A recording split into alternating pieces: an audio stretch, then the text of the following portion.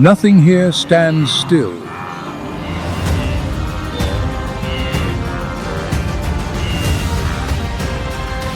Millions of hooves press forward without pause, day after day, generation after generation.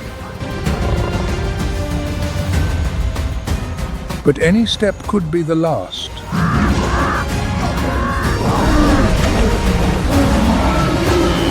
Along that path, every creature must endure an unbroken chain of crises, from the fangs of one predator to the territory of the next.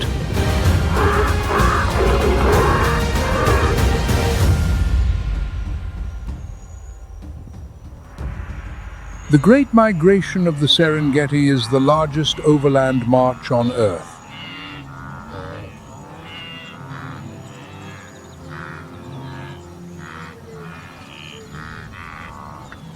Each year, nearly 2 million wildebeest, alongside hundreds of thousands of zebras and Thompson's gazelles, set off on the journey.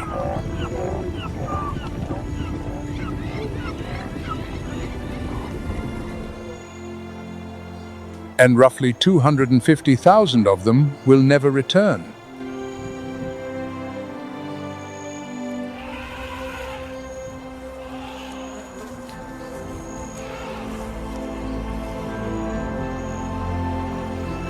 The first trial waits beneath the surface.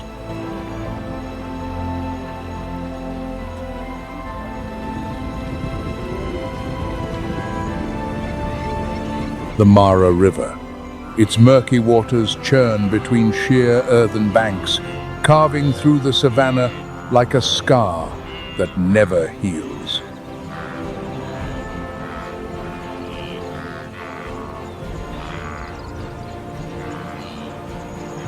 Tens of thousands of wildebeest crowd along the bank, jostling, trampling one another, their cries echoing across the valley.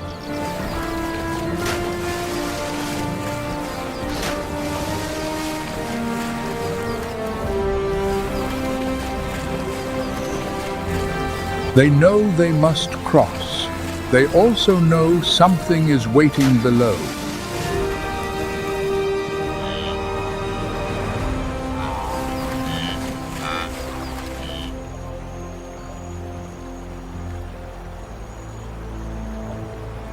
Bodies collide, legs thrash wildly, and their calls drown beneath the thundering current.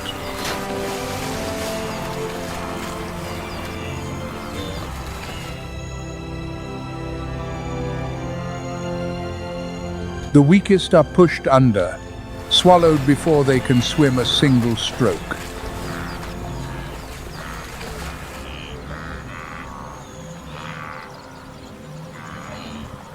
But drowning is not the greatest danger.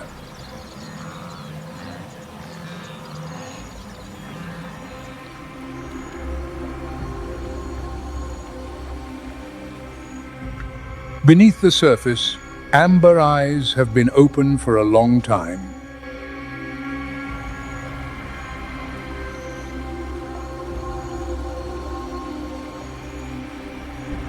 Nile crocodiles, creatures virtually unchanged through millions of years of evolution, lie motionless, waiting with a patience that time itself has honed to perfection.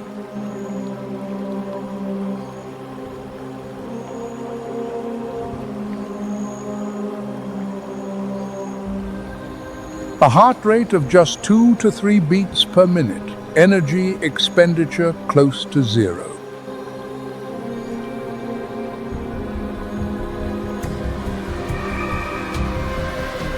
A predator capable of fasting for over a year and still surviving, but today, it will not need to wait nearly that long.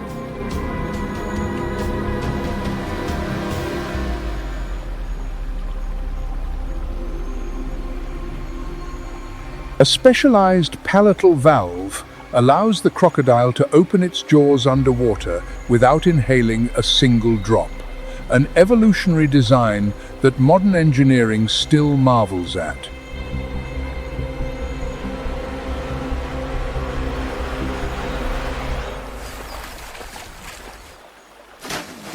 One strike. A 440-pound wildebeest dragged beneath the surface in less than a second.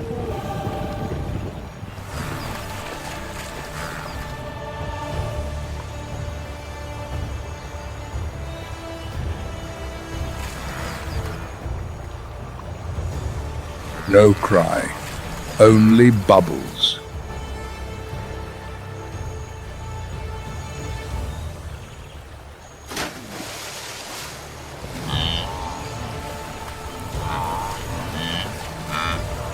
The death roller spinning maneuver underwater tears the prey apart without the need to chew.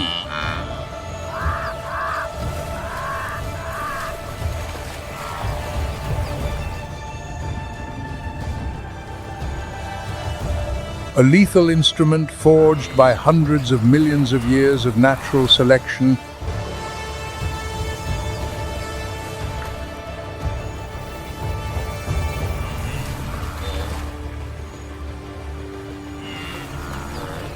In West African legend, communities along the Gambia River once regarded the crocodile as an undefeated judge, a sentencer from whom no appeal was possible.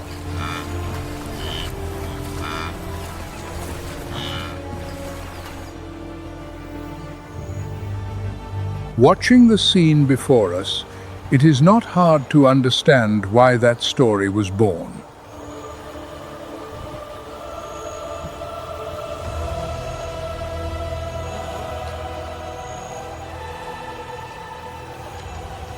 But the wildebeest that survived the crossing are not yet safe.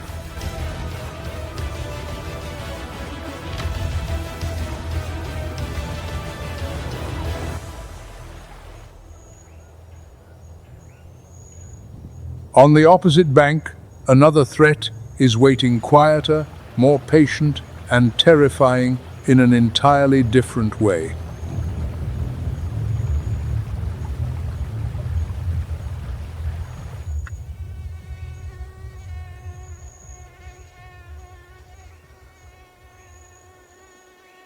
A male lion. 500 pounds of muscle lying flat in the tall grass, less than 100 feet from the water's edge.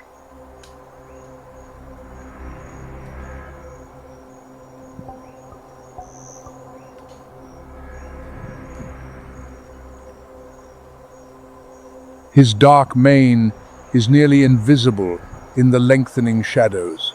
Only those amber eyes, unblinking, track each wildebeest climbing up from the river.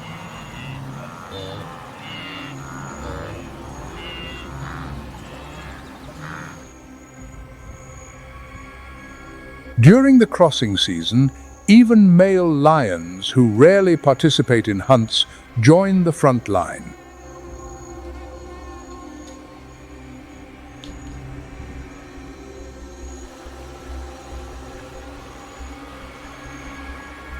A massive supply of protein is walking directly into their territory, exhausted, drenched, and slow.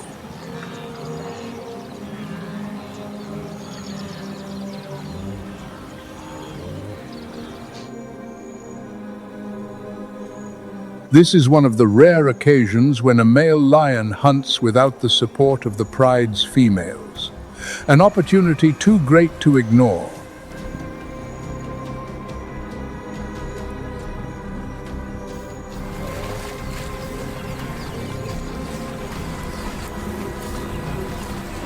The wildebeest haul themselves onto the bank, legs trembling, bodies soaked through. Cortisol levels in their blood have spiked after the shock of the crossing, reflexes dulled, awareness fading.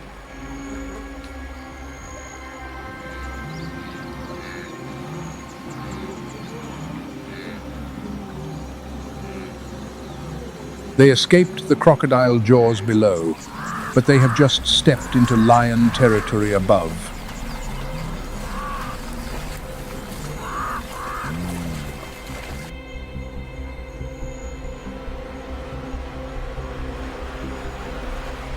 This is the death triangle of the Mara River, waterbank grassland. 3 consecutive kill zones, and in each one, An apex predator stands ready.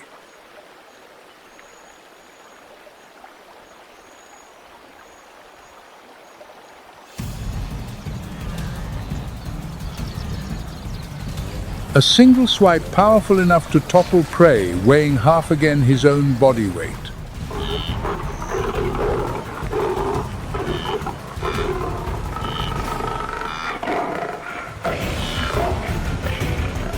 The wildebeest falls.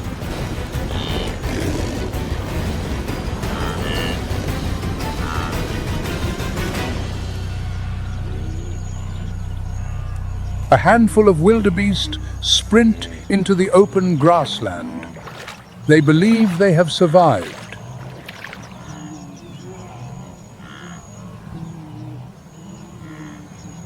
They are wrong.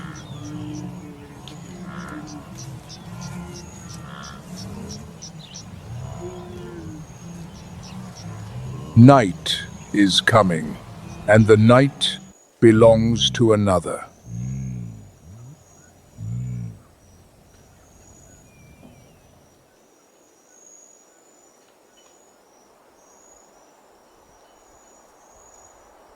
As the last light fades over the Serengeti, a savage cackling rises from the distance.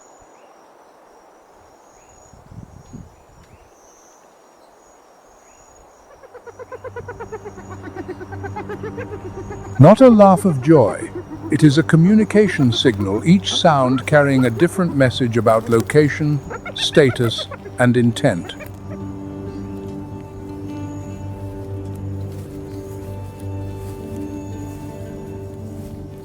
The spotted hyena, the most misunderstood creature in the wild, begins its shift.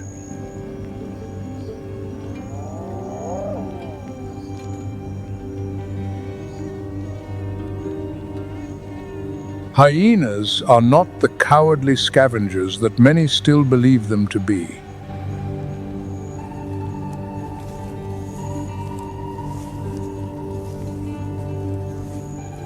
They are endurance hunters, capable of sustaining speeds of nearly 40 miles per hour through prolonged chases.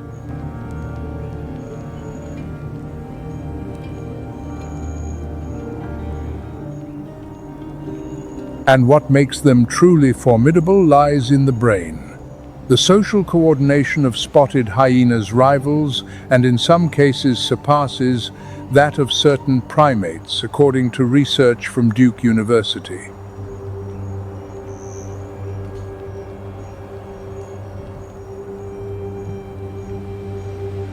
Hyena clans operate under female dominance. A strict matriarchal hierarchy, where the lowest-ranking daughter of the alpha still outranks the largest male.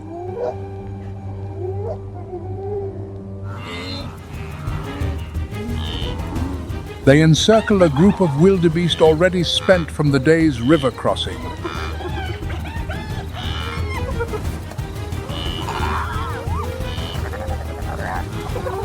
In the darkness, every advantage the prey once held disappears.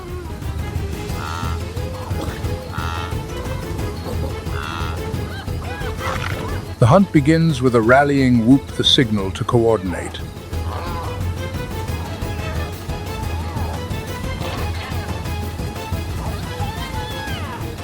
One group drives from the front, another flanks from the sides. The prey has nowhere to run.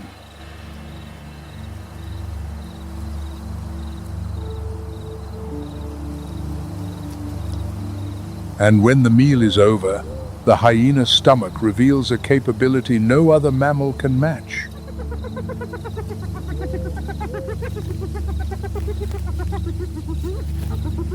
Hydrochloric acid so concentrated it can completely dissolve hard bone within 24 hours.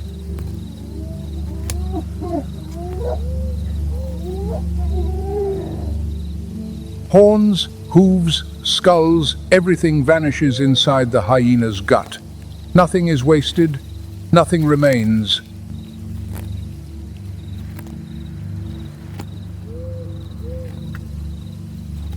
But on the Serengeti, the surprises are far from over.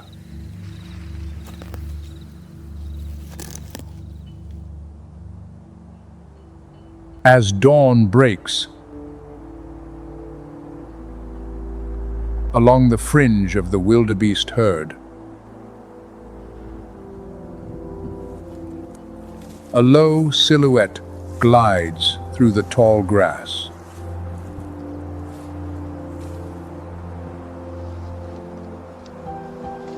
The cheetah's body is an engineering masterpiece, sculpted by 40 million years of evolution for a single purpose: speed.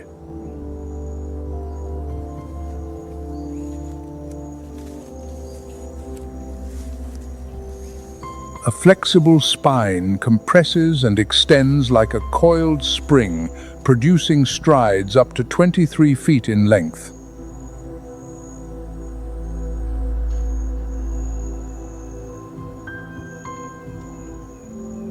Semi-retractable claws function like steel spikes on a sprinter's shoe, gripping the earth through every turn.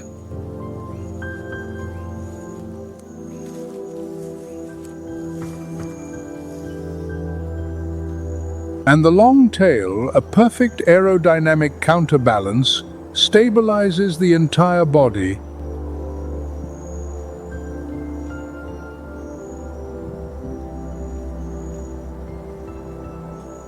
A mother cheetah watches a cluster of young gazelles separate from the group. Her 3 cubs wait in the brush, stomachs empty.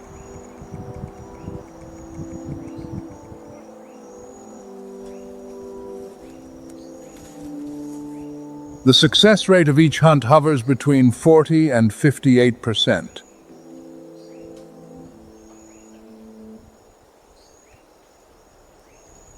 She must succeed, or her family will go hungry for another day.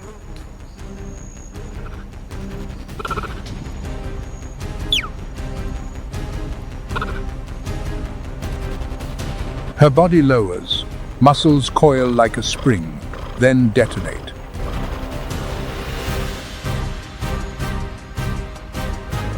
Three seconds. The chase begins and ends before the dust has time to settle.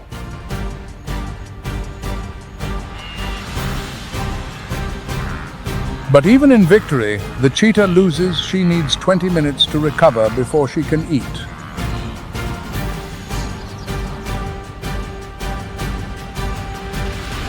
Core body temperature spikes to a dangerous threshold, and during those minutes of gasping breath, any larger predator lion, hyena can steal the prize.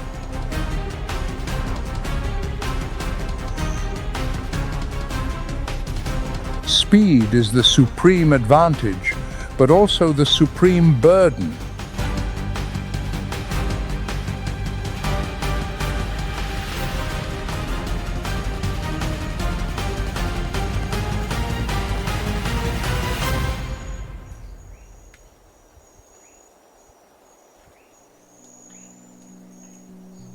And so, along the Mara River, a single wildebeest must face 4 apex predators in the span of a single day.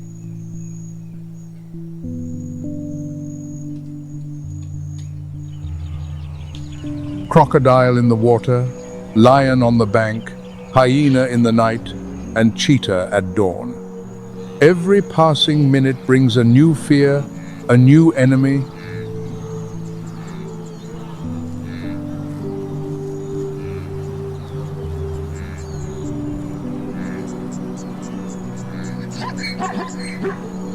That is the nature of migration. The hooves must never stop, for to stop is to die.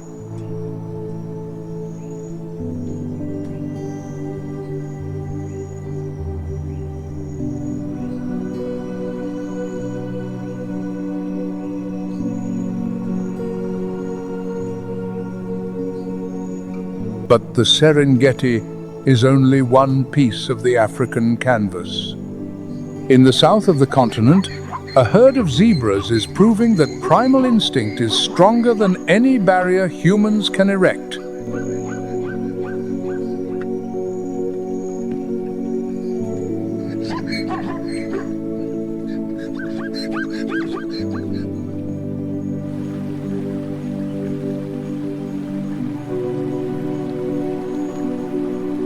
In 2012, GPS tracking devices fitted to zebras confirmed what scientists had long suspected.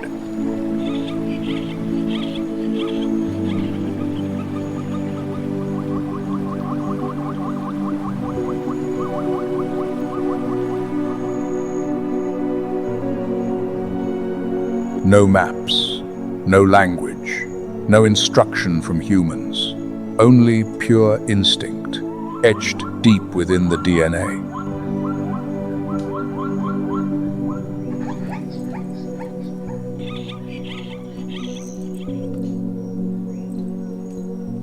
But veterinary fences erected by humans blocked this migration for decades.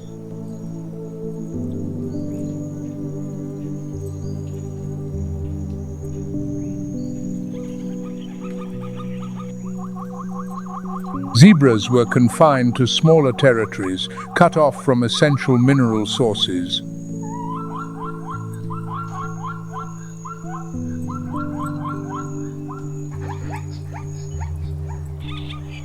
Thousands of zebras perished from malnutrition during drought years, not from predators, but from barbed wire.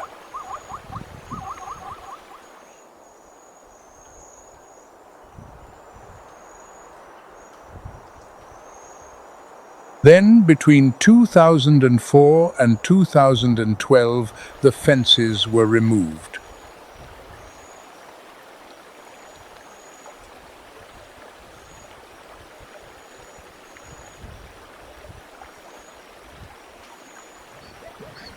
And something astonishing happened. Zebras resumed migrating in the very first season. An instinct dormant for decades awakened instantly, no learning, no guidance, no previous generation to lead the way.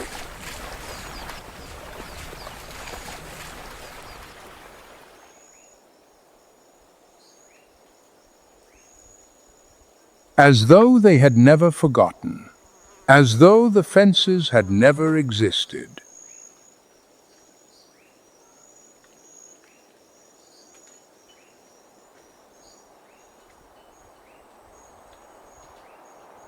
But along this migration route, danger still lurks.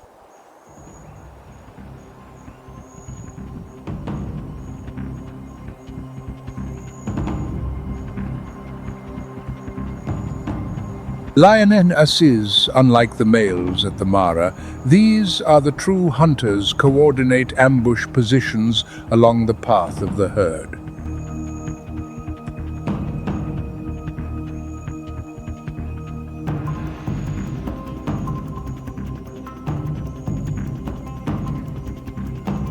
They know the routes.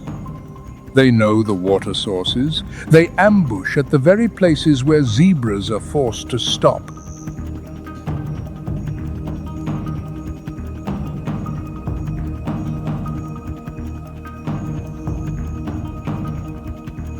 And the leopard, at just 130 pounds, far smaller than a lion, possesses a capability no other big cat can match.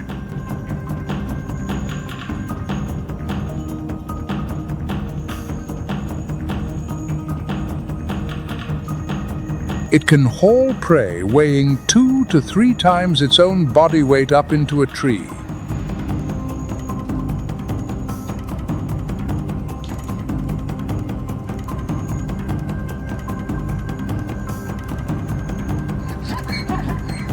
An adult zebra weighs over 600 pounds.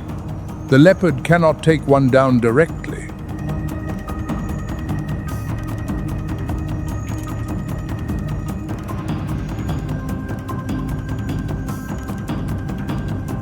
But young foals, injured stragglers, those separated from the herd, those are the targets.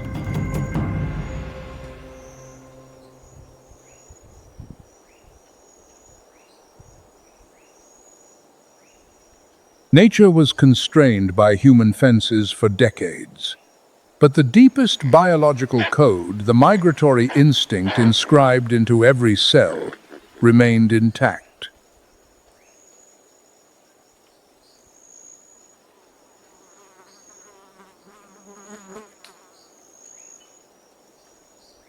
Africa, from the Serengeti to Botswana, is where migration is written in blood upon every footfall.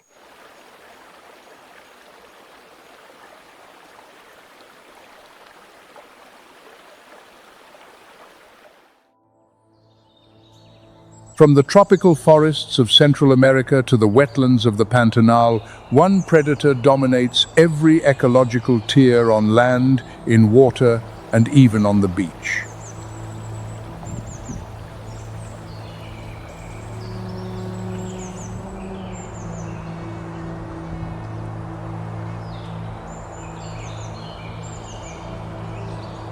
The jaguar. The strongest bite force of any big cat relative to body size, surpassing both lion and tiger.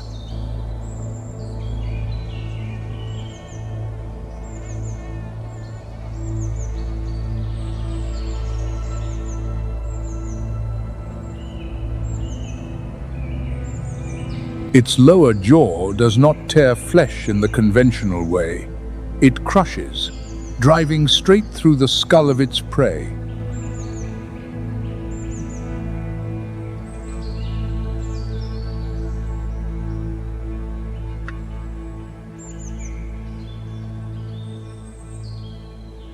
This is the only big cat that regularly includes reptiles as a primary part of its diet, and not small reptiles.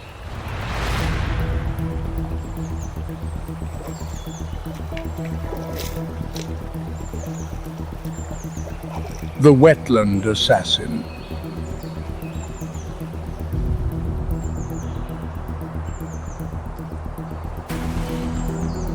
In the Pantanal, the largest wetland on Earth, the jaguar moves silently along the riverbank, golden eyes tracking each caiman basking on the mudflat.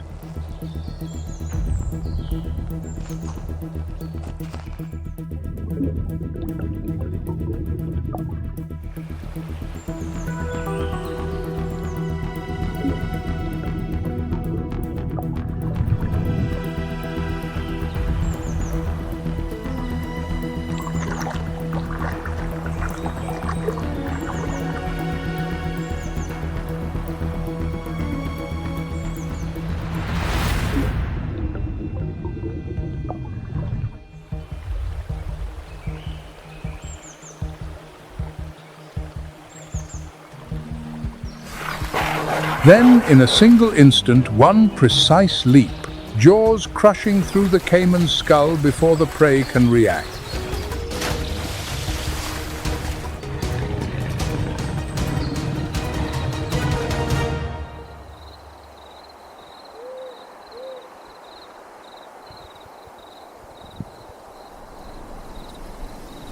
Along the Central American coast, jaguars have developed a hunting skill found nowhere else.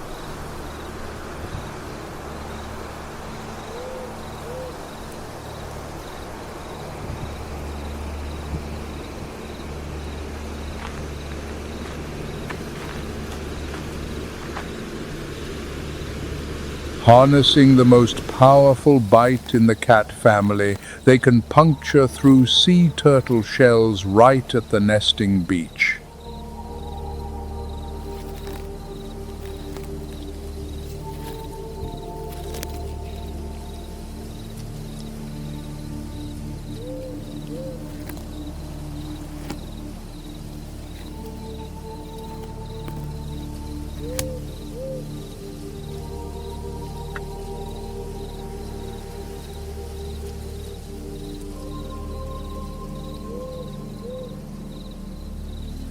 But the story holds an unexpected paradox.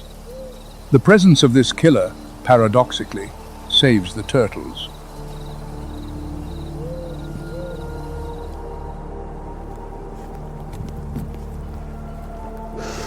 Jaguars drive coatus, notorious nest raiders, away from the sandy shores.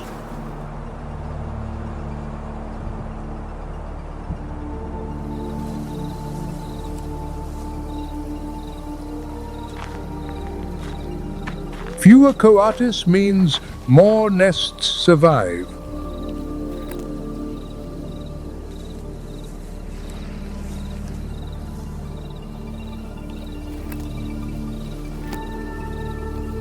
A predator protecting the future offspring of its own prey and inadvertently safeguarding the very species it hunts.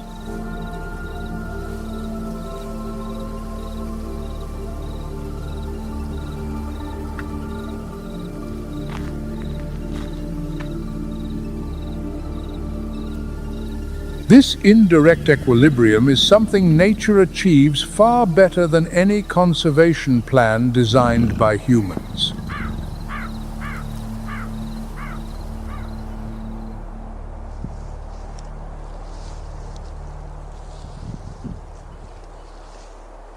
Yet only around 64,000 jaguars remain in the wild. The IUCN classifies them as near threatened.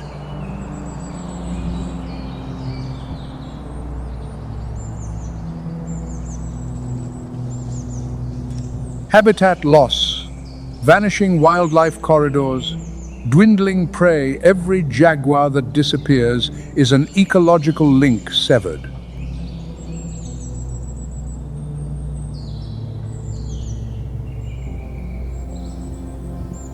And the paradox deepens. Protecting the jaguar also means protecting sea turtles.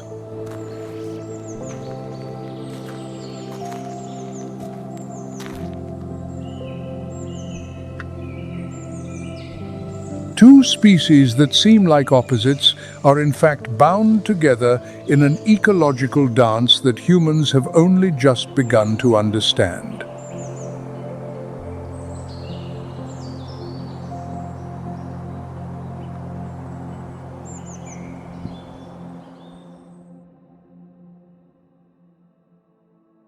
The ocean covers 70% of the planet's surface.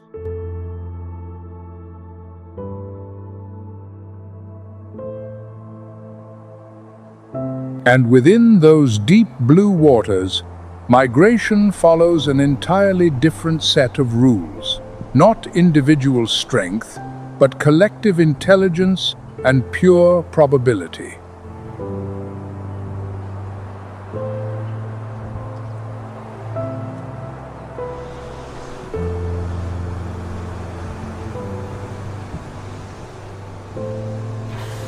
Killer whales, orcas, are not whales at all. They are the largest dolphins on Earth, and perhaps the most intelligent ocean predator the seas have ever witnessed.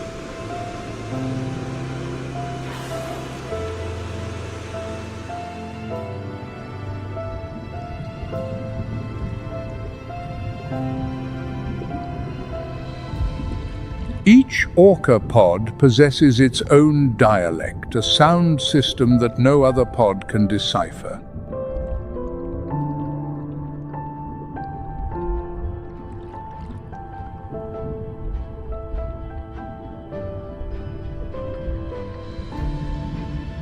They pass hunting techniques down through generations, creating what scientists call culture, a concept once reserved solely for humans.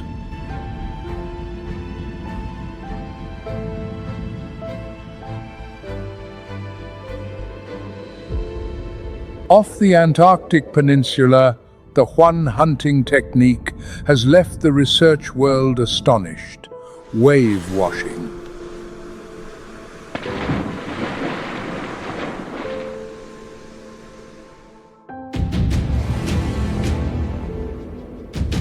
The target, a Weddell seal lying on a drifting ice floe, believing itself safe.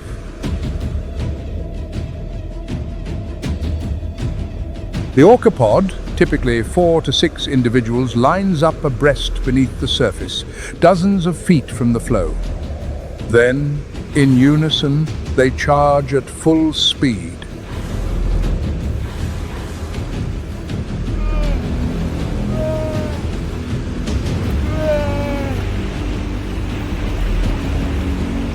Not to strike directly, but to create a wave.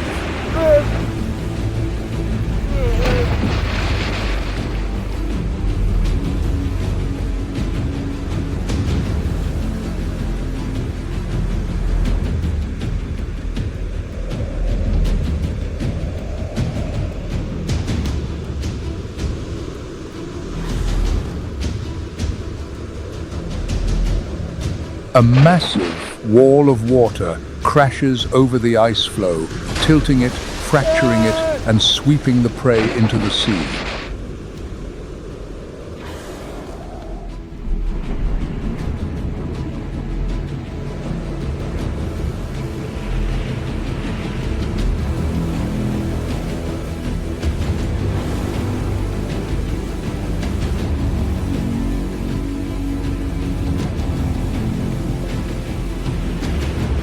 If the first attempt fails, they repeat 3 times, 5 times, as many as it takes until the seal slips off.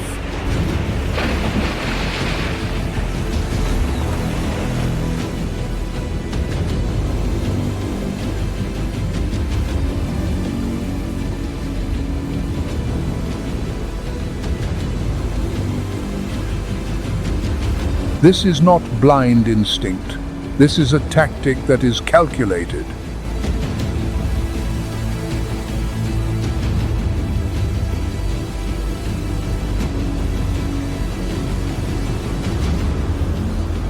Young orcas follow their mothers and aunts within the pod, observing hundreds of attempts before executing one themselves, a learning process that spans years.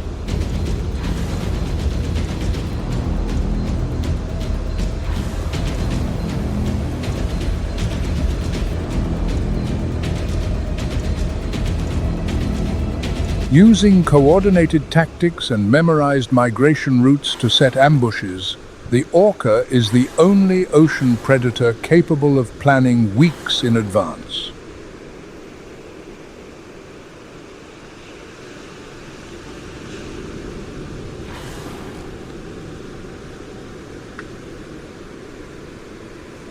But wave washing is just one weapon in the orca's tactical arsenal.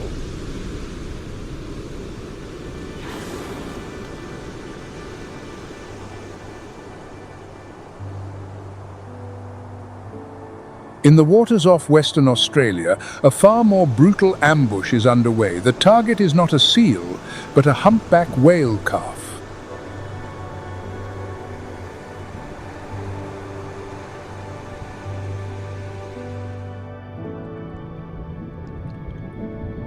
During migration season, humpback mothers guide their newborns from warm tropical waters back toward the southern feeding grounds.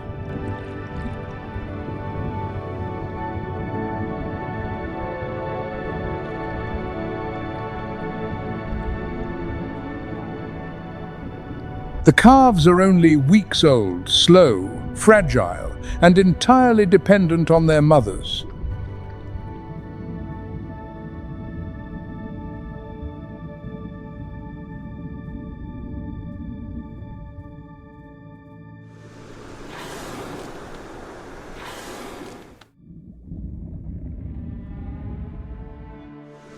The orca pod knows this. They memorize migration routes and stage ambushes at the very points where whale mothers are forced to pass.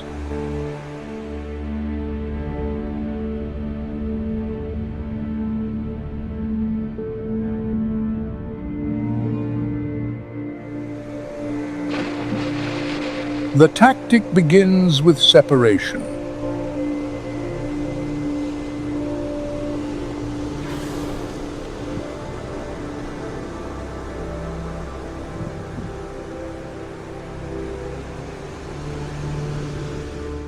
One group of orcas uses their bodies to block the humpback mother, while the remaining group surrounds the calf and takes turns pressing down on its blowhole.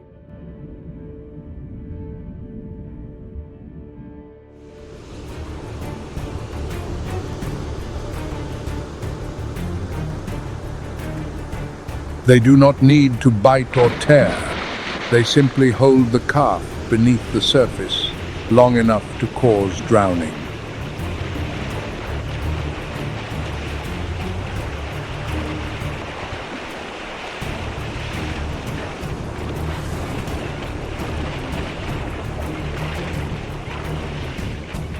Though the humpback mother fights with desperate fury, and sometimes even unrelated humpback adults intervene, these battles lasting hours typically tilt in favor of the orca pod.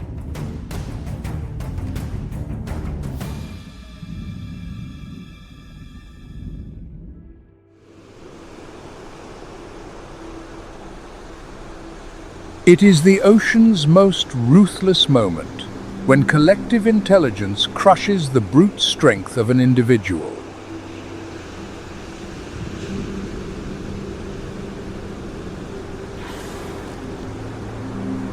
If you find these stories of migration and survival as gripping as we do, share your thoughts in the comments below.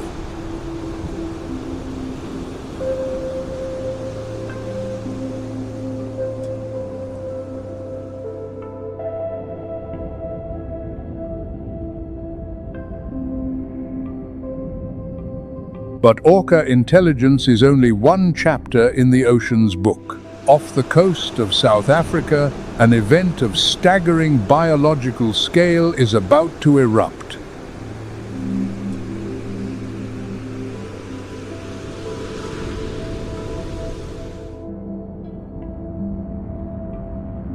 The sardine dance, the sardine run.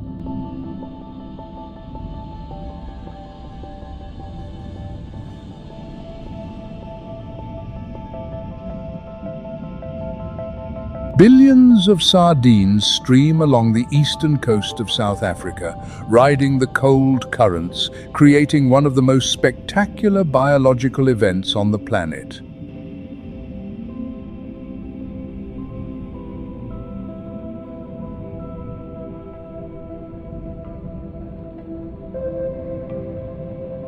Cold water sweeping up from Cape Agulhas pushes the sardines northward, and as they move, an army of enemies assembles behind, above, and below.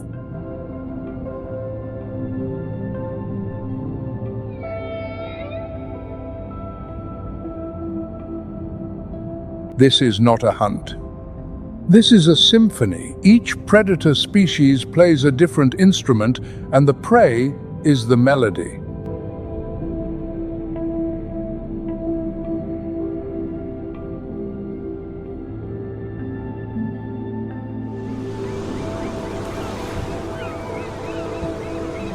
First come the common dolphins' pods, numbering over 10,000 individuals, moving like a disciplined army beneath the surface.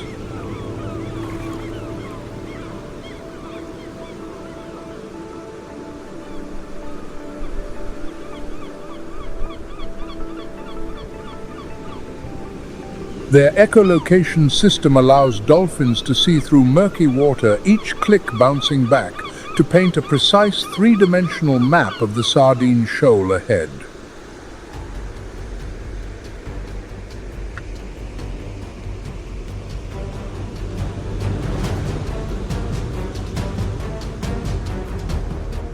The tactic begins. Dolphins release curtains of air bubbles while spiraling at high speed, compressing the sardine shoal from every direction.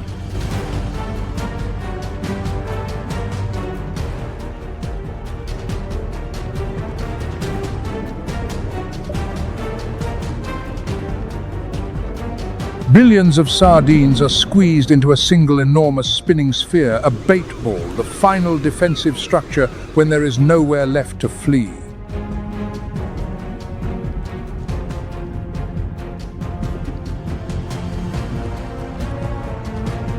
But the bait ball is not a defense. It is a death sentence, written by instinct.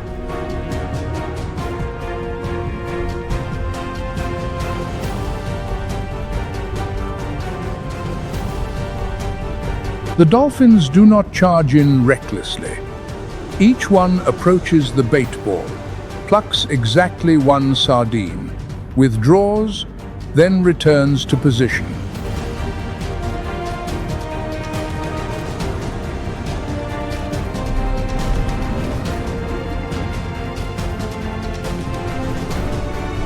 Absolute discipline. Because if any predator gets too greedy, the structure collapses and the sardines scatter, leaving no one fed.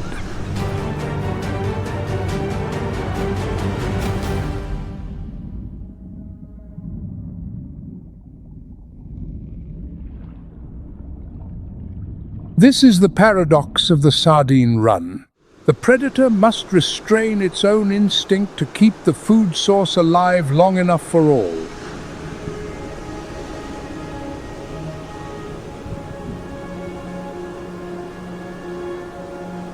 But the dolphin's measured precision is about to be shattered.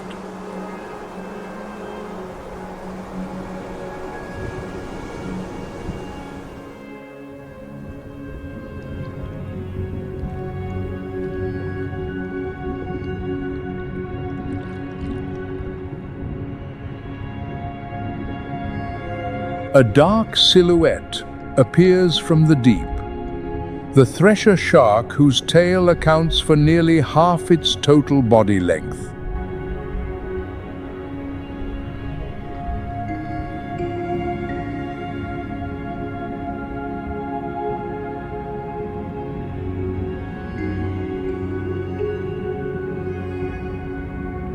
The tail is the weapon, not teeth. Not jaws, but a whip-like tail driven by the most powerful muscles in its body.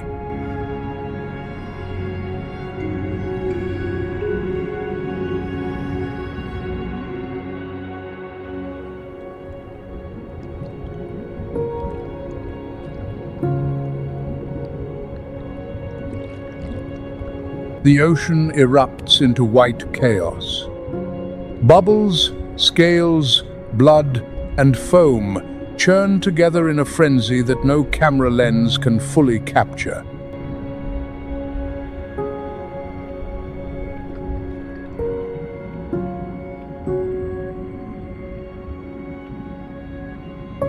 But the final blow has not yet landed.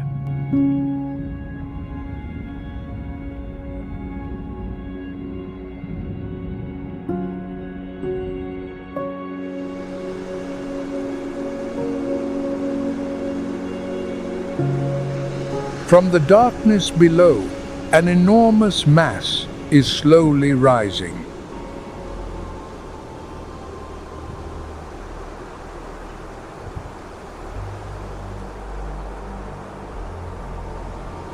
A bride's whale, 46 feet long, dozens of tons in weight, has been waiting all this time.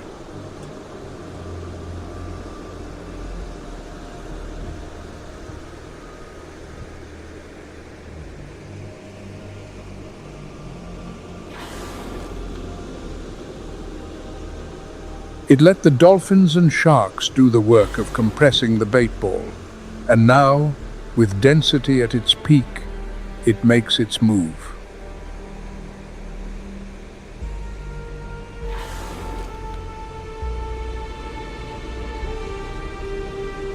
The bride's whale is in no rush. It waits until the bait ball reaches maximum compression, when sardines are packed so tightly they cannot possibly compress further.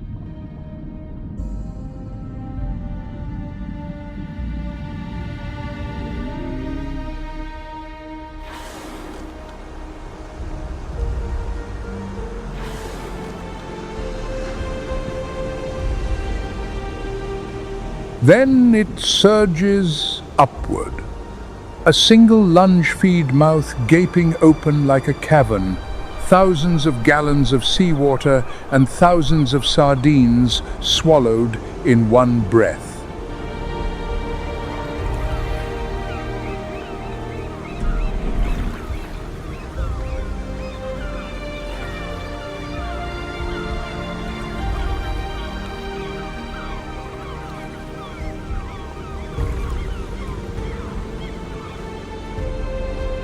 One strike, thousands of lives vanish.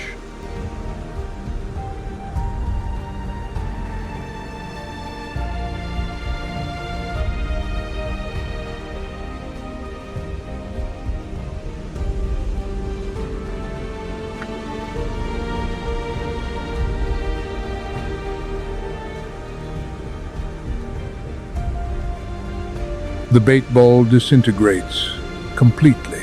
All that remains are sardine scales glinting as they drift slowly downward through the water like silver rain.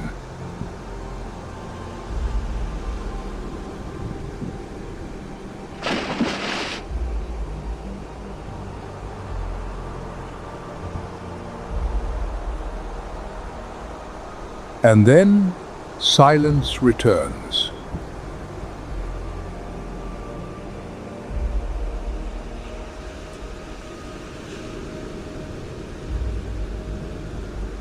The surface smooths over as if nothing ever happened, only a few silver scales spinning lazily before sinking into the deep.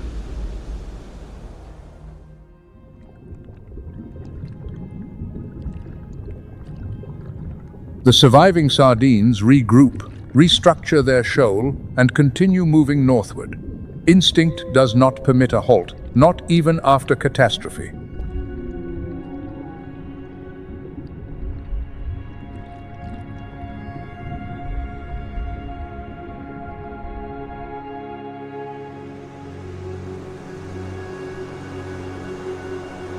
But the sardine run is only one face of the ocean.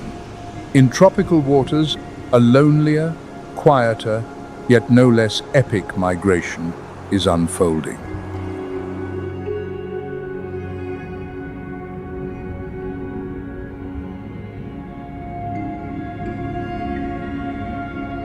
The journey of the sea turtle.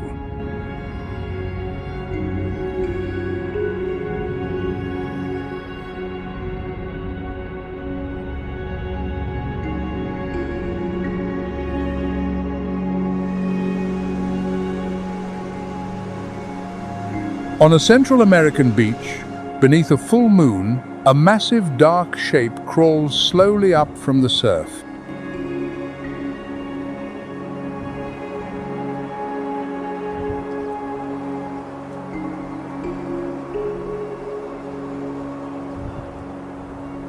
A mother sea turtle, after a solitary odyssey of over 2,000 miles across open ocean, has returned to the very beach where she hatched decades ago.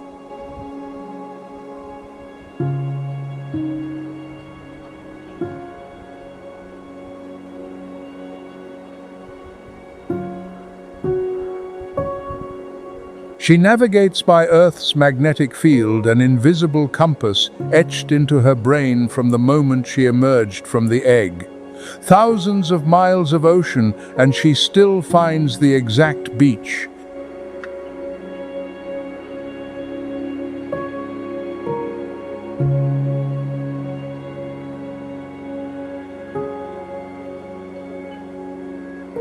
She digs her nest with her rear flippers, lays nearly 100 eggs, covers them with sand, and returns to the sea before dawn. That is all she can do.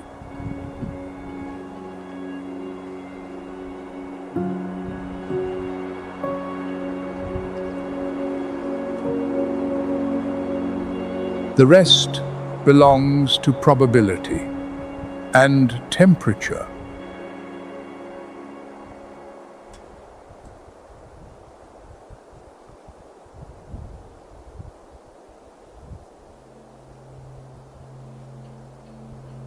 Sand temperature determines embryo sex.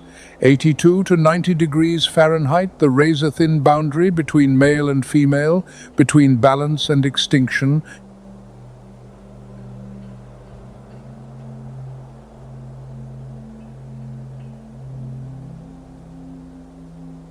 As the climate warms, the ratio of females climbs to dangerous levels.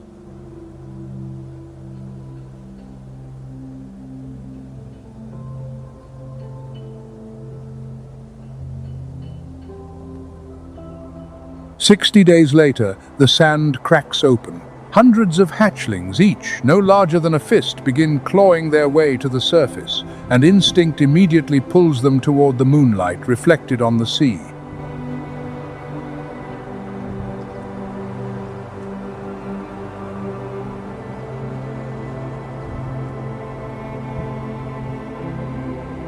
But the true gamble starts here. Out of every 1,000 hatchlings, only one survives to adulthood.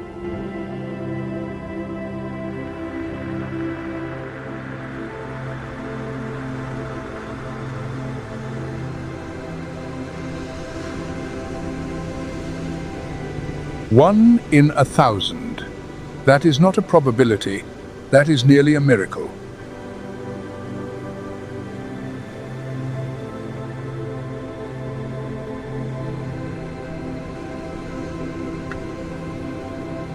On the way to the ocean, threats come from every direction: seabirds, crabs, foxes.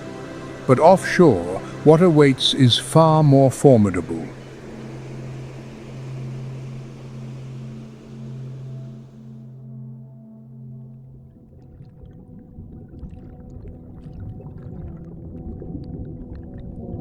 The tiger shark, up to 16 feet long, with serrated teeth engineered to shred anything from turtle shell to clam.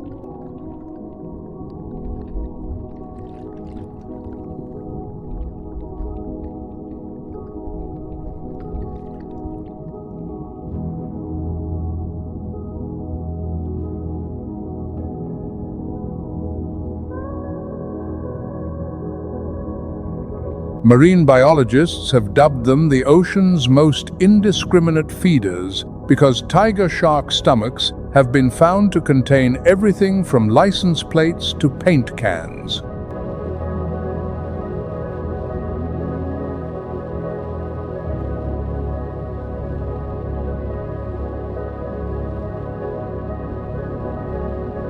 Tiger shark density along sea turtle migration routes continues to rise as warming currents shift, with the climate pushing predator ever closer to prey.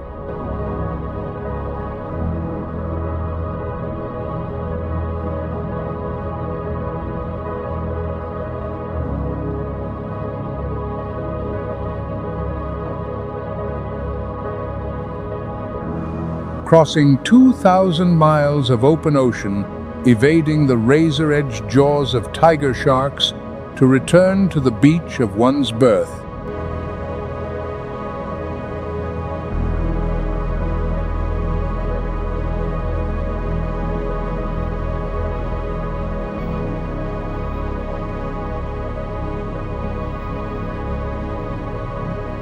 That is the journey every sea turtle must complete, not once, but dozens of times in a lifetime.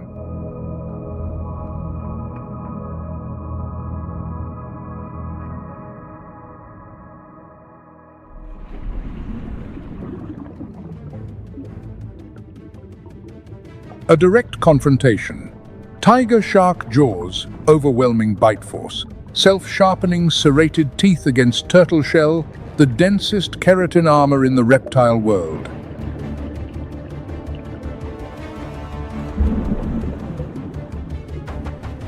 The shell does not always lose, but it does not always win either.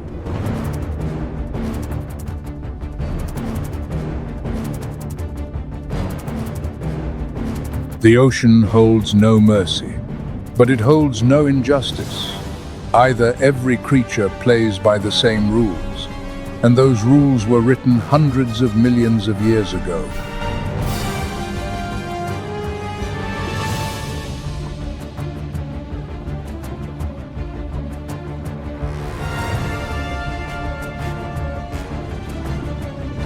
For that is the law. Migration never stops. Prey keeps moving, predators keep pursuing, and the ocean keeps turning.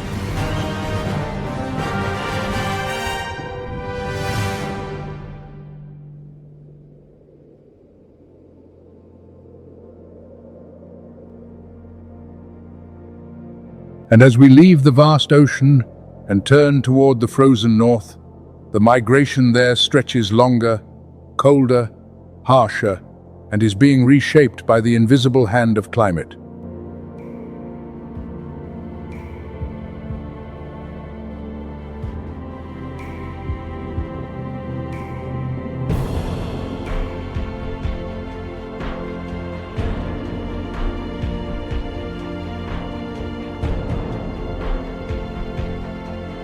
The Arctic ice is melting, earlier, faster, and more extensively than any forecast predicted 2 decades ago.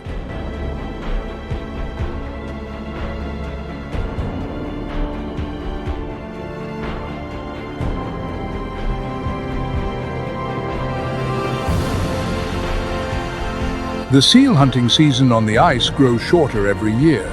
Polar bears are thinner, weaker, and more desperate.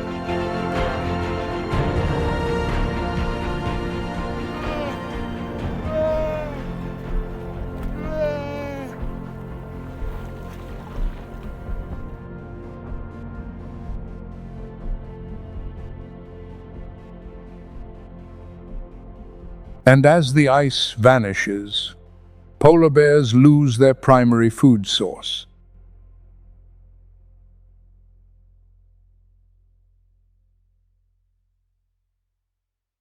For the first time in recorded history, they are abandoning their frozen domain, moving onto land, and beginning to hunt caribou.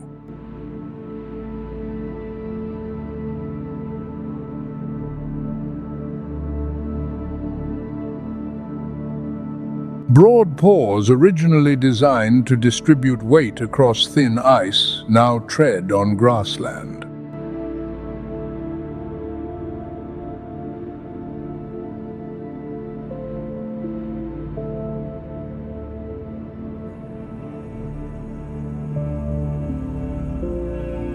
A predator that evolved to hunt seals is now learning to hunt caribou, behavior never documented before the 21st century.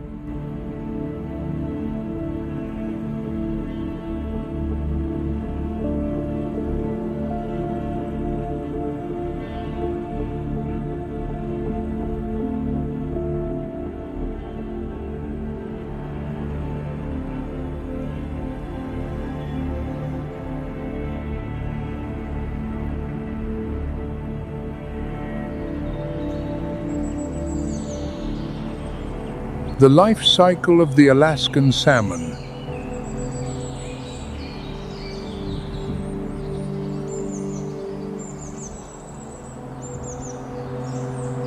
And in Alaska, the final migration of the far north unfolds in a way no other migration can match.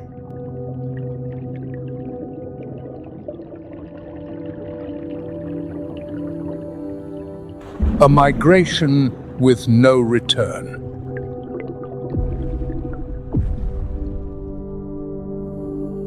Pacific salmon, born in rivers, raised in the ocean, and returning to the very stream where they hatched to spawn one final time.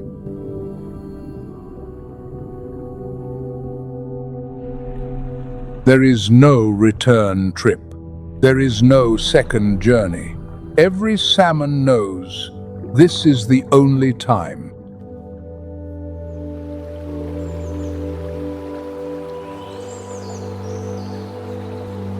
In Alaska, native legend, salmon are a gift the ocean sends to the land, spirits of the sea returning to nourish the forest.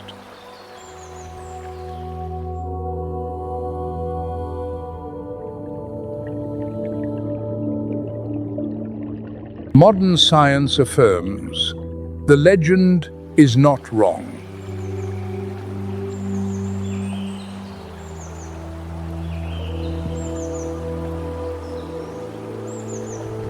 When salmon leave the ocean and swim upstream, their digestive systems begin to shrink. They stop eating entirely.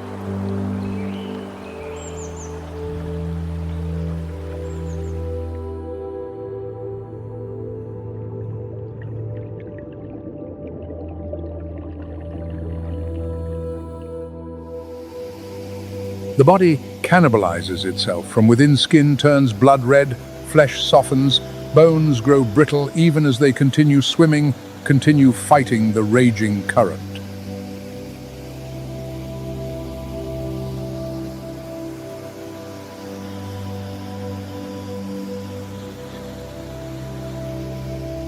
Swimming upstream to the place of birth to die every yard against the current is one step closer to death.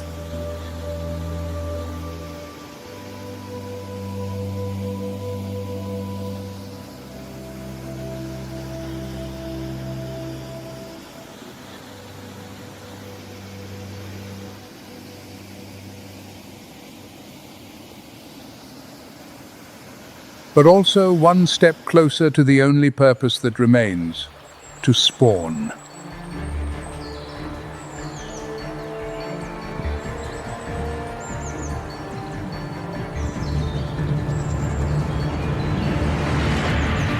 Stand ready. The dominant males, weighing up to 900 pounds by season's end, claim the positions at the top of the falls, where salmon must leap across.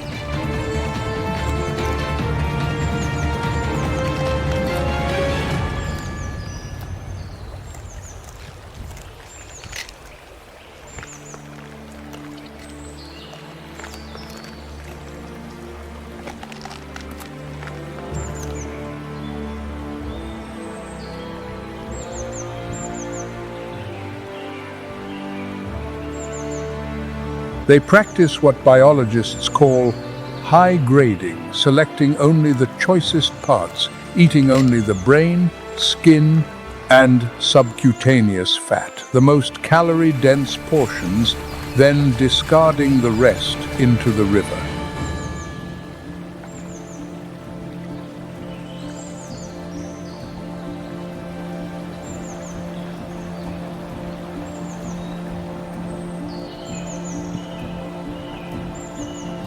Along the waterfalls of the migration route, a strict hierarchy governs everything. Dominant males hold the top positions where the current delivers prey within arm's reach.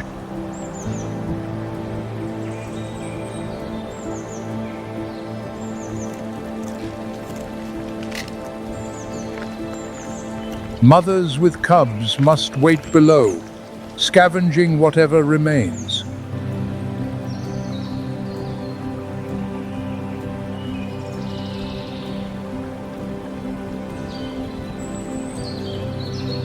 Each day, a large bear can consume up to 40 salmon. The leftovers drift downstream, where mothers and cubs are waiting.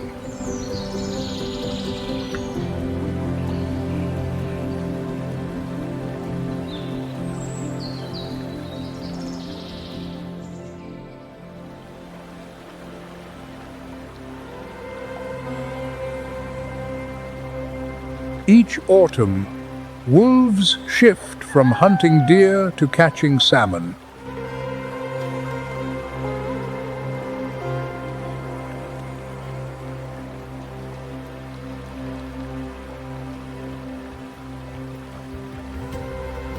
They preferentially eat the head, where lipid content is highest and parasite load is lowest.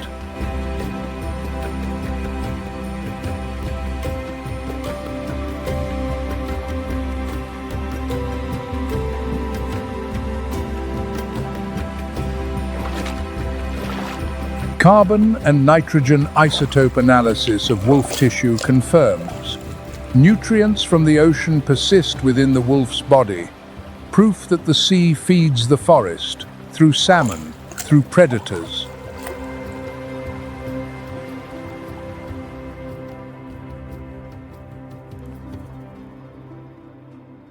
"25% of the nitrogen in the largest old-growth trees in Alaska's forests comes from salmon, a trace of the sea found in the wood, up to 1,600 feet from the riverbank.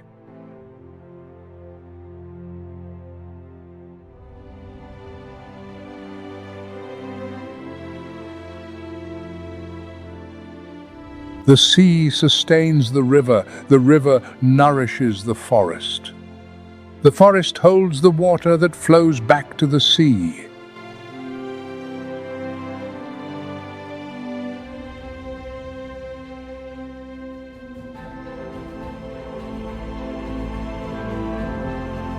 A cycle with no beginning and no end, only life flowing from one form into another.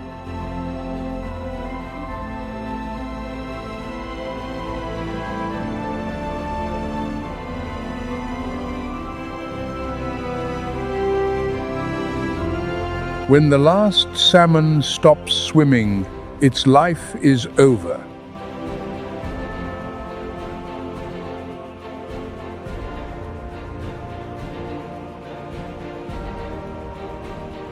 But its ecological imprint endures in every growth ring of Alaska's forests, in every drop of water that trickles back to the sea.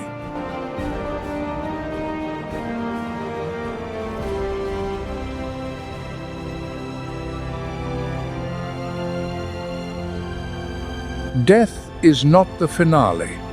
Death is the beginning of a new cycle.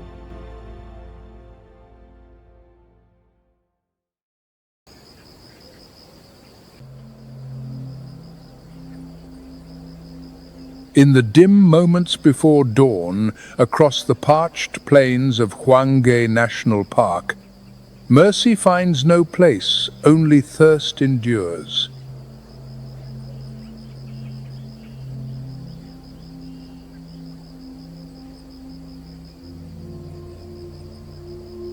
The river's great titan has feasted through the night, far from its watery home.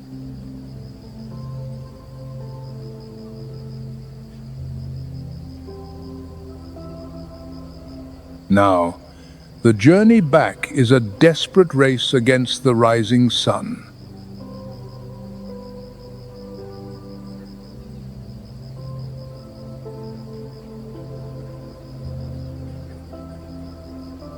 Its skin, unable to sweat, cries out in the heat. A pink, oily secretion offers but flimsy protection.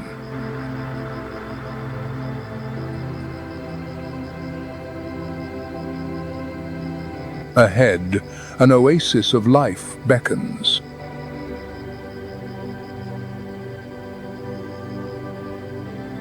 But such a precious resource is seldom left unguarded.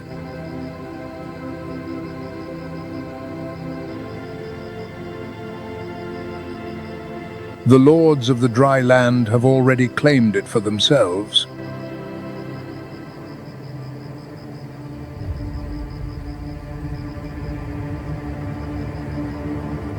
A pride of lions, masters of the ambush, spies the lone traveler's approach.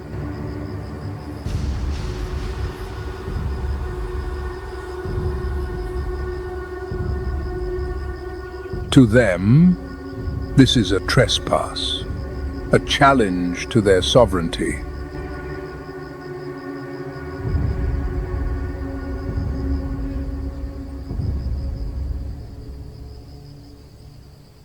A confrontation is now inevitable.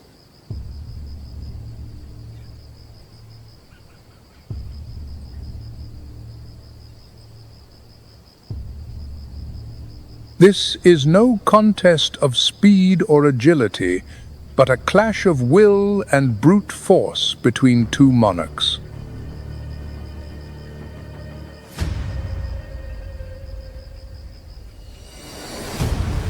The hippo, a river god exiled on land, does not falter.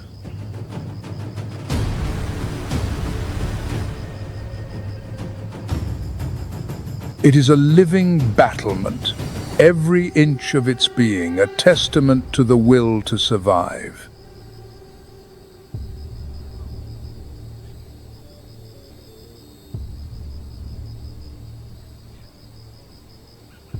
That gape is no sign of weariness, but a formidable warning.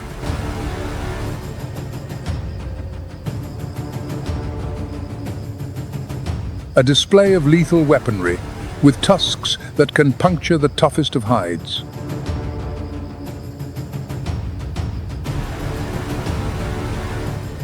The lions, ever the strategists, understand the risks involved.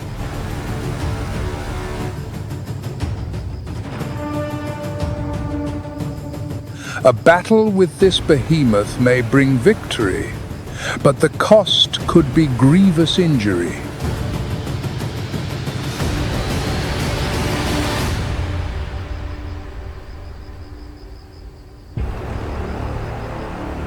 steadfast resolve prevails.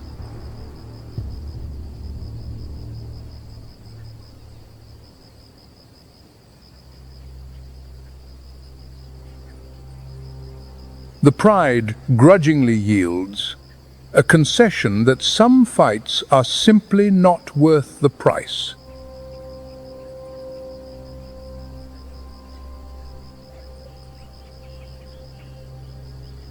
The great Titan has won its passage.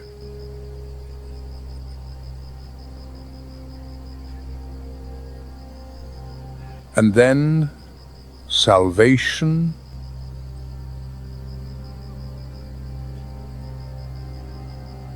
The cool water embraces a weary body.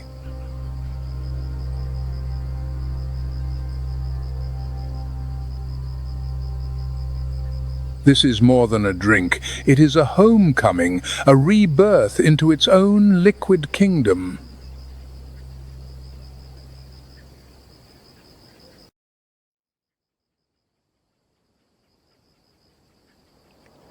Beneath the shade of a large tree, life unfolds at a different pace.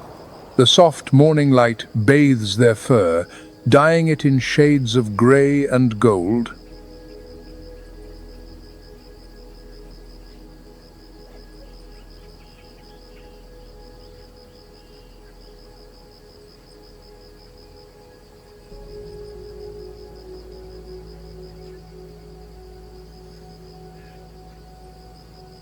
A large troop of chacma baboons is sitting.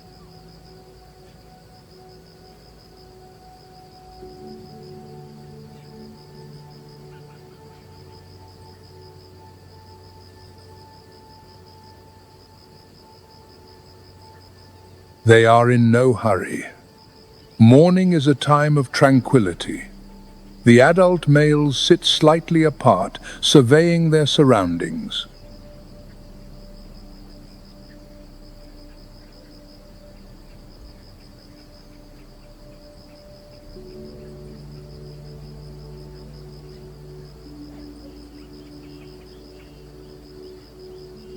Females gather closer to the trunk, cradling their young.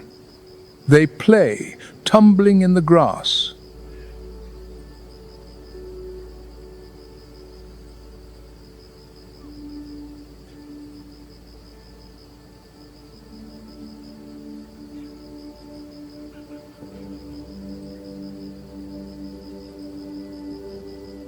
One infant clings to its mother's fur, another curiously prods a nearby termite mound.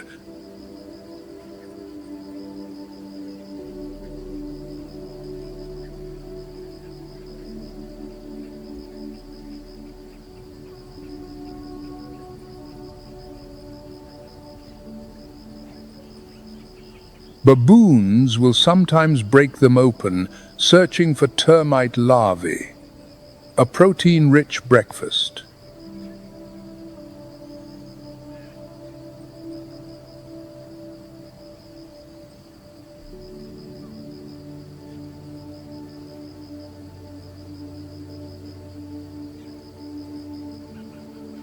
Some baboons stretch. One leisurely grooms its neighbor, searching for tiny parasites in its fur.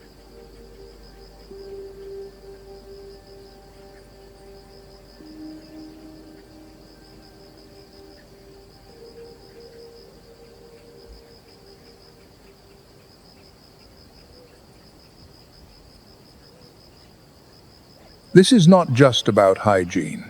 It is about reinforcing relationships.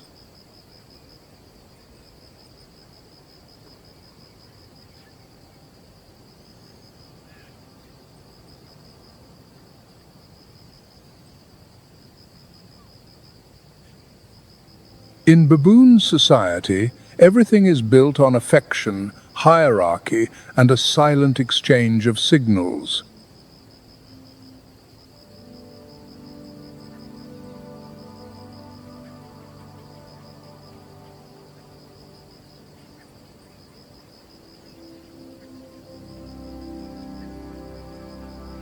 Each has its place. The alpha male, experienced and strong, may sit aside, but his presence is felt by the entire troop.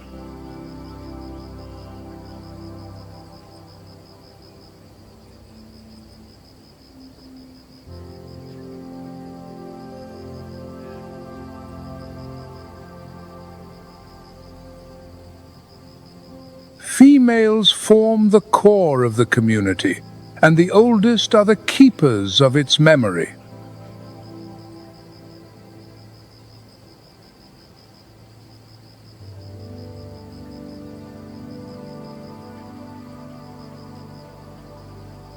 While the sun begins to scorch the grass, it is still cool beneath the tree.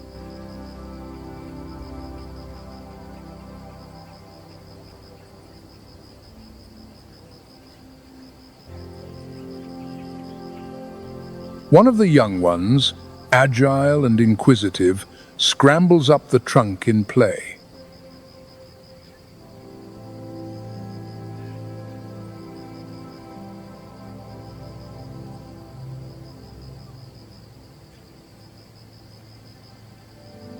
No worries, no rush, just movement, life, and a warmth that intensifies with each passing hour.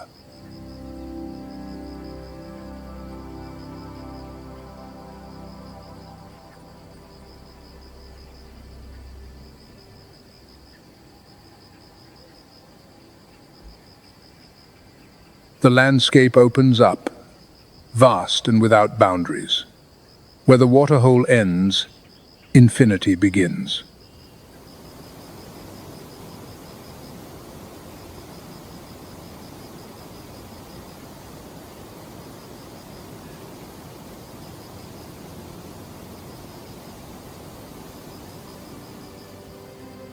Hundreds of kilometers of land stretch to the horizon, painted in tones of ochre, gold, and emerald.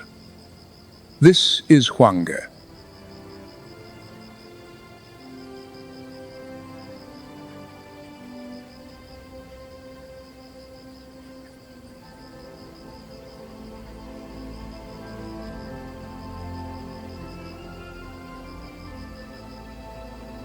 It covers nearly 6,000 square miles, an area the size of a small nation.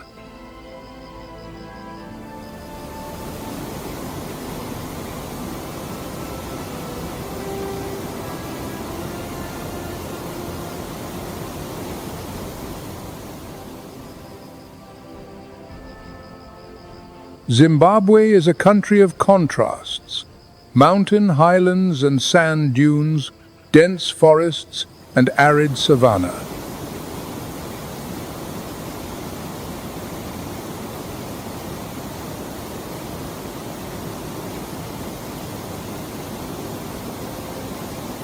And within this diversity, Huanga holds a special place as a sanctuary for life.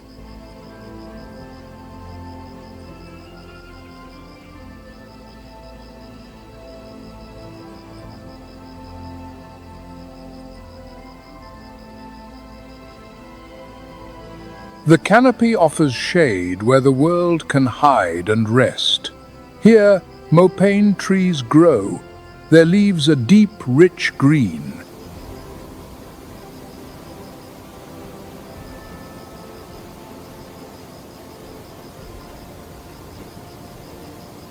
Beside them stand acacias, with their slender branches and sharp thorns, a reliable defense and a haven for many birds.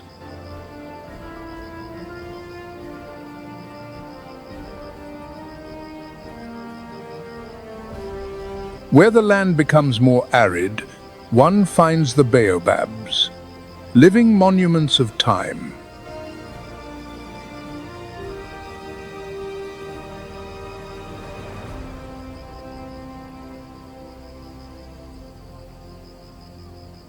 Every tree here is more than a plant. It is a refuge, a source of food, and a landmark. It is home.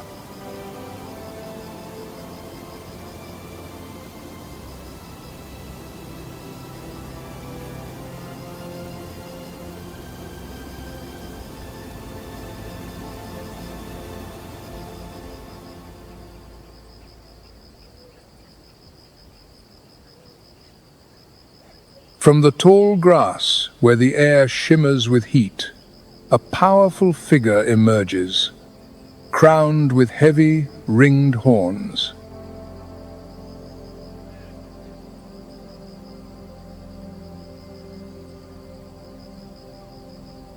It is the waterbuck, one of Huanga's most recognizable inhabitants.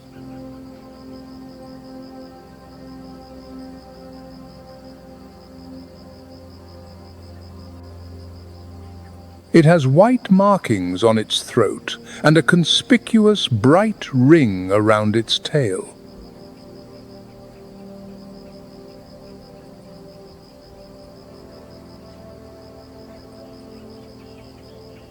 The waterbuck lives near water. Its shaggy coat, with its greasy hair, is waterproof.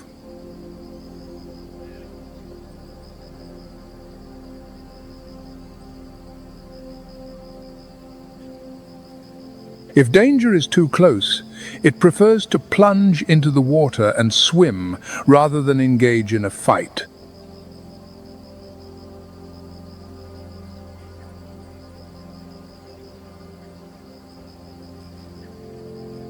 The bulls are often solitary. This one, in the morning light, is cautious and calm.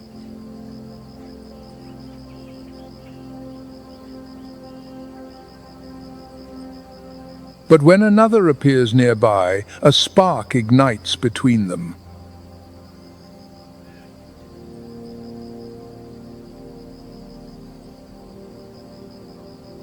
For a brief, almost playful moment, their horns lock.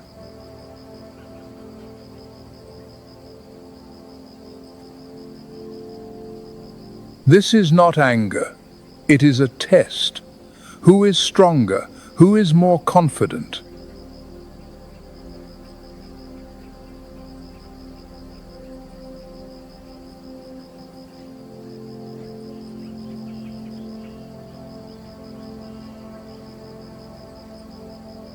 And a little further on, like a phantom, another figure glides. Black, with broad wings and a patch of bare, crimson skin around its eyes.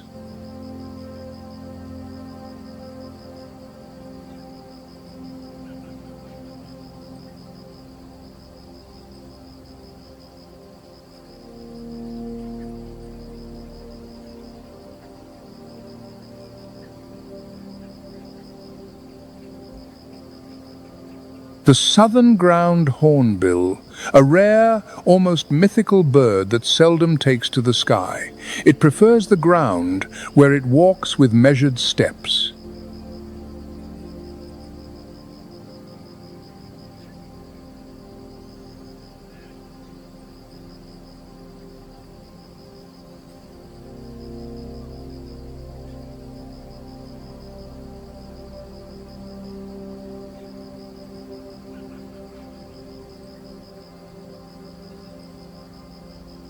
It may seem clumsy, but its bill is powerful and its eyesight keen.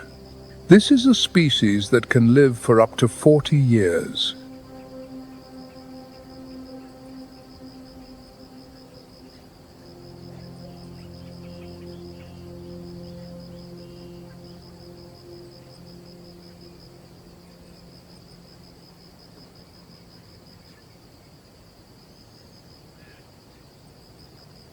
At the water's edge, a lone tree leans towards the water, its branches spread like open palms.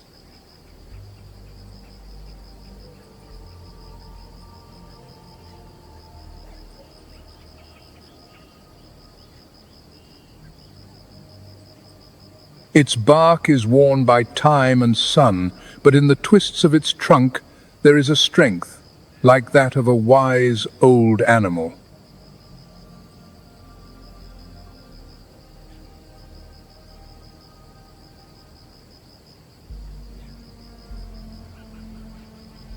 Here there is no haste, only the moment and the light. The water is still, its surface a mirror.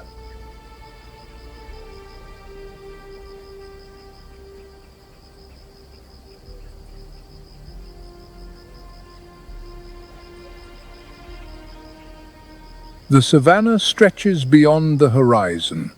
The rare shadows of trees lie on the sand like traces of the past, and patches of green bush hold the day's coolness.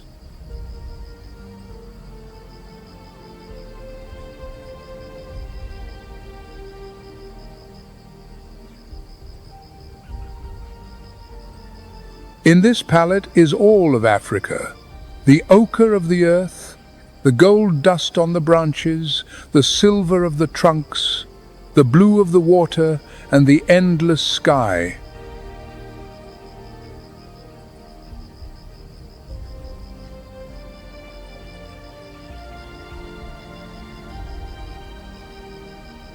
But that is enough, because in moments like these, you feel that everything here is in its rightful place.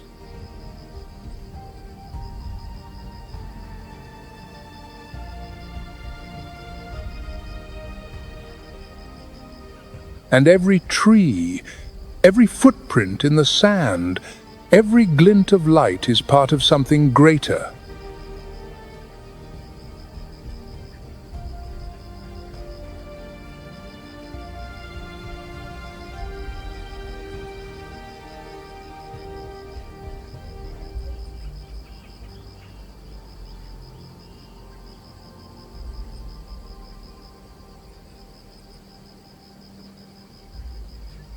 Beneath a tree, in the shade of its canopy, two young zebras are playing.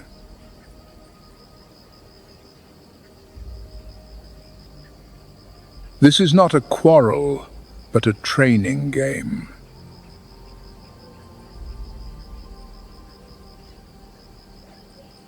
In this way, young zebras develop strength and learn coordination.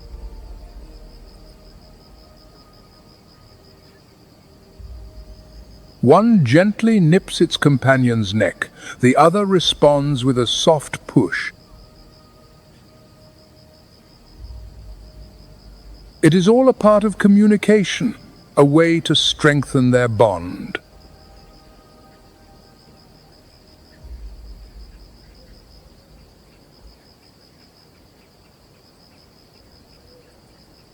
From the tall grass, a slender neck rises cautiously.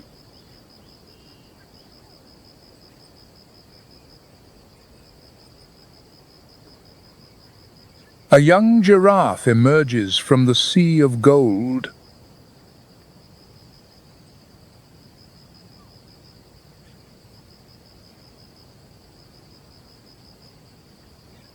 It is not alone. Beside it stands its mother, tall and attentive.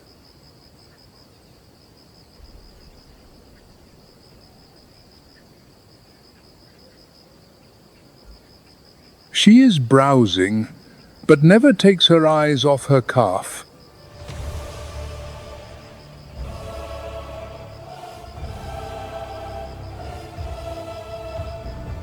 Only a few hours old, on unsteady legs, the world is a landscape of potential threats.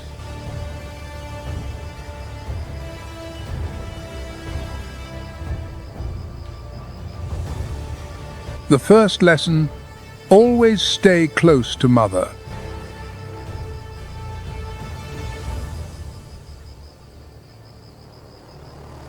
But they are being watched.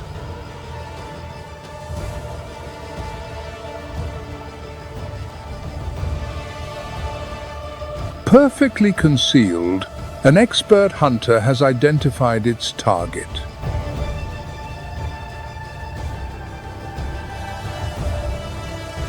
For the lioness, such youth is a fatal weakness.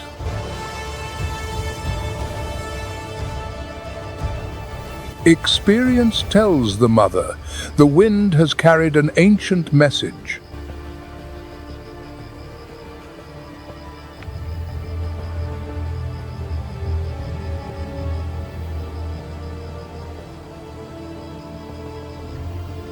The scent of an enemy.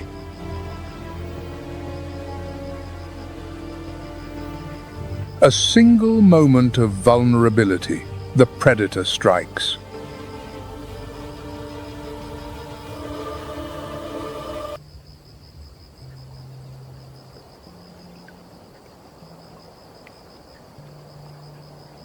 In the midday shade, as the ground heats up, a giant approaches the water's edge.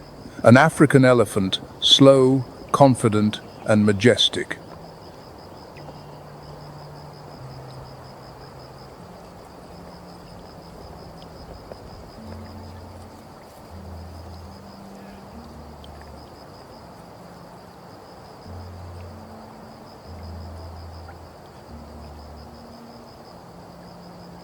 It is in no hurry. Each footstep leaves a deep impression in the sand, like a mark of time.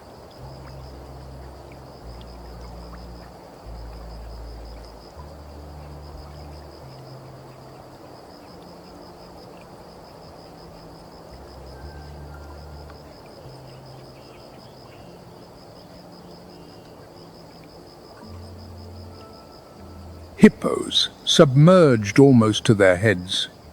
Only their ears and nostrils are visible.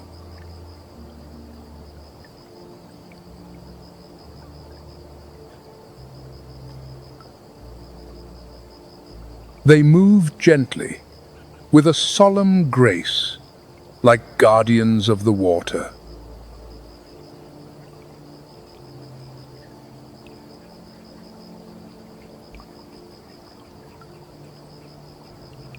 In the shallows, a flock of pelicans.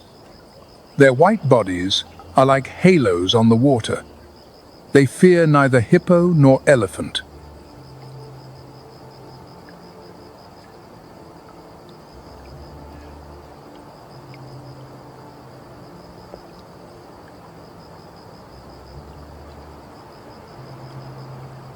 Between these three species, there is a strange but understandable balance.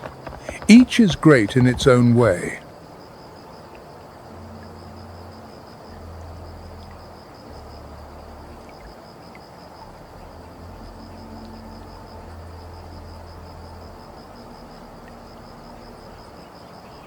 While the elephant drinks, raising its trunk and spraying water, the hippos sway gently in the deeper parts, and the pelicans continue their hunt.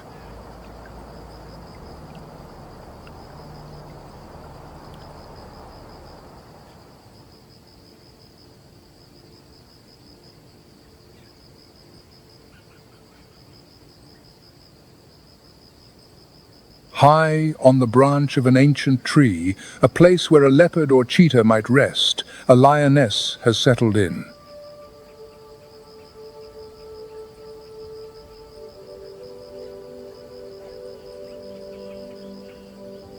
A rare sight, but this predator is no stranger to heights.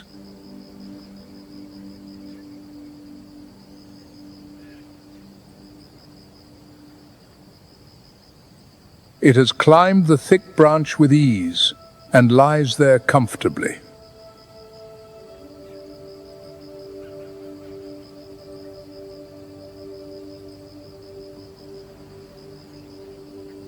From its high vantage point, it can see everything.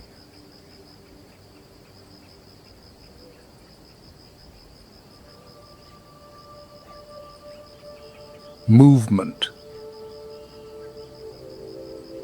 Shadow. Scent.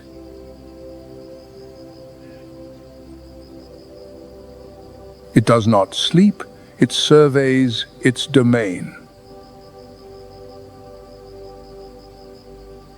Below, amongst the dry grass, a familiar figure appears, the young giraffe.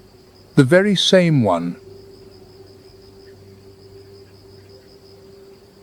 The lioness slowly rises.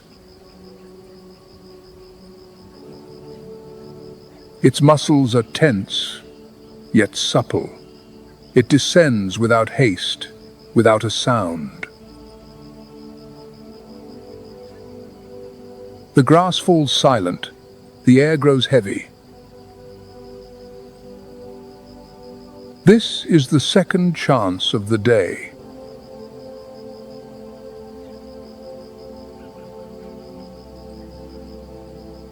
It moves low and sinuously, becoming part of the landscape itself.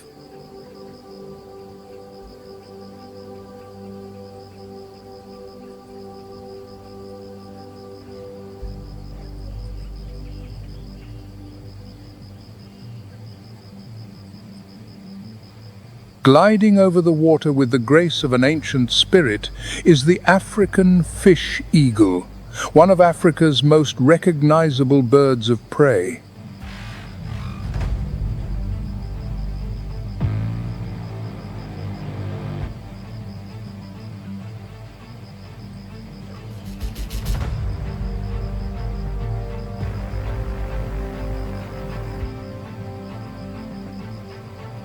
But its spectacular dive is cut short.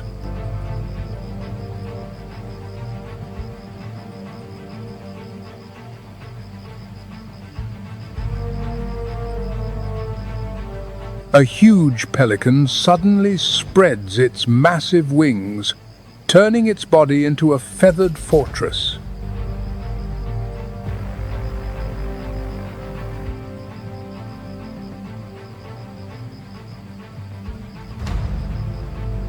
Speed confronts bulk.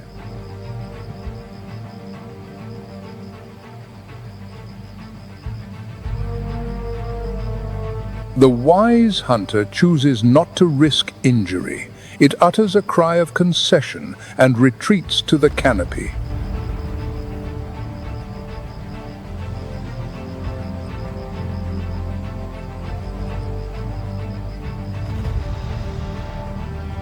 In a flash of silent drama, the waterhole now belongs to the pelican.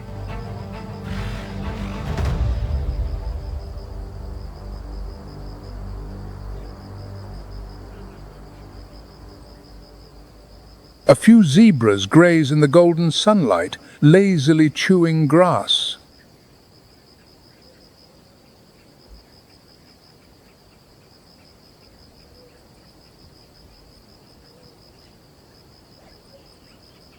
Nearby, at the water's edge, young baboons are at play.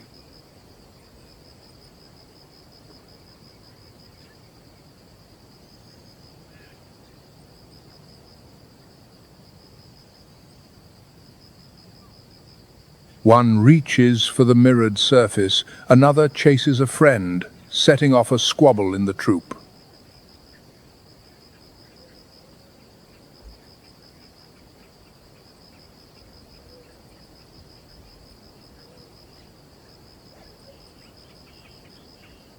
But suddenly, there is a swift movement in the air.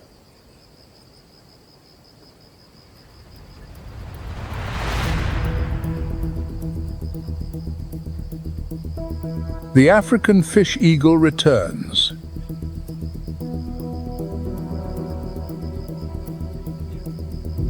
It seems it has not forgotten being robbed of its fish by a pelican moments ago.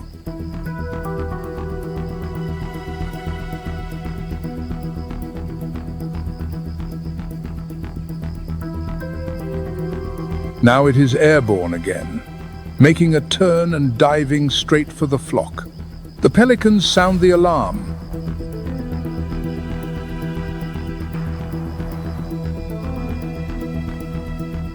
They gather into a tight circle, opening their enormous beaks like shields.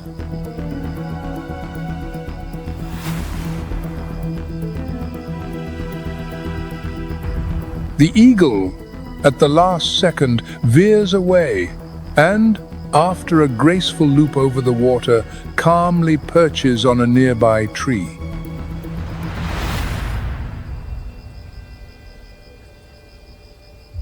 On the ground, next to a fresh pile of dung, a yellow-billed hornbill is foraging, a charismatic bird with colorful plumage and a long, curved beak.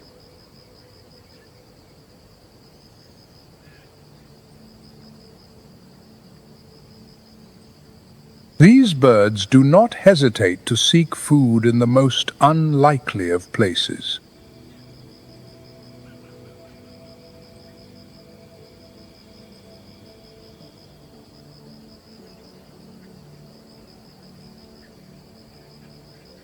In the dung of herbivores, they find beetles, larvae, and other insects.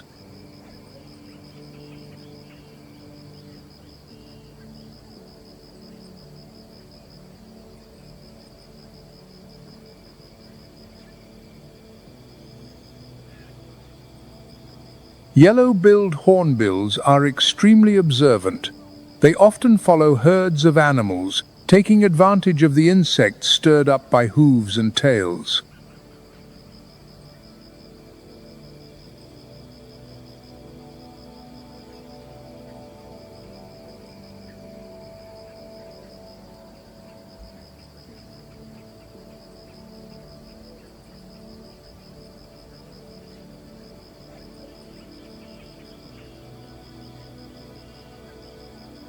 The lioness reclaims her position on the majestic branch, as if it were her personal lookout tower.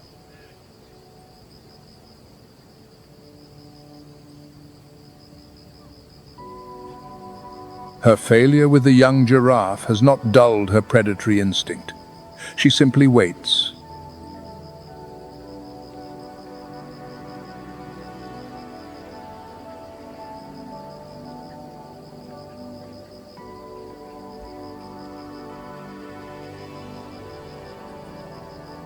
From her perch, she has a commanding view of the entire waterhole and the movements of the savannah.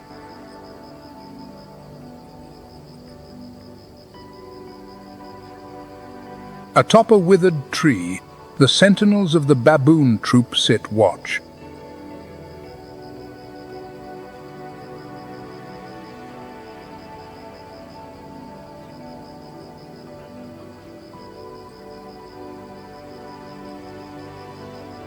Their posture is expressive. This is not rest, but vigilance.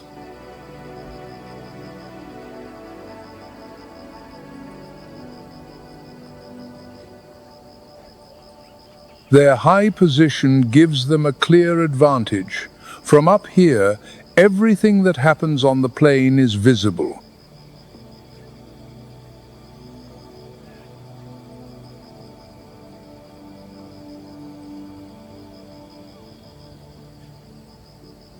Along the bank, through the shallows, a crocodile glides almost silently.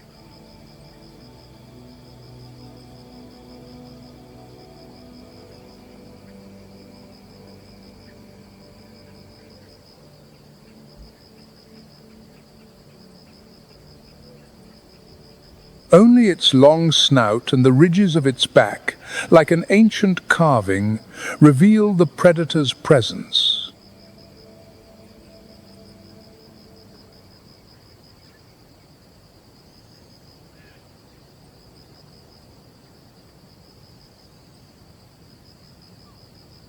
At the other end of the waterhole, a completely different scene.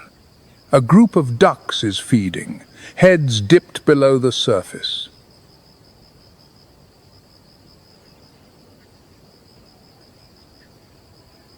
They upend themselves with the skill of acrobats, gathering food from the bottom.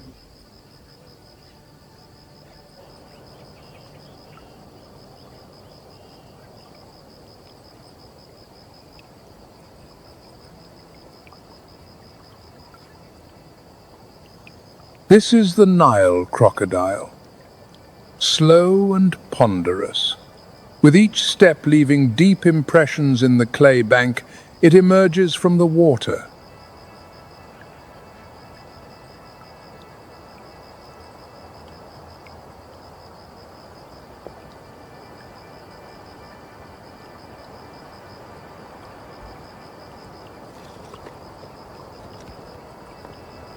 Beneath its scaled armor is the power of up to half a ton. Adults can weigh from 800 to over 1,500 pounds.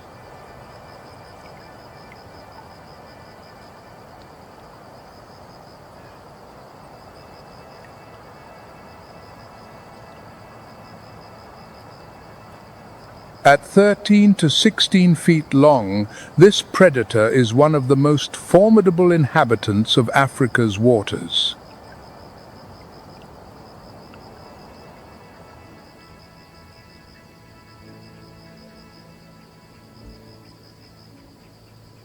And not far off, crowded at the bank, zebras are drinking, unconcerned, absorbed in their thirst.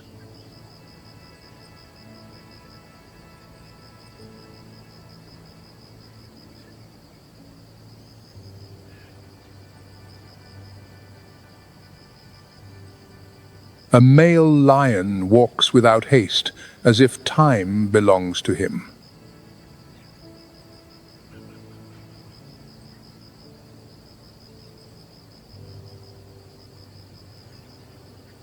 His thick mane ripples in the light breeze, and his amber eyes gaze forward with confidence.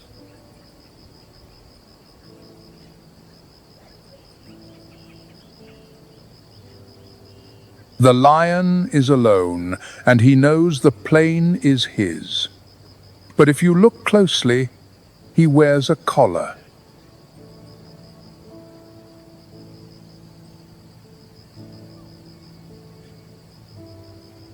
This is not a mark of captivity, but a sign of scientific attention.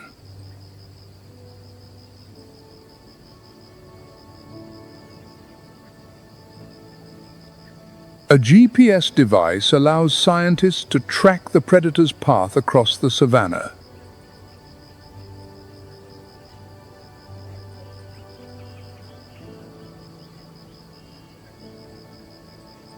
Where it travels at night, where it crosses the boundaries of unfamiliar territories.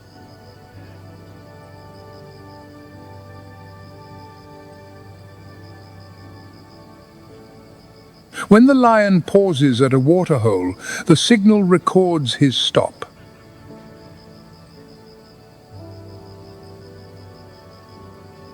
When he moves stealthily in the night, the device transmits his route.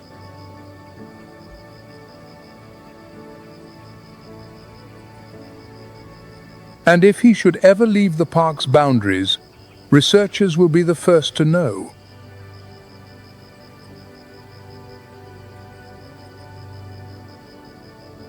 He himself does not know he is being watched, and that is as it should be. What matters is that he continues to walk the savannah, as proud and free as ever.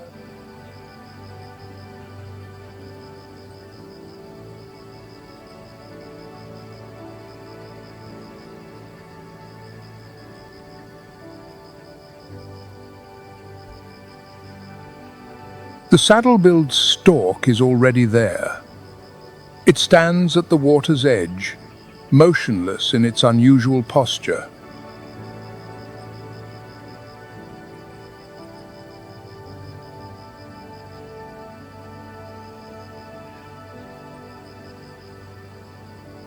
Its legs, which seem to bend forward at the knee, give its silhouette an almost surreal appearance.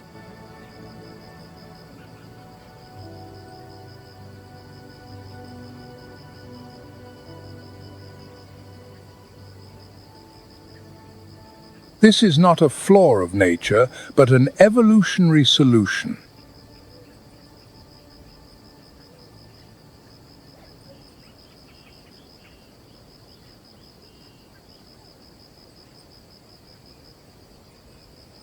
In birds, the limbs are constructed differently, and what looks like a knee is actually their ankle.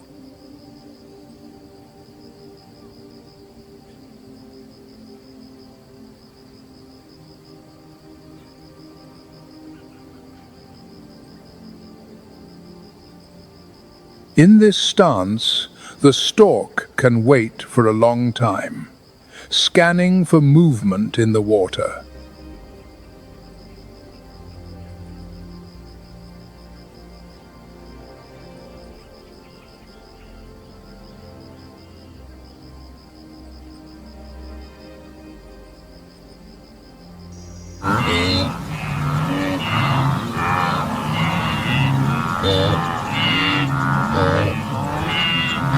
To the bank comes a great herd of wildebeest, ponderous, crowded into a dense mass of horned shapes.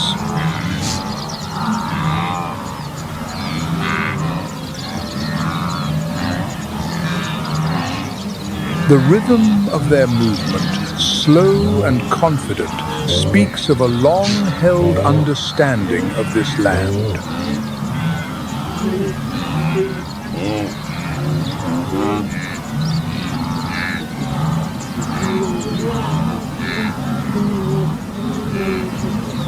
Some drink, some watch, but the group stays together like a single organism.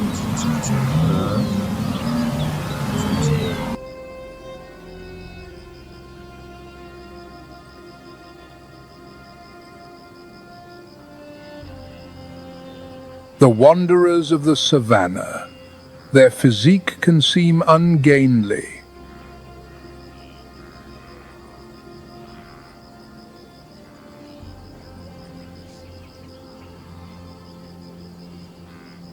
But behind this awkward exterior lies a perfect adaptation for long journeys.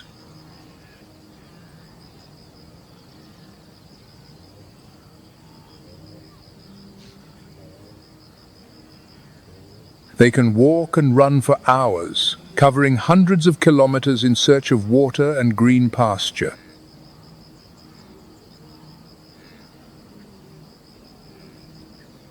The wind stirs their shaggy manes.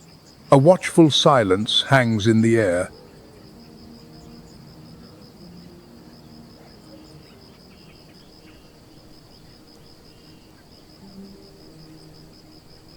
On the golden grass, set apart from the other creatures, two secretary birds wander like a pair of scouts.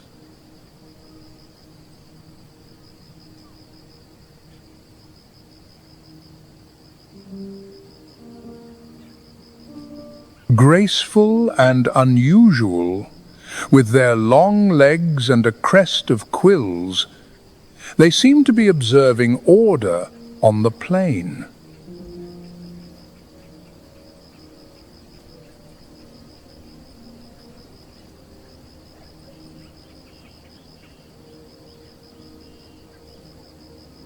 In fact, these are not secretary birds, but cory bustards, Africa's heaviest flying bird.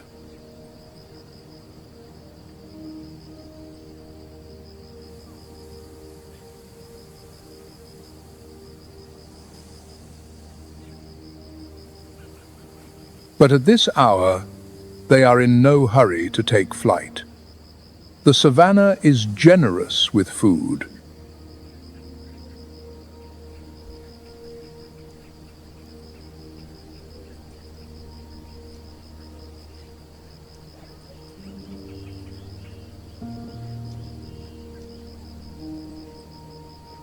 Despite their weight, these birds can fly, but they do so reluctantly.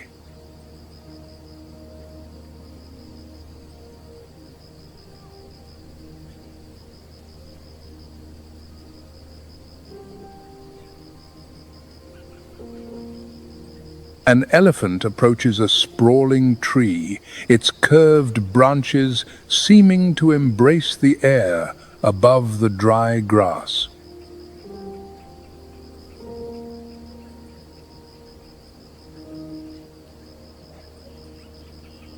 It inspects the trunk as if considering which side to approach.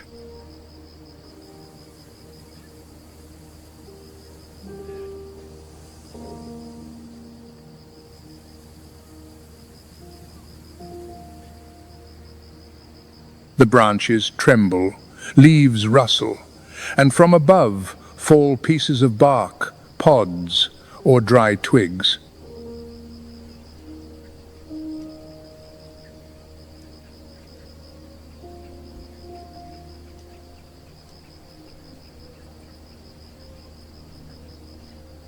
The elephant picks them up, nudging them gently with its trunk, as if aware of the value of each piece.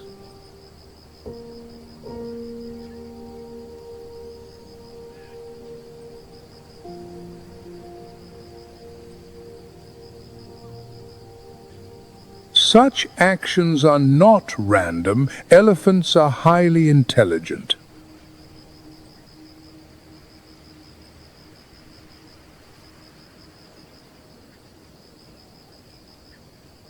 They remember waterholes that dry up only once in decades and can lead their herd to a hidden source many kilometers away.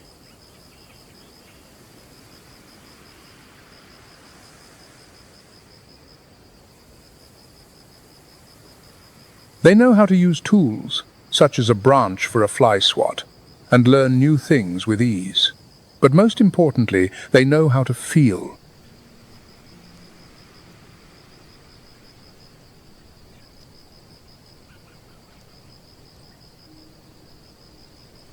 When an elephant shakes a tree, there is no anger or randomness in it. It is a precise, deliberate act.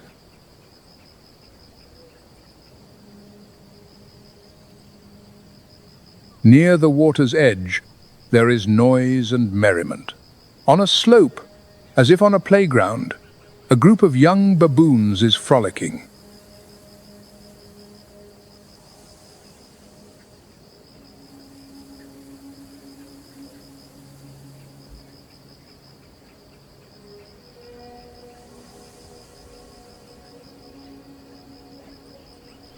But their antics do not go unnoticed. Nearby sits an adult baboon, calm and watchful.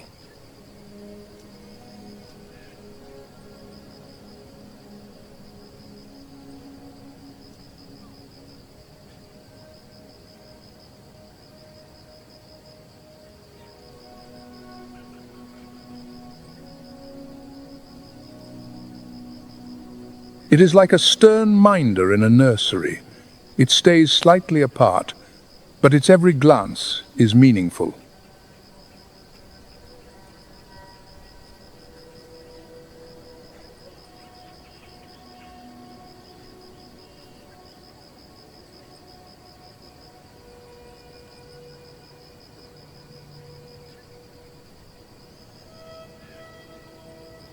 This is social care in action, a fundamental part of baboon life.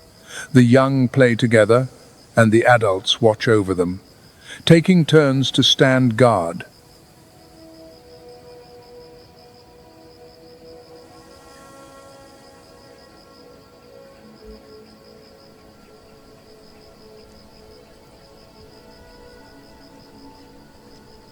The sun sinks towards the horizon, and across the savannah, long, soft shadows fall.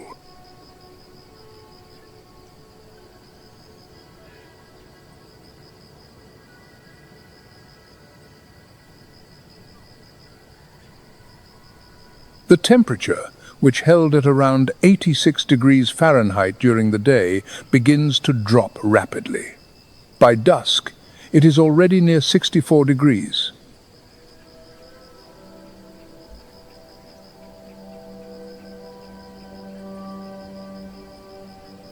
The baboons gather closer, climbing into the trees for the night. They sit quietly on the branches.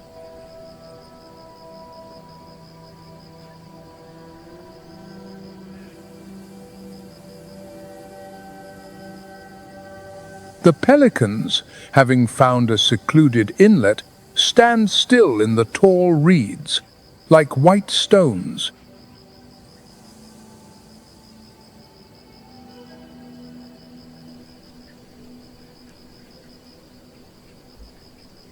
A herd of zebras, with their foals, slowly moves away from the water's edge, heading for the safety of the thickets.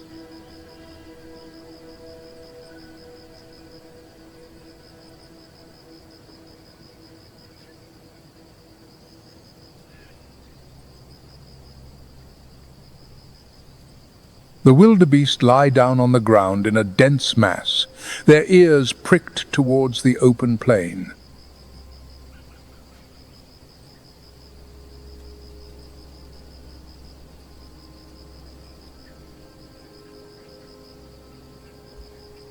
They rest in a state of alert, half asleep, and somewhere in the shadows of the trees, an elephant appears again.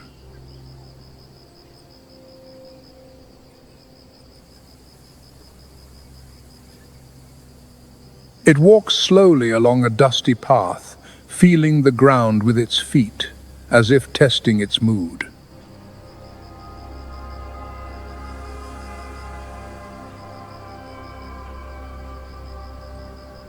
Overhead, the moon rises, steady and bright, and with it, night descends.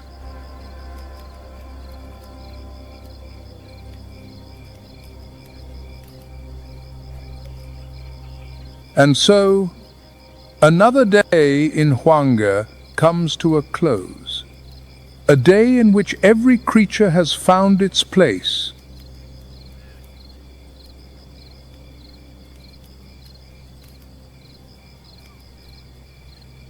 Here, in the heart of wild Zimbabwe, life never stops, not even for a minute.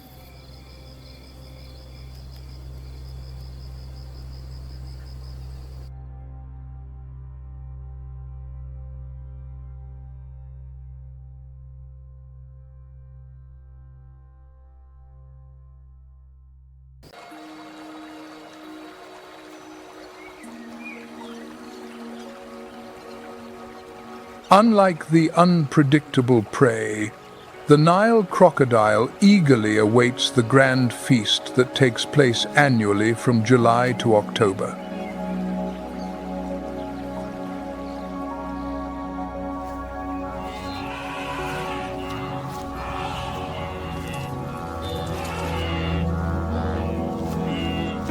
During this period, the Mara River transforms into a bustling corridor for the Great Migration.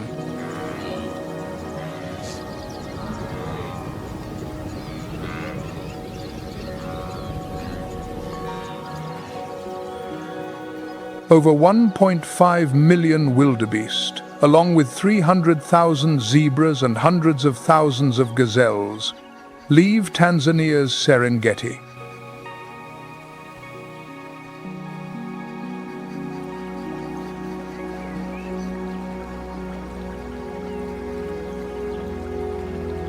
As seasoned predators, the Nile crocodiles lie in wait, hidden beneath the water's surface as the great herds gather anxiously along the riverbanks.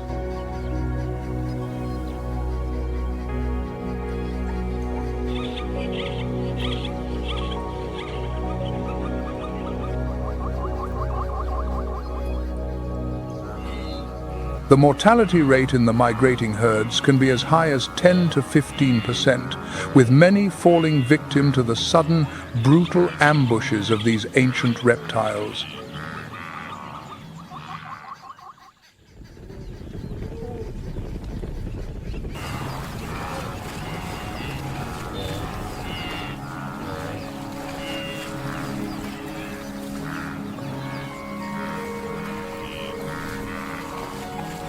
As the Mara River's current swells, the wildebeest plunge in with collective force and unshakable determination.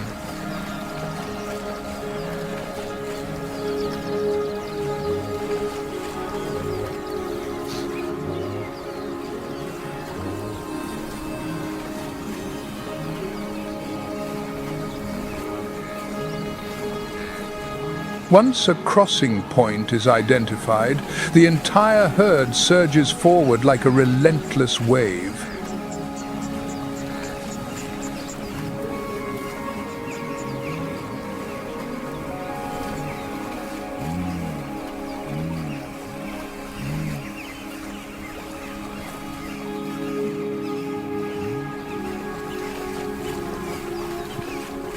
Often interspersed with the black and white striped zebras, the chaos makes it difficult for crocodiles to single out a target.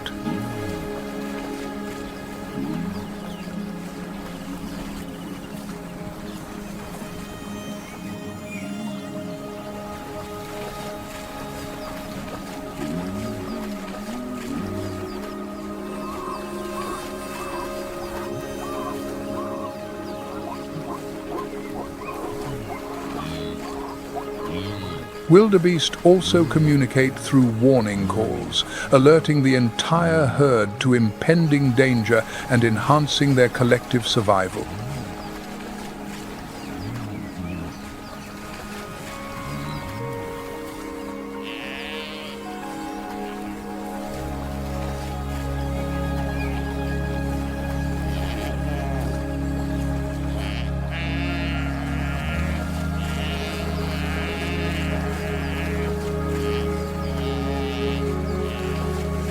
The zebras, though fewer in number, act as the pioneers of the migration.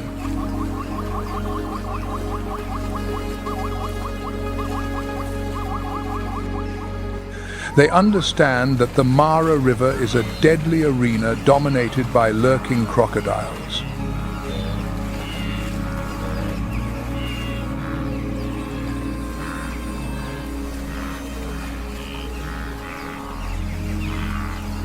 Instead, they rely on solidarity, waiting until their numbers have swelled before making the perilous journey together.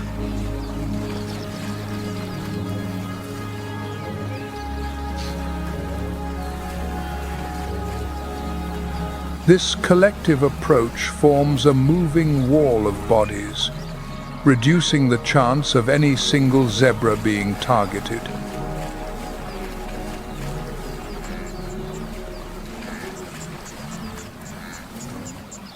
The zebras further enhance their chances of survival by mingling with the enormous herds of wildebeest.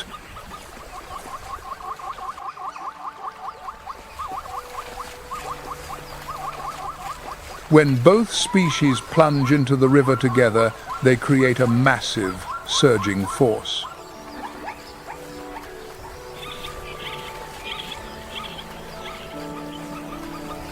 This relentless battle for survival is driven not just by instinct, but by solidarity.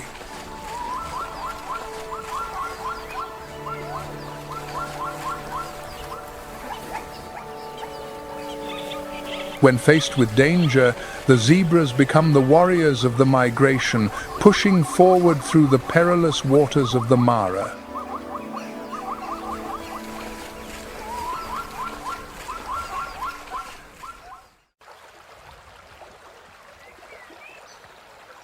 Surviving the treacherous Mara River is just the beginning.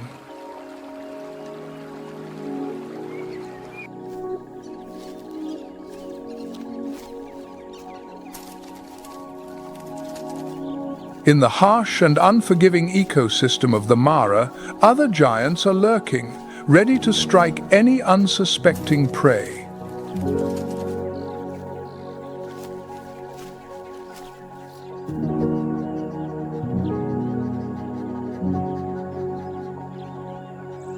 The relationship between the Nile crocodile and big cats, like the lion and the leopard, is one of cautious confrontation.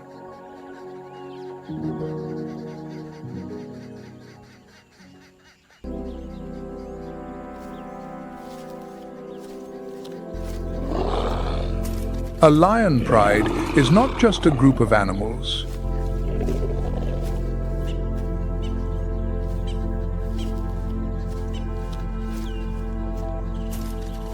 It is a highly structured society, typically comprising 10 to 15 members.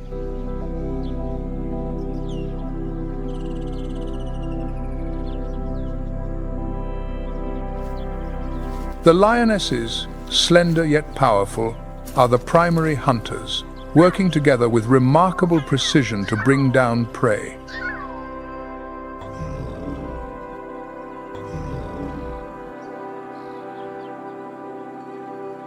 For the lion, every confrontation is not just a test of strength.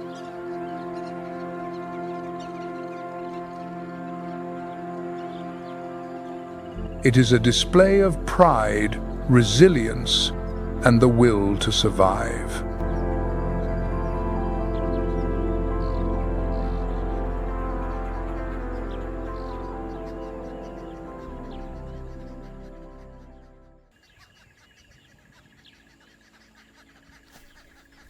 These baboons live in complex groups called harems, which can number over 150 individuals, functioning as small societies with tight-knit structures.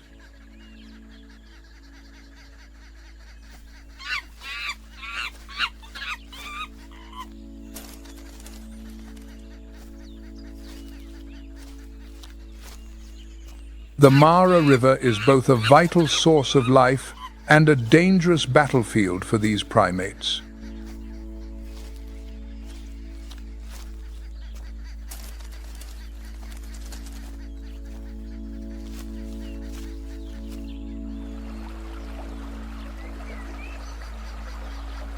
When the baboon troop approaches the water's edge, they remain highly vigilant.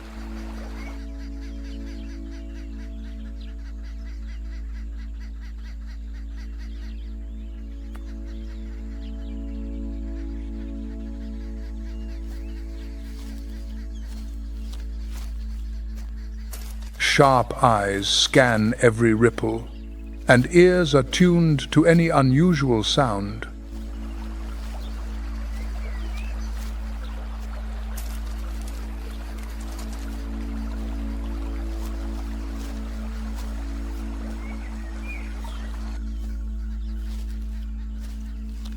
When threatened, the olive baboon emits a loud bark that echoes along the riverbanks.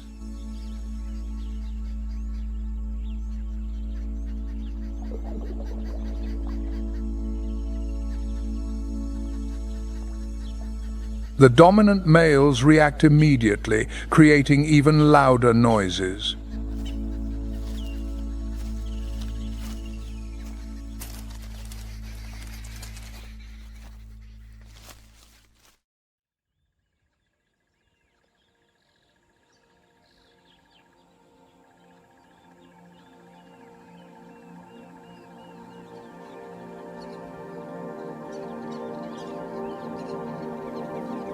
Dawn on the African savannah is a spectacular sight, awakening the landscape in a symphony of colors and sounds.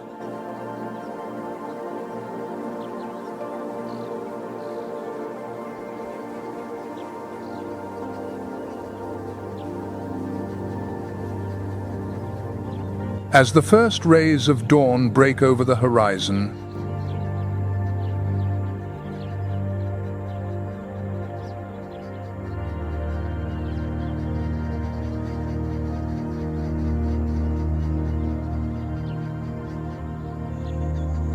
the sky transforms into a stunning palette of orange, pink, and purple, casting a warm glow over the vast grasslands.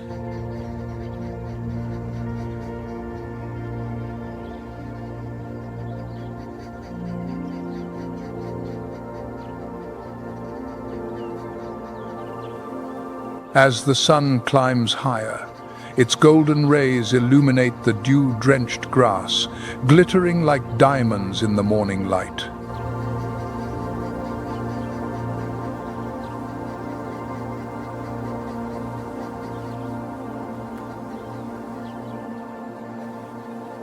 The shadows of the acacia trees stand tall on the horizon,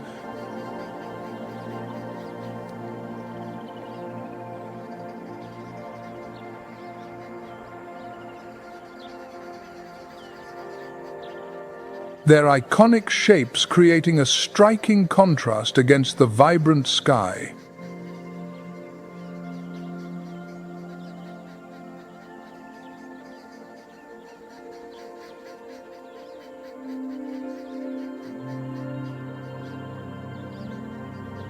For many, dawn on the African savannah is not just a visual feast, but a reminder of the interconnectedness of life, the beauty of nature.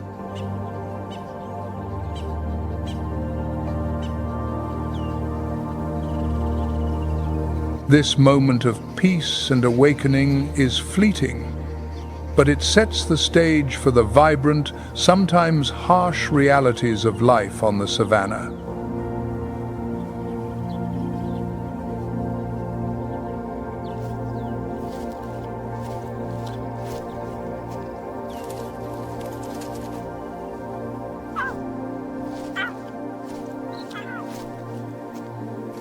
The lion, often called the king of the savannah,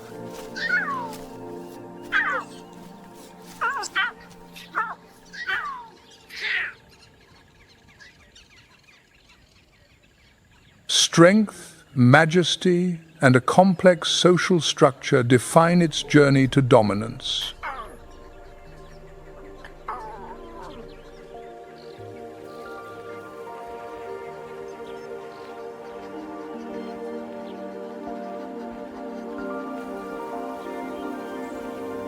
The lion's journey begins at birth, where the cubs enter a world that is both nurturing and dangerous.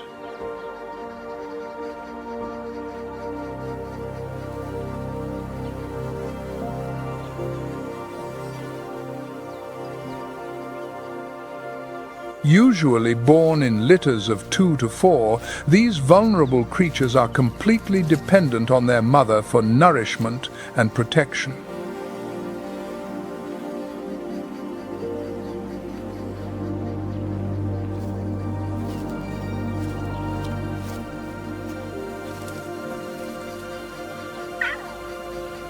The lioness, as the primary caregiver, imparts essential survival skills to her young.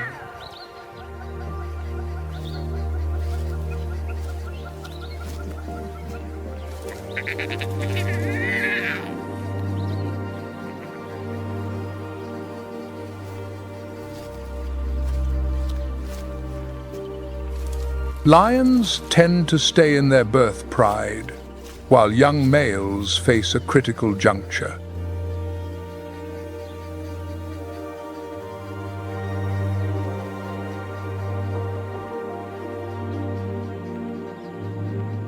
Typically, at the age of 2 to 3, the males are driven out by the dominant males, prompting a quest for independence.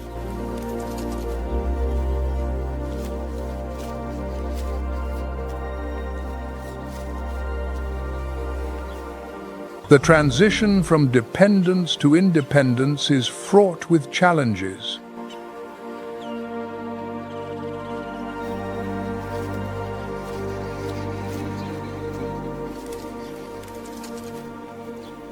After leaving the pride, the young males begin a nomadic journey that can last several years.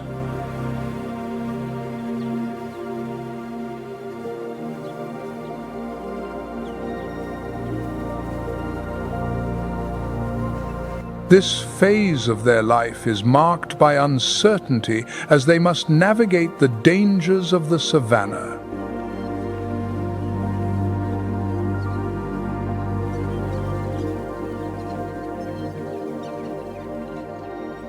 The pinnacle of a male lion's journey often occurs when he successfully defeats the resident males of a pride, allowing him to claim it as his own.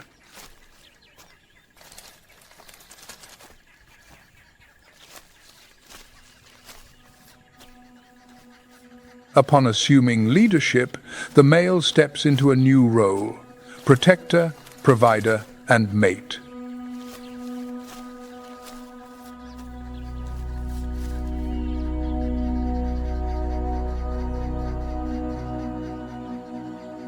He must defend the pride against challengers and establish dominance over his territory.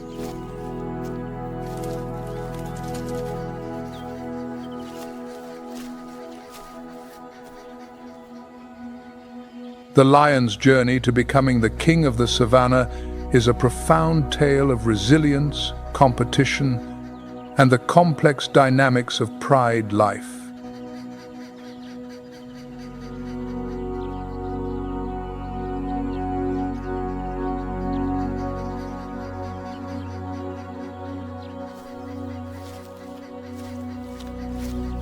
As apex predators, lions not only symbolize power and majesty, but also embody the intricacies of social structures in the animal kingdom.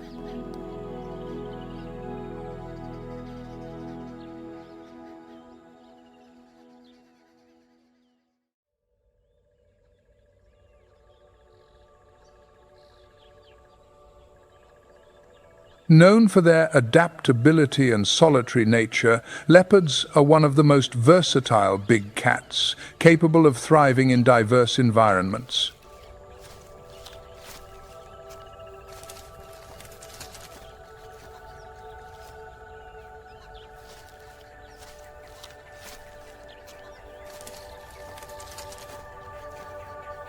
During the dry season in the Kalahari, these majestic cats face unique challenges.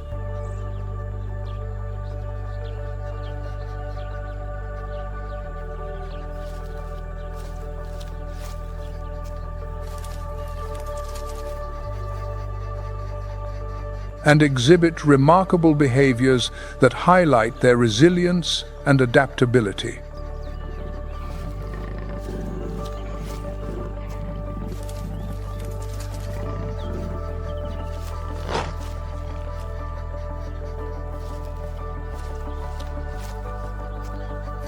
Hunting is a crucial aspect of a leopard's life, and during the dry season, the availability and behavior of prey species dictate their hunting strategies.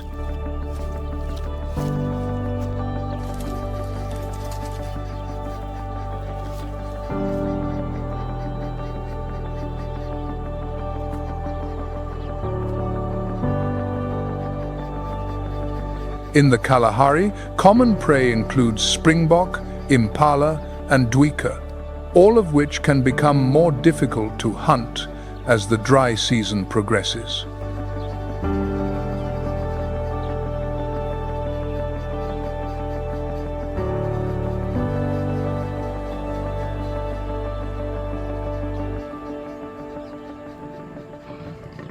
As water sources become scarce, herbivores tend to congregate around the few remaining water holes, making them more accessible to leopards.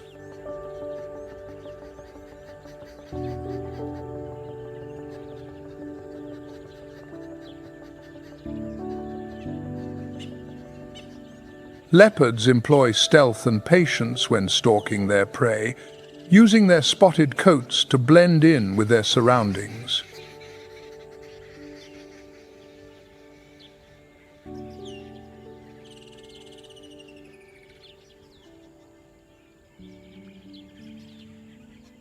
Their exceptional climbing abilities also allow them to ambush prey from trees, a strategy that can be particularly effective during the dry season.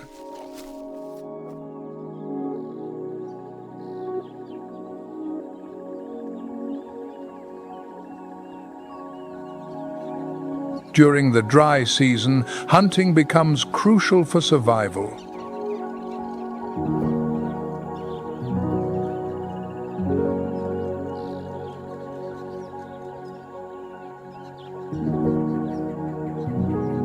Leopards tend to hunt more frequently during the cooler parts of the day or at night.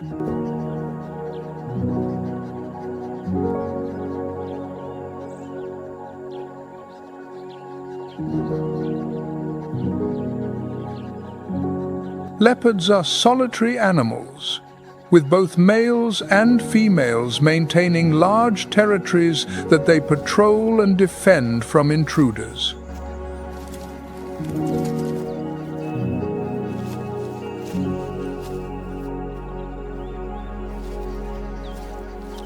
During the dry season, territorial marking becomes increasingly important as competition for resources intensifies.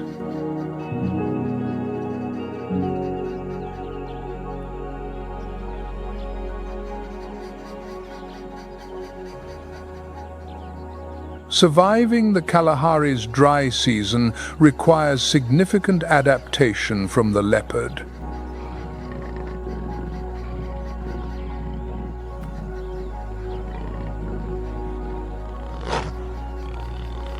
Their physiology is well suited for a life of stealth and ambush.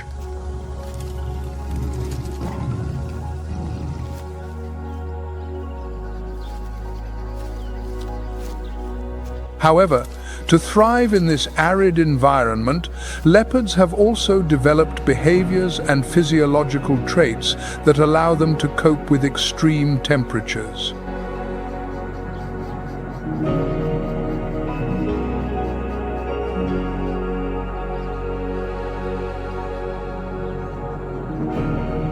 Leopards possess excellent climbing abilities, often retreating to trees, where they can escape danger and store their kills from other predators.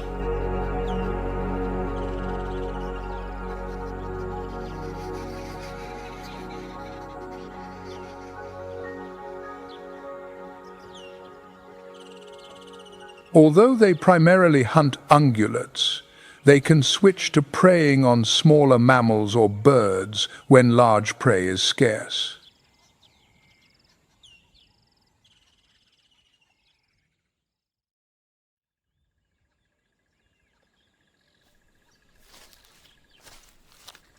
Leopards play a crucial role in the Kalahari ecosystem as apex predators.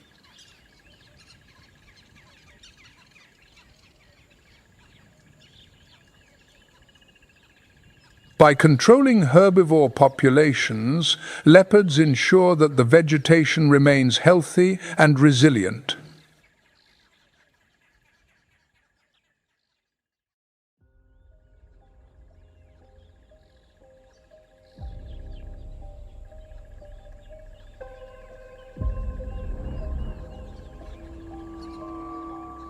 The Kalahari Desert, often characterized by its vast, arid landscapes and seasonal changes,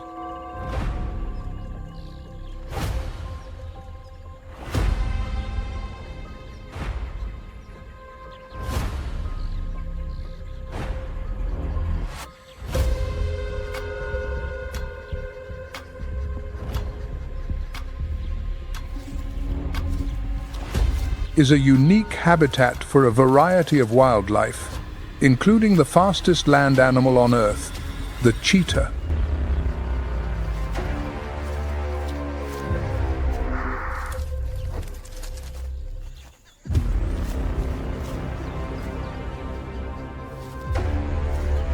Hunting is a critical aspect of a cheetah's life, and during the dry season, the availability and behavior of prey become especially important.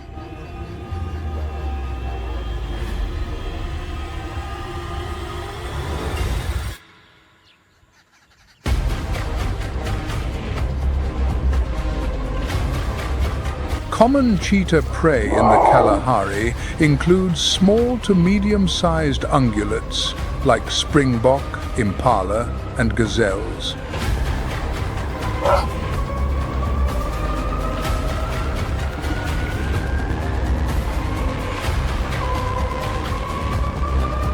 Cheetahs are renowned for their incredible speed, capable of reaching up to 60 miles per hour in short bursts.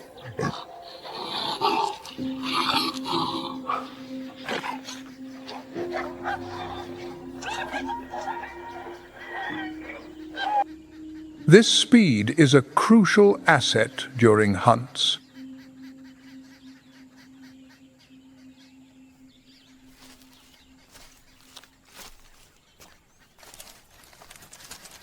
During the dry season, cheetahs often rely on their keen eyesight to spot potential prey from a distance.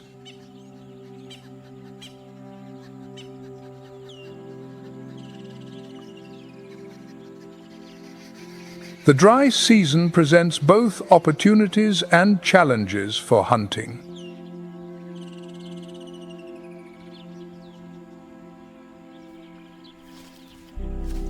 With sparse vegetation, herbivores are more visible.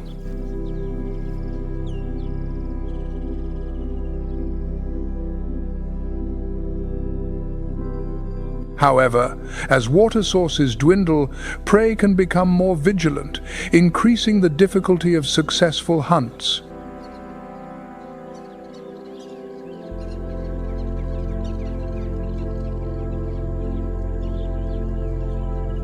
The cheetah's unique hunting style, which involves a combination of sprinting and sharp turns, allows it to outmaneuver prey that relies on endurance rather than speed.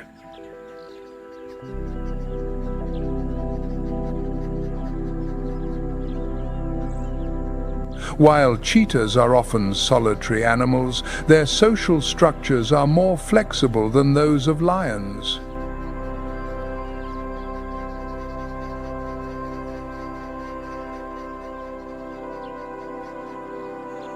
Female cheetahs typically raise their cubs alone, teaching them essential hunting skills and survival techniques.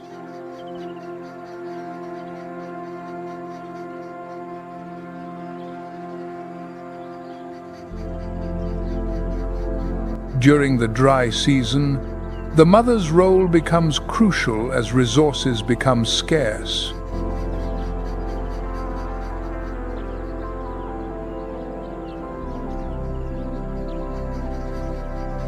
On the other hand, male cheetahs may form small groups called coalitions, often consisting of brothers.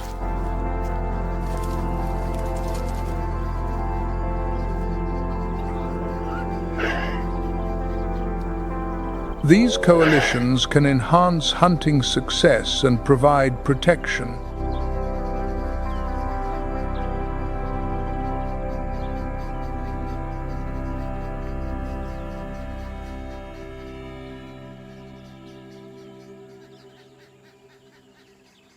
Surviving the Kalahari's dry season requires cheetahs to exhibit remarkable adaptations to cope with extreme temperatures and limited water.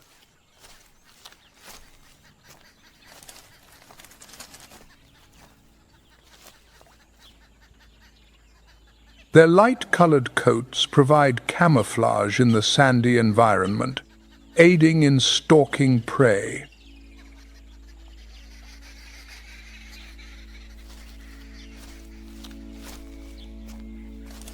Furthermore, cheetahs have large nasal passages and lungs that allow for efficient oxygen intake.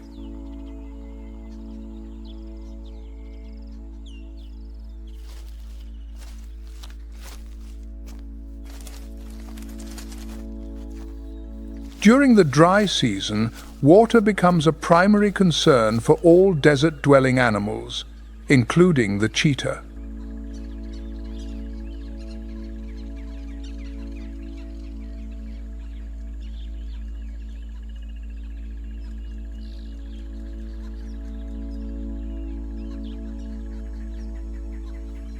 Cheetahs are highly adaptable and can survive for long periods without drinking water directly, obtaining the necessary moisture from their prey.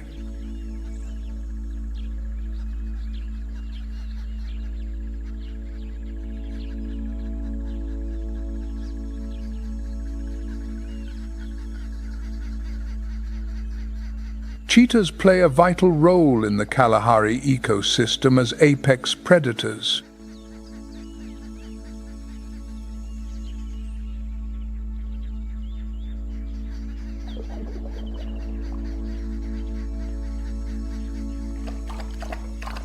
Their hunting activities help regulate prey populations, preventing overgrazing and promoting biodiversity.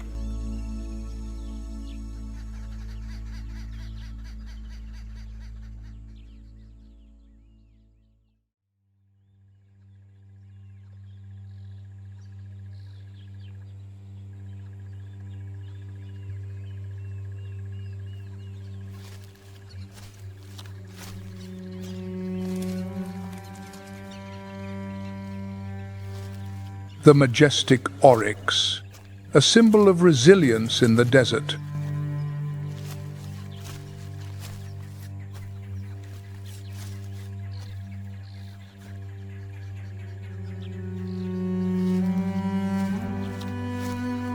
In the arid lands of Namibia, where the sun beats down relentlessly and the earth is painted in hues of ochre and gold,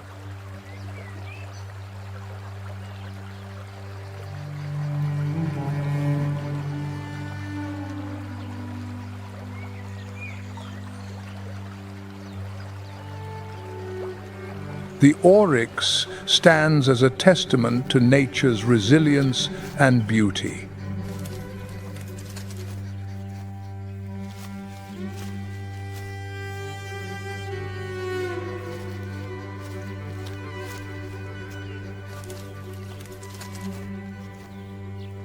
The oryx, particularly the desert oryx, is a majestic creature characterized by its long, straight horns that can reach lengths of up to 35 inches.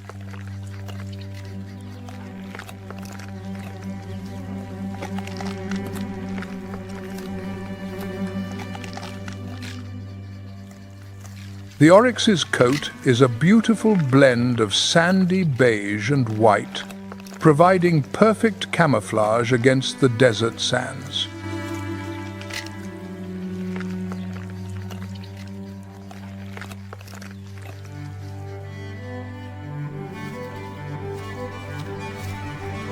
Standing about 4 feet tall at the shoulder, the oryx's muscular build is designed for endurance.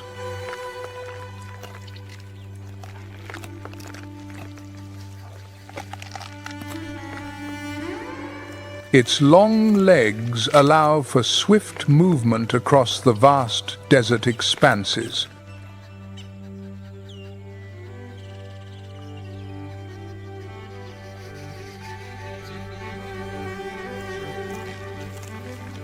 The oryx primarily inhabits the Namib Desert, along with semi-arid regions and sparse grasslands.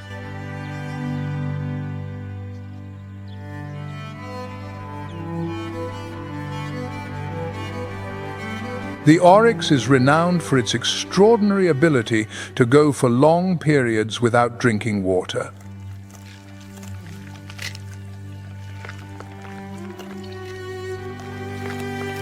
They derive moisture from the vegetation they consume, such as grasses, leaves, and succulents.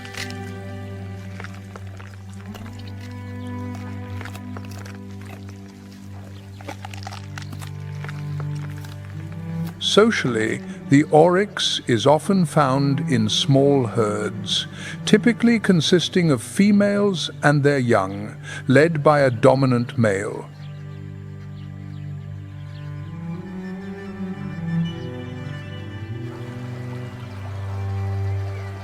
The oryx stands as a majestic symbol of resilience, embodying the harsh beauty of the Namib Desert.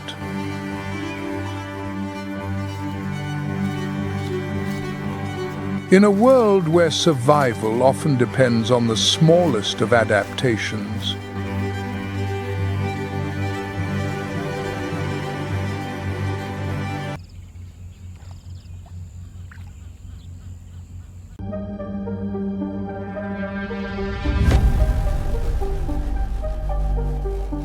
at times, a single glance from the shadows is enough to signal the end of a chain of life.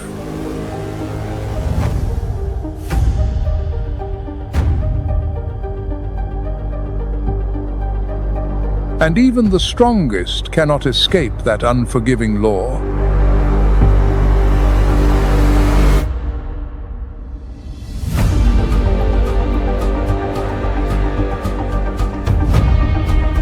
Footsteps as silent as the wind approach their prey without a sound.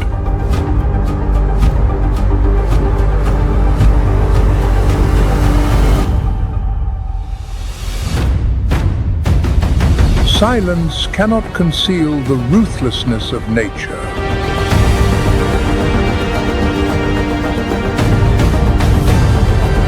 The throne of dominance in this forest has never belonged to a single creature.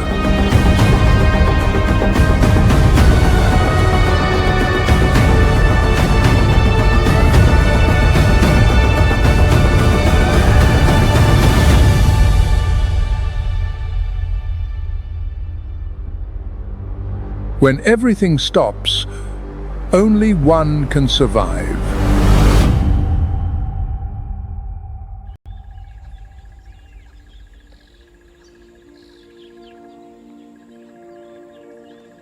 One of the most representative icons of these grasslands is the pampas fox, a small canid with a grayish-brown coat.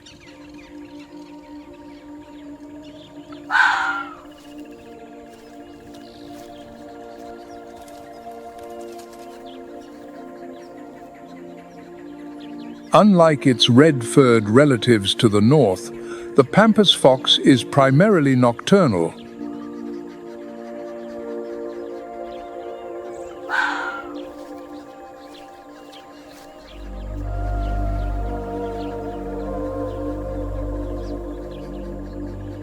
Its diet is highly varied, from mice, small birds and eggs to insects and wild fruits.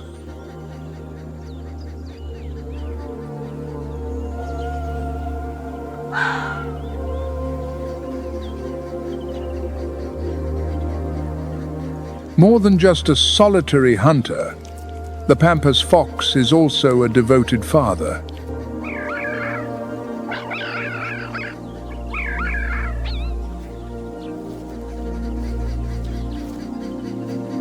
Pairs often bond for life, and the male actively participates in hunting, bringing food back for the pups and protecting the family.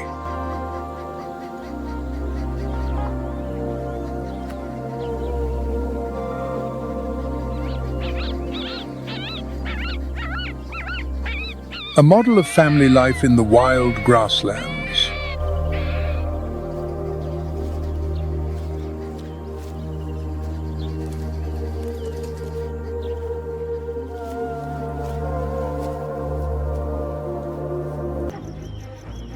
In the heart of southern Africa, between the arid Namib Desert and the vast savanna grasslands, lies the Namibian savanna woodlands.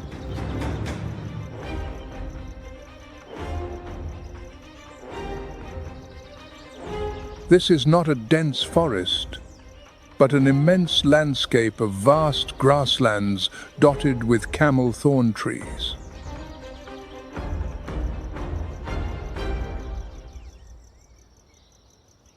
The camel thorn trees, growing up to 65 feet tall, are the lifeblood of this region.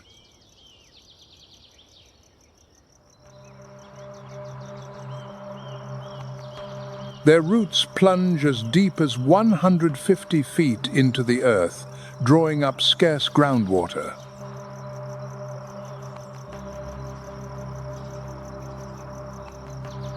Amidst the grasslands are dry riverbeds like the Honib and Kunene rivers, which only hold water during the rainy season.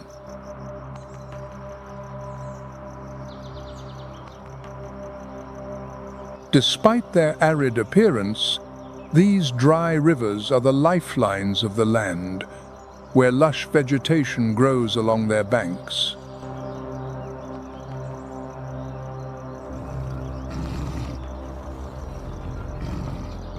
With 350 to 400 lions roaming the park, Etosha boasts one of the highest lion densities in the world.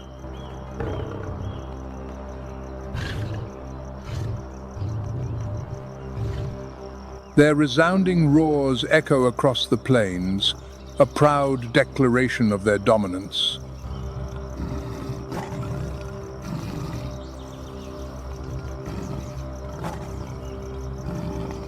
In the darkness, every step, every roar underscores the absolute power of these savanna kings.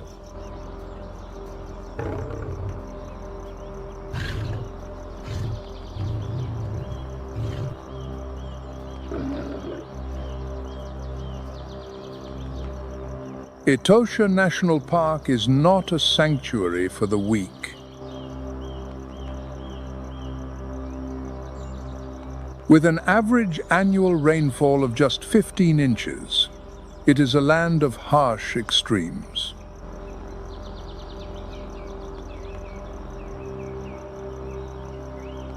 Herds of springbok and gemsbok traverse the plains in search of water, but their existence is constantly threatened by two apex predators.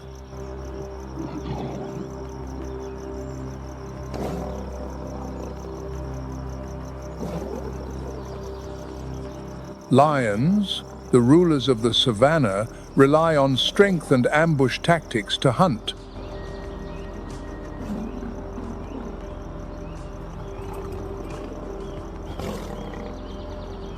An adult lion, weighing up to 420 pounds, can bring down large prey like buffalo or zebra with just a few calculated strikes.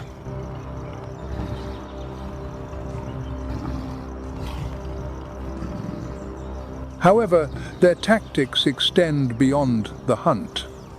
In an environment of scarce resources, lions frequently steal prey from hyenas.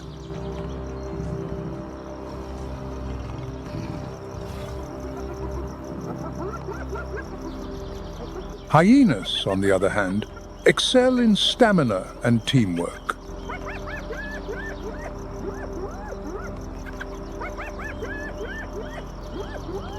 A large hyena clan, often numbering in the dozens, knows how to coordinate its efforts to exhaust its prey.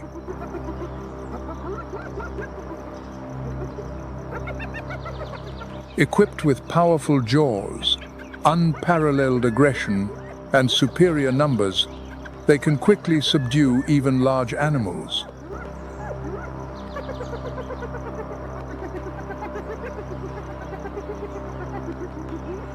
However, their success is often overshadowed by the threat of lions.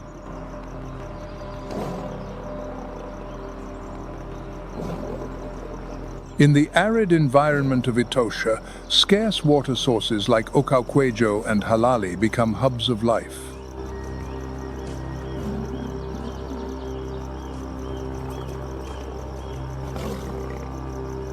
These water holes are not just gathering places for animals to quench their thirst, but also battlegrounds for lions and hyenas.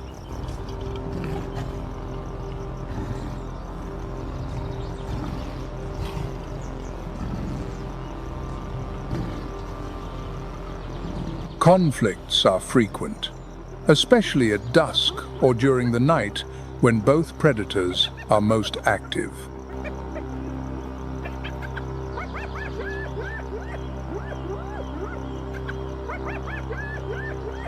The dynamic between lions and hyenas in Etosha is more than mere competition.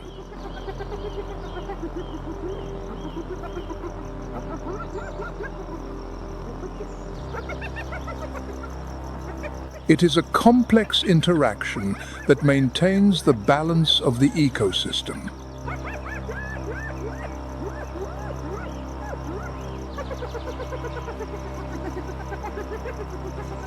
The power imbalance between lions and hyenas significantly affects the equilibrium of the Namibian savanna woodland ecosystem.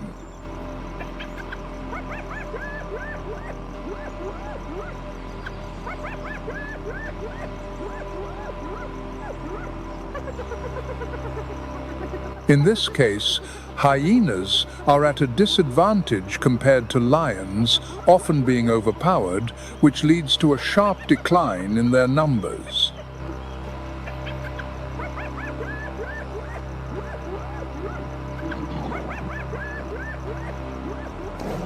This means that carcasses are not disposed of in a timely manner, which can lead to the spread of disease.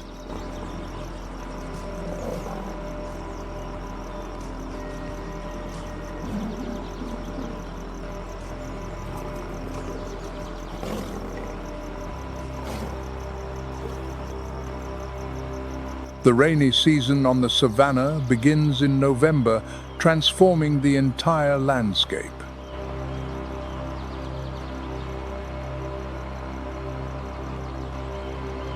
When the first rains touch the African savannah, the parched land awakens.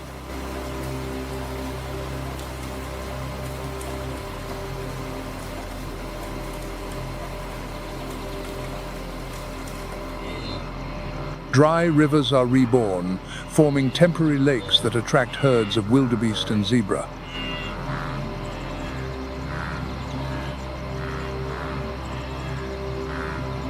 However, this transformation disrupts the balance of predatory activity.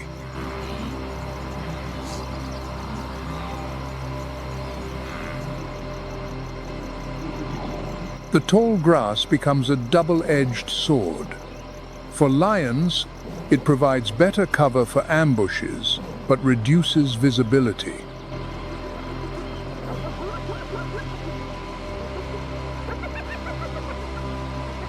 For hyenas, the soft, slippery terrain does not hinder their stamina, but does prolong their chases.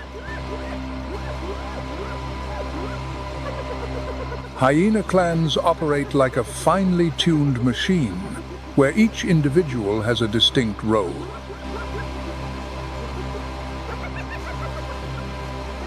During a hunt, the strongest adults lead, directly attacking the prey to apply pressure.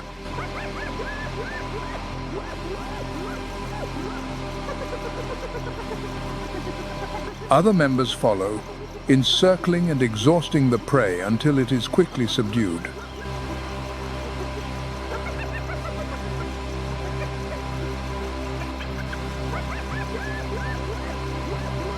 This coordination not only maximizes their collective power, but also minimizes the risk to each individual.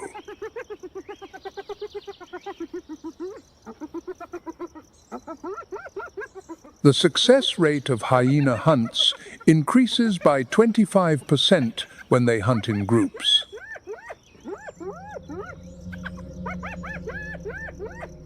The society of the hyena is built on a solid matrilineal foundation.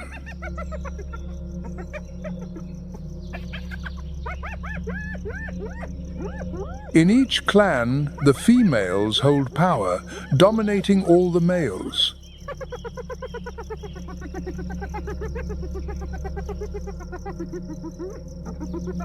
This hierarchy is not just a social structure, but also a survival strategy.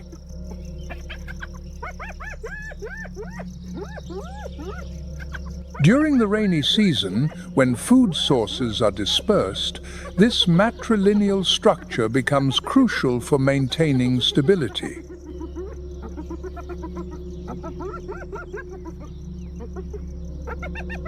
The dominant females not only decide the clan's hunting strategies, but also lead confrontations.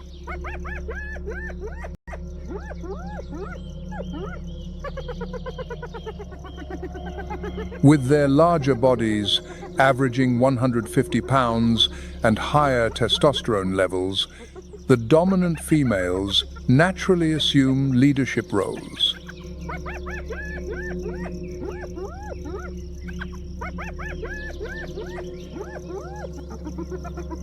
They have priority access to food and play a crucial role in protecting the clan's young.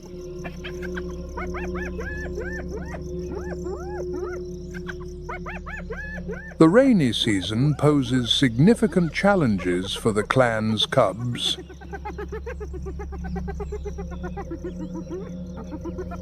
Floods and low temperatures can be fatal if they are not properly cared for. In hyena society, the adult females play a vital role in nurturing and protecting the young.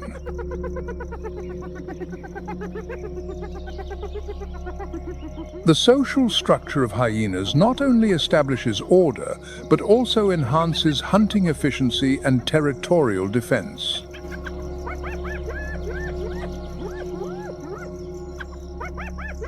The females not only care for their own offspring, but also protect the other cubs in the clan.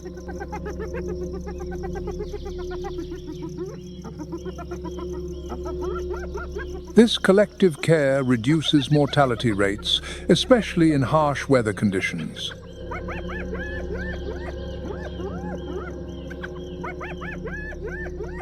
During the rainy season, when the grass grows up to 5 feet tall and the terrain becomes slippery, coordination among members becomes a key factor for survival.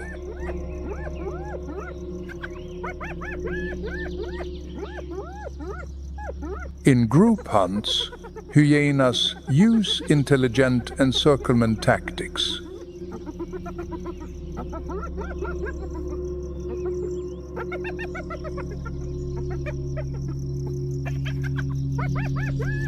They drive their prey into soft, muddy or flooded areas where the terrain slows the prey's speed and agility.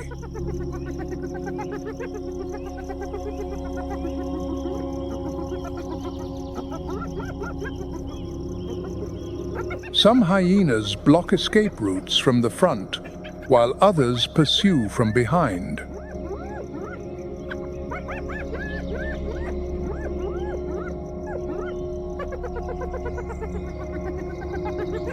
The coordination of the hyenas is not just a simple chase, but a meticulously organized operation.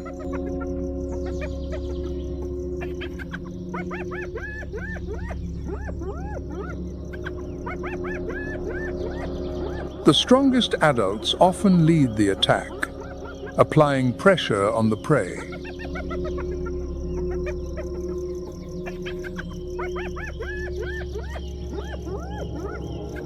While smaller or younger members maintain the perimeter or provide support from the rear.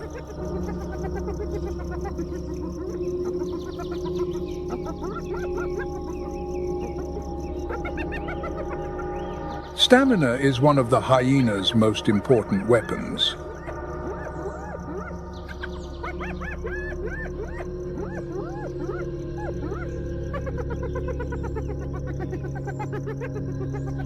Unlike lions, which rely on speed and power to overwhelm prey in a short burst, hyenas depend on their endurance to wear down their opponents.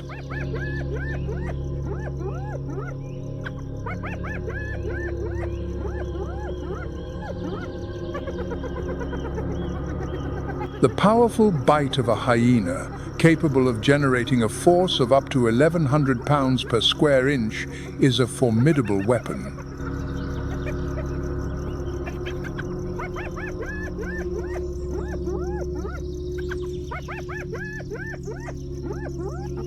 In coordinated group hunts, the hyena's success rate increases by 25%, especially during the rainy season.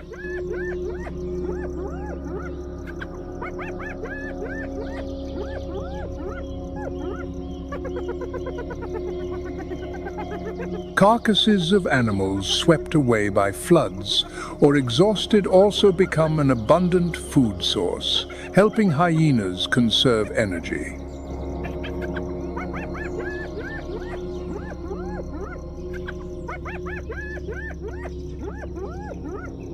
With their keen sense of smell, hyenas can detect a carcass from a distance of up to 3 miles.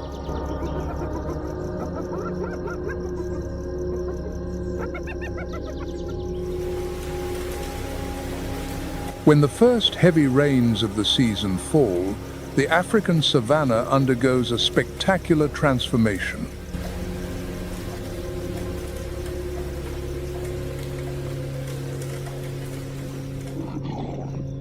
Themida triandra grass grows tall, creating green walls that obscure everything.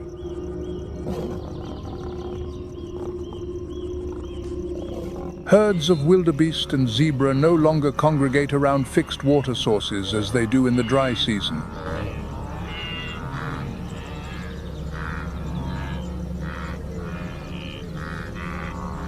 Instead, they disperse, taking advantage of the newly revived rivers and waterholes.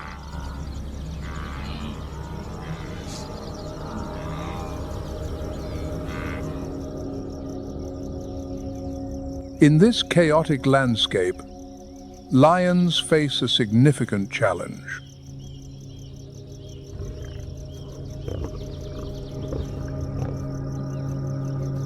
How to maintain the strength of the pride, protect their territory, and hunt effectively.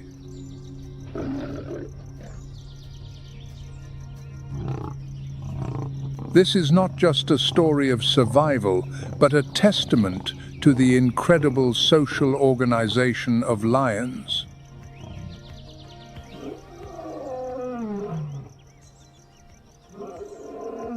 During the rainy season, lion prides must travel farther to hunt. Large prey like wildebeest and zebra are scattered, forcing prides to travel up to 15 miles a day to find food.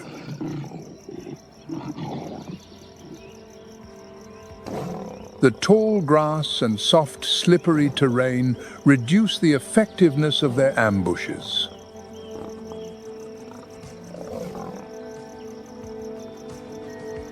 To overcome these difficulties, lion prides must adapt, relying more on teamwork and meticulous strategies.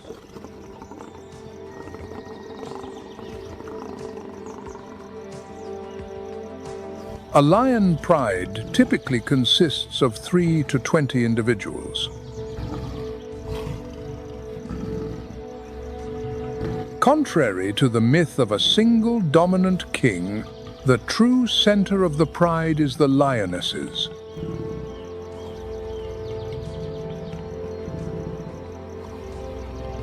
These females maintain the rhythm of the pride, taking on the roles of hunters and caregivers for the young.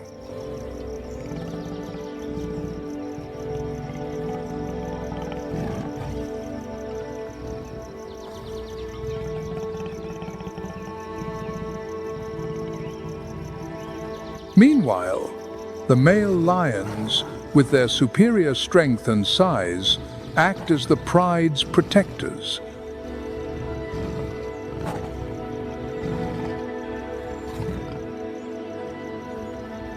Although roles within the pride are clearly defined, coordination between males and females is essential for survival.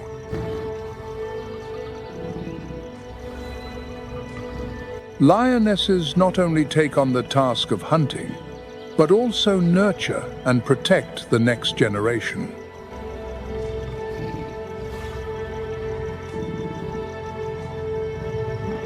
Male lions serve as guardians, ensuring the pride's territory remains safe from invaders.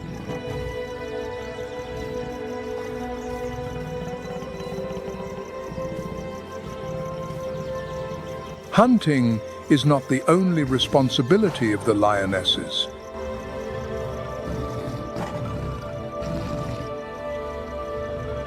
They must also protect and nurture their cubs, the future of the pride.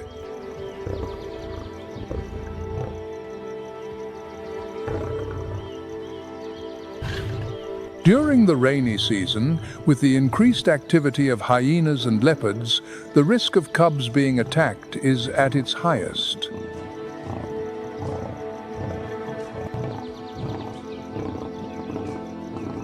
Dens are often chosen in higher locations, away from areas prone to flooding.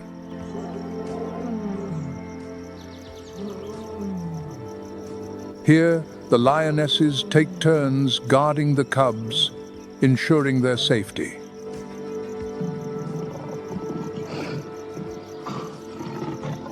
This protective behavior is not merely a duty, but a testament to the strong bonds within the pride.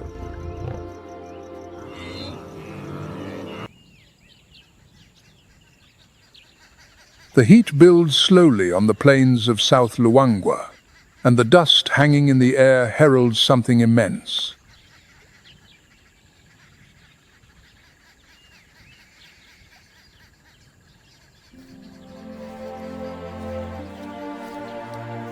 In the distance, the ground begins to tremble, and a line of colossal shapes emerges from the mopane trees.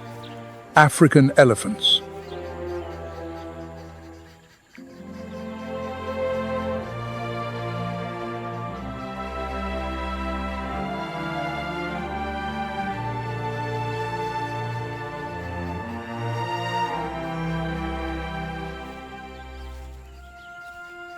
They cross the valley with a calm authority, yet every footstep carries the weight of experience.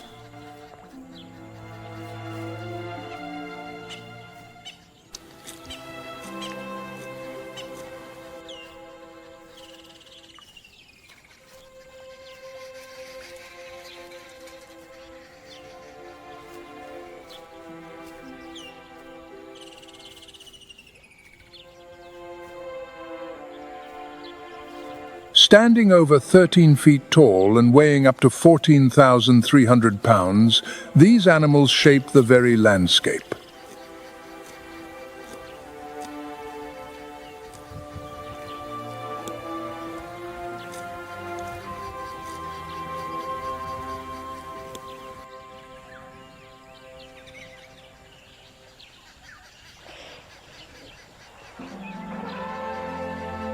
A single family can clear a tract of woodland, felling trees with their tusks.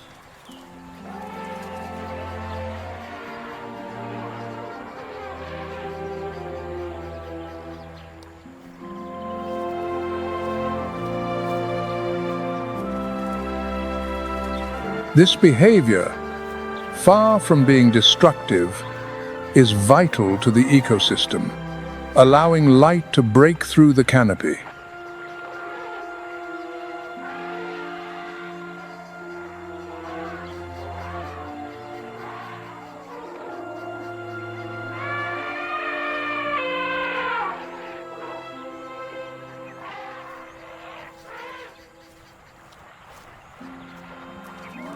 In the arid world of Luangwa, survival demands more than just strength, and the elephants know it.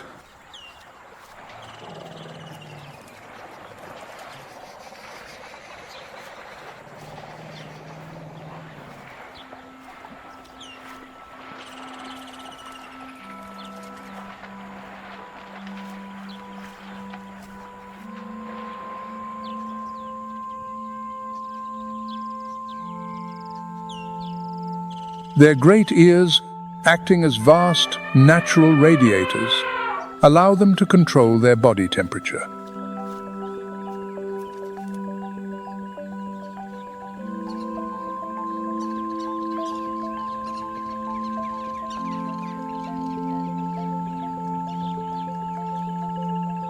But it is in the trunk that they carry their most precious resource.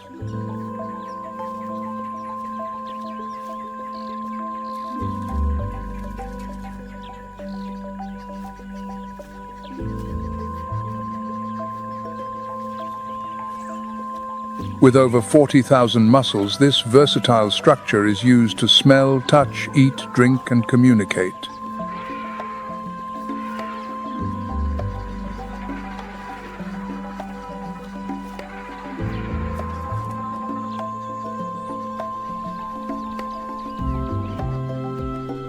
The matriarchs are old females, with decades of memory stored away.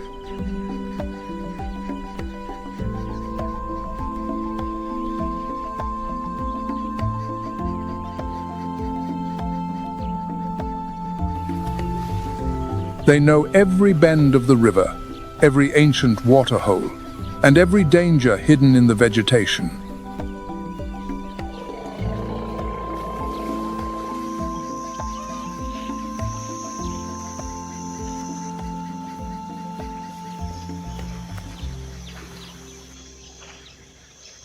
Over time, they have left their mark on the region, pathways carved through the dense bush.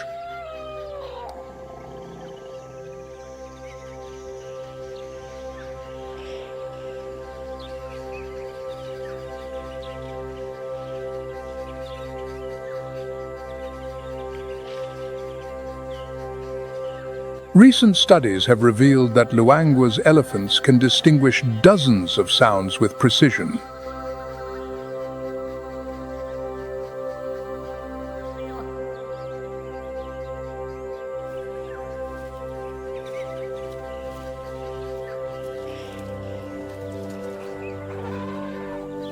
They also use low-frequency rumbles, inaudible to us, to communicate across vast distances.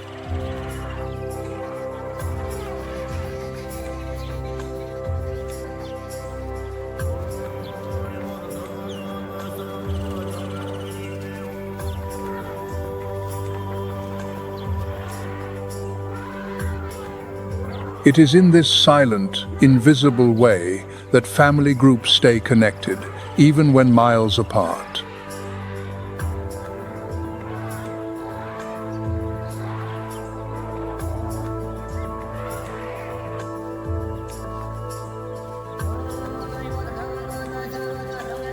Paradise is evaporating. The Luangwa River, the valley's lifeblood, is retreating, leaving a desert of dust in its wake.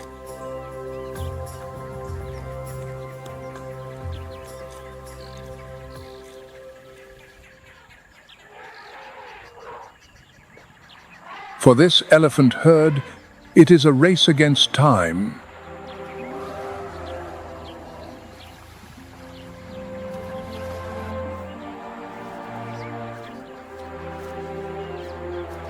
Their social bond is both their greatest strength and their burden.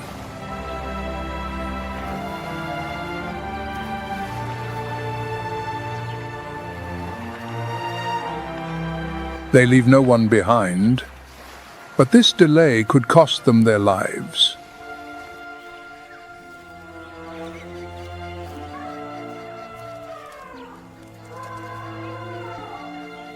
The family's survival now depends not on strength, but on memory.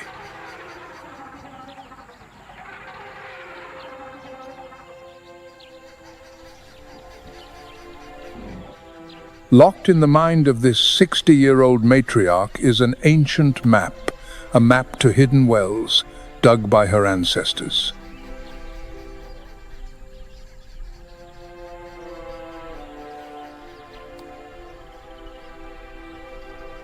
But when paradise changes this fast, can her memory still be trusted?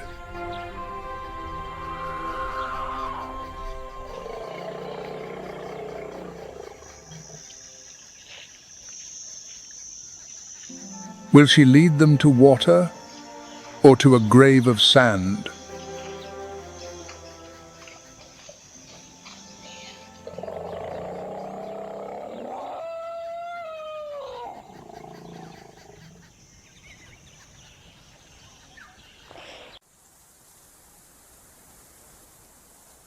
In the shallow pools that remain, a cluster of rounded, motionless shapes seems to doze.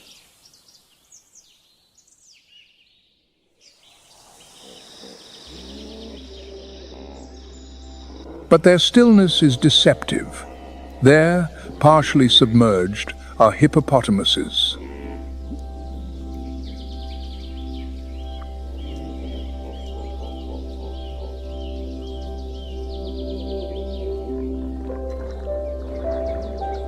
By day, they are almost entirely immobile, with only nostrils, eyes, and ears breaking the muddy surface.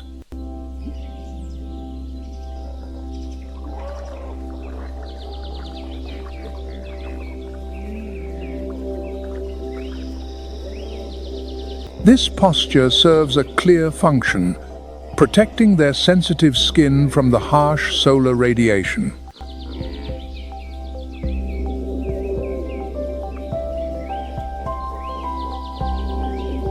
To aid this, the bodies of these giants produce a viscous reddish secretion.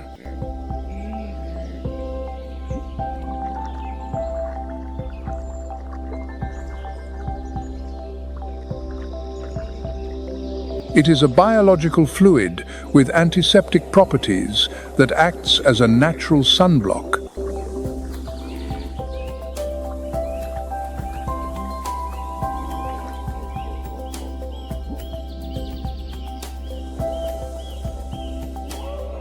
Standing nearly 6 feet at the shoulder and up to 13 feet long, a bull can weigh up to 4,000 pounds.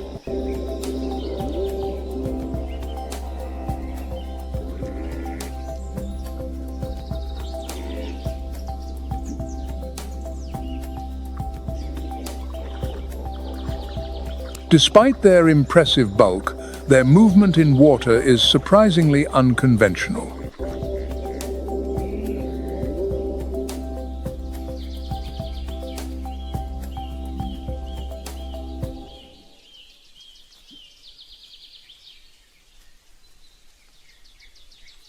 Their underwater agility is remarkable, but it is out of the water that the hippo reveals its true power.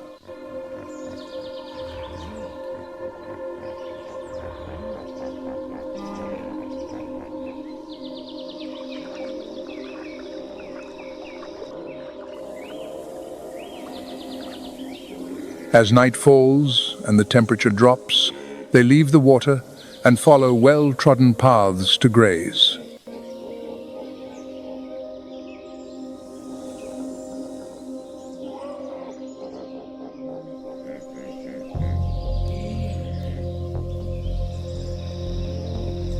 With lips nearly 28 inches wide, they crop the low grasses, shearing vegetation close to the ground.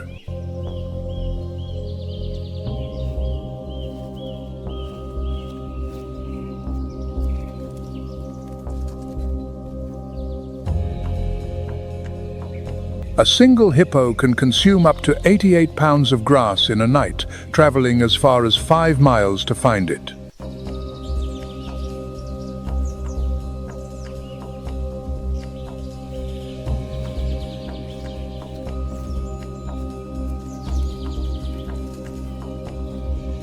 Though herbivores, hippos possess a formidable jaw with canine tusks that can grow to 20 inches long.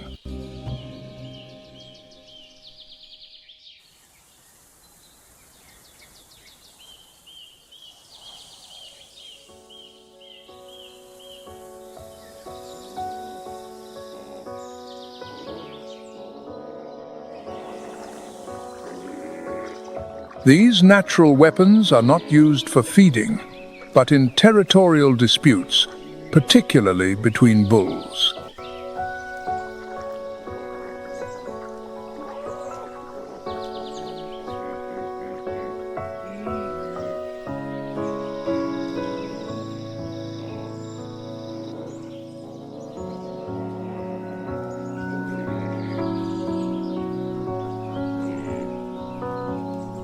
Confrontations are violent and sometimes lethal.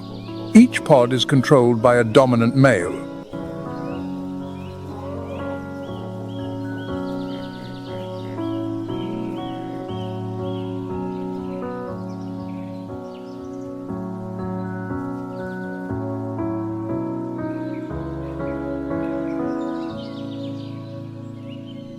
Their aquatic territory is fiercely defended with loud bellows and intimidating threat displays.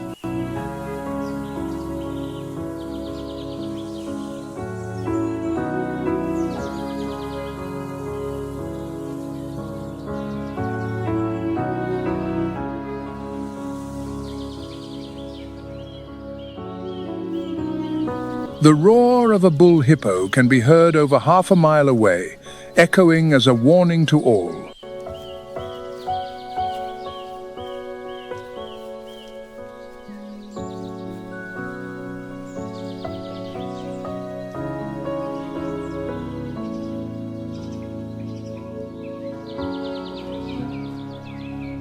The reproductive cycle is also adapted to an aquatic life. Mating and birth often take place in the water.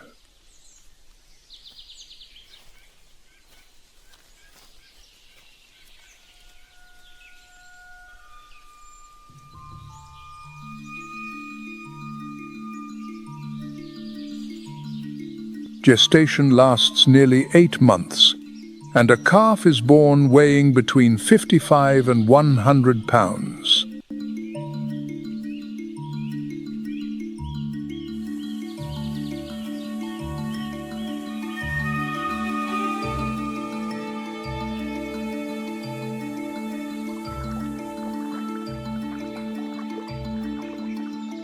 During their first year, they are ferociously protected by their mother, who will not hesitate to confront any threat.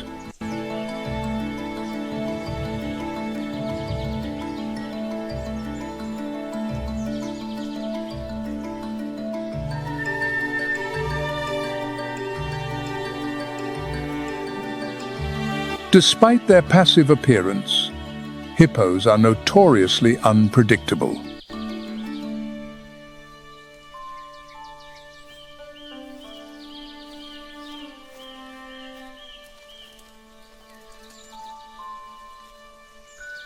They are responsible for more human fatalities in Africa than any other large mammal.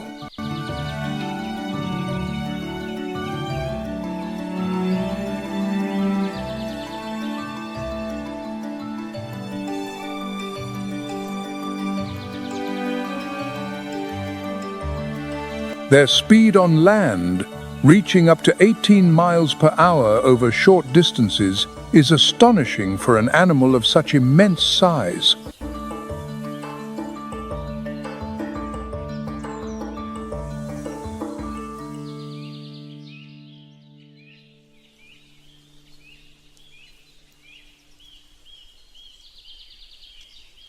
Beyond their individual power, hippos fulfill a crucial ecological role.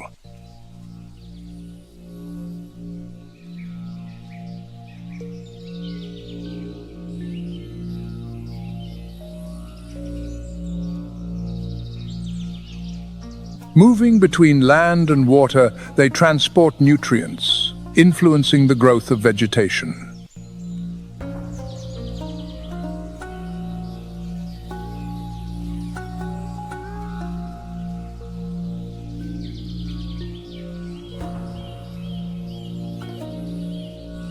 In Luangwa, the hippo population remains relatively stable, thanks to the presence of these natural lagoons.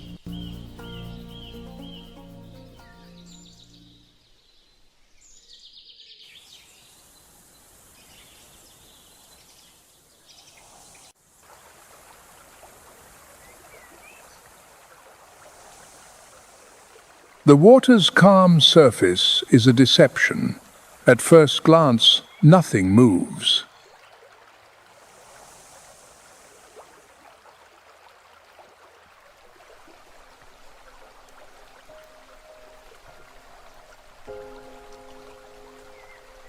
But among the distorted reflections of sky and vegetation, something is watching.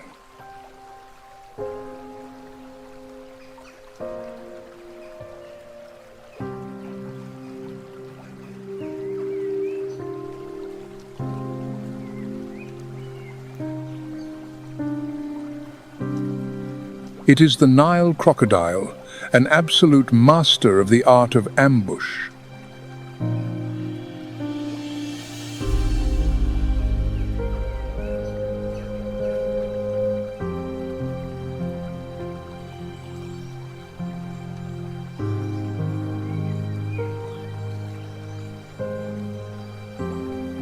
Growing up to 20 feet long and weighing over 1,500 pounds, this is Africa's apex reptile.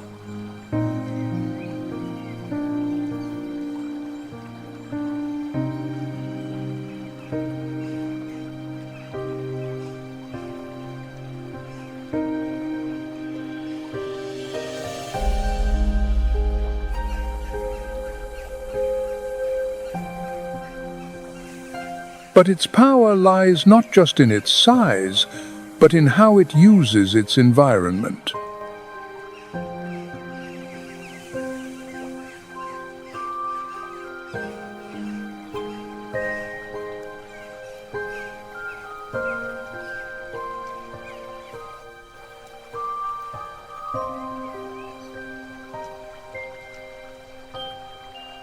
A flattened body with high-set eyes and nostrils on the top of its snout allows it to remain almost completely submerged.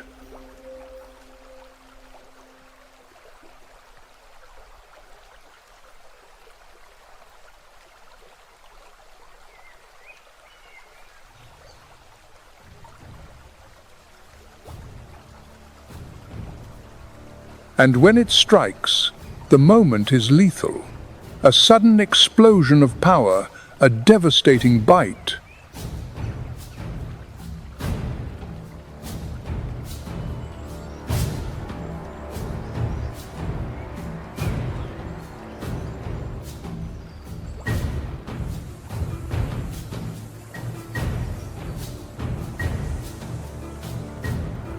The force of its jaws is among the greatest ever recorded in the animal kingdom.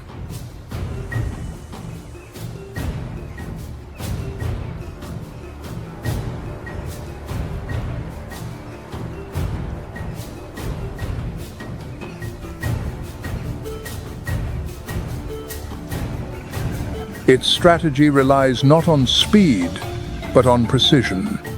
It has no need to give chase.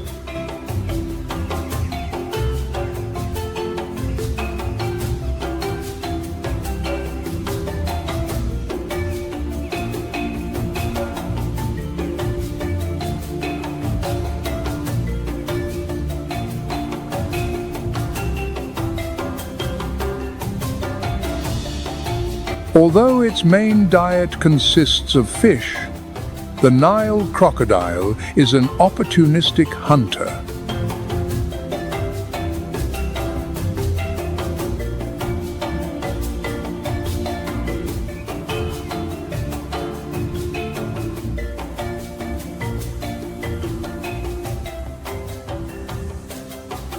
It will take water birds, small and medium-sized mammals, and other reptiles.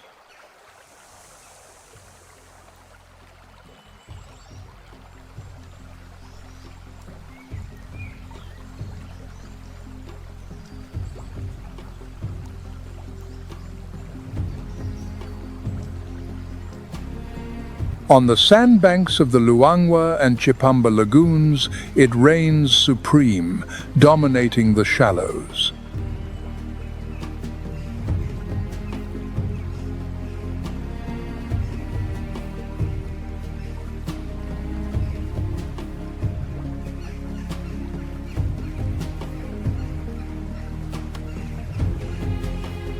Yet, for such a fearsome hunter, there is a surprising tenderness in the crocodile's life: parental care.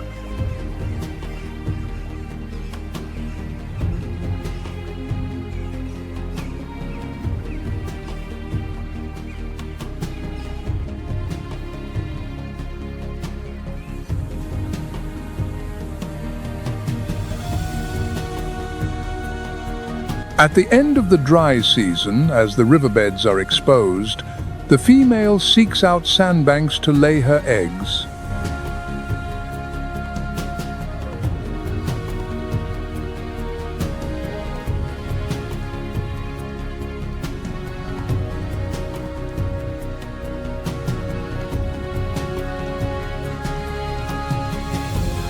The temperature of the nest determines the sex of the hatchlings, a phenomenon known as temperature-dependent sex determination.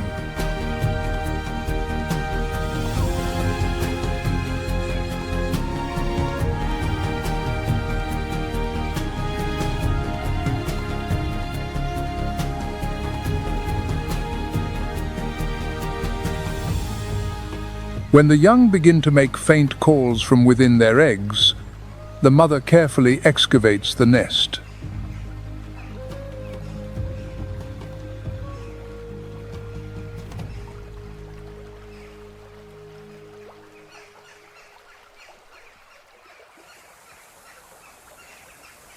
In many cases, the male will also participate, guarding the young during their first vulnerable days.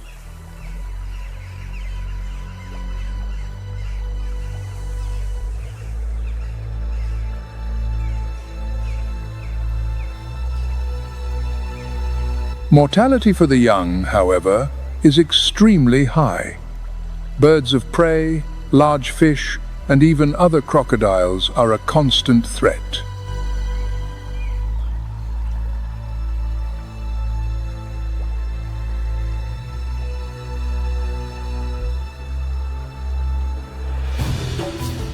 With a lifespan that can exceed 60 years in the wild, the Nile crocodile is the embodiment of endurance.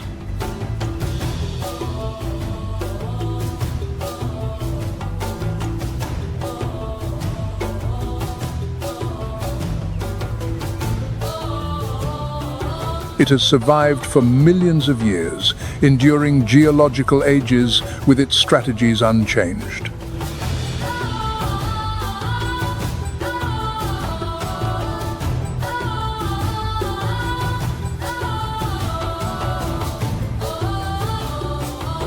In South Luangwa, the stability of its population is made possible by the resilience of these ecosystems.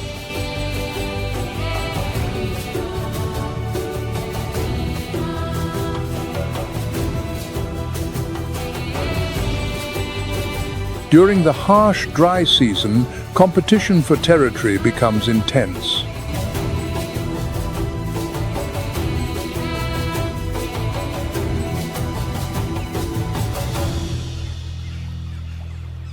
As dusk settles, the heat begins to fade. and animals draw near the banks to quench their thirst.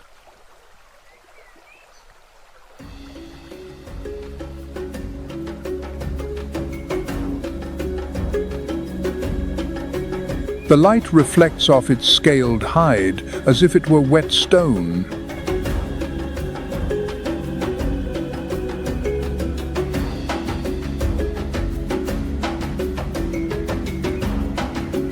As the afternoon heat subsides and the sky turns to gold over the Luangwa savannah,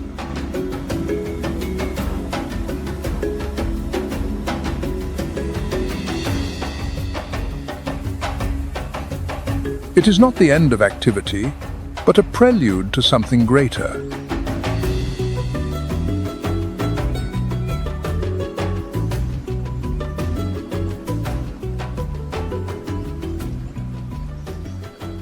Sounds diminish, movements cease, and attention spreads like a warm breeze.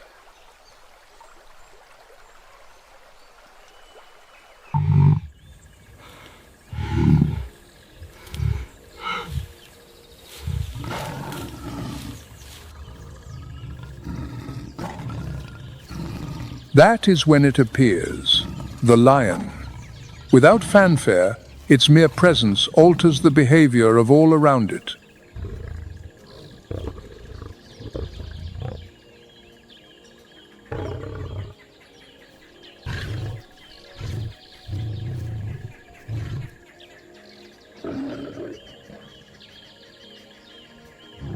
There is no haste in its stride, nor any need for a display of power.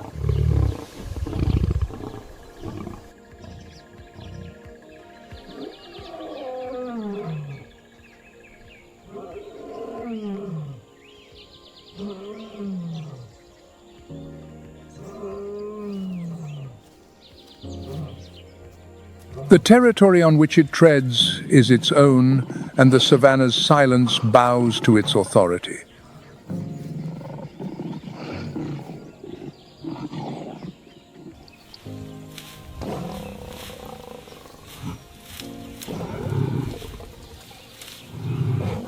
In the central regions of Luangwa, lions form stable populations, organized into cohesive family prides.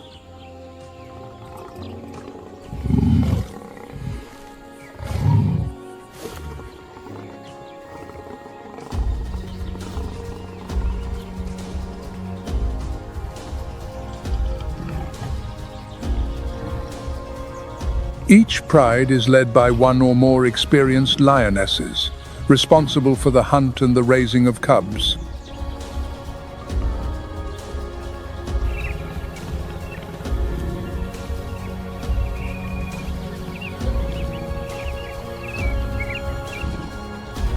The adult males defend the territory, driving off rivals and ensuring the continuation of their bloodline.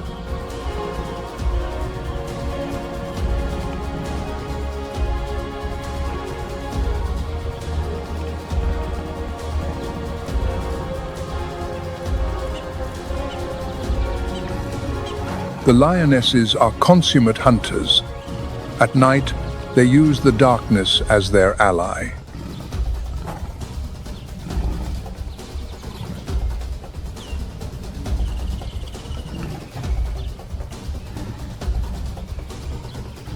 Their vision is 6 times more sensitive to low light than our own.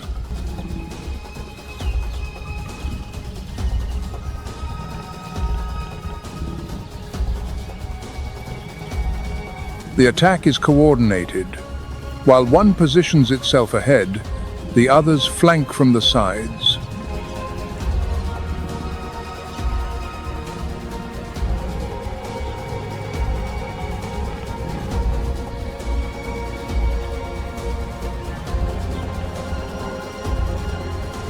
The speed of the assault is explosive.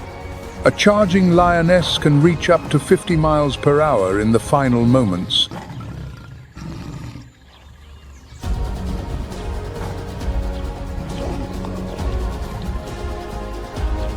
Claws slice the air with precision, and a single powerful bite to the throat is enough.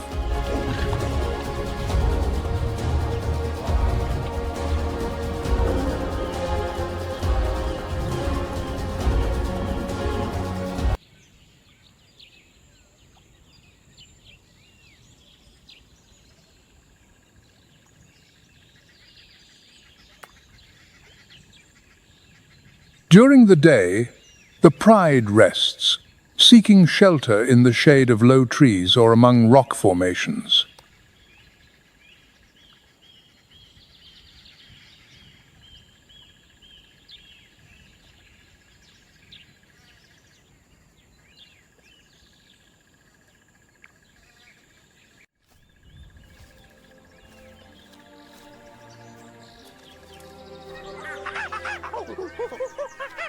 As the first rays of sun touch the dry treetops of Luangwa, a sharp, unmistakable bark cuts the air.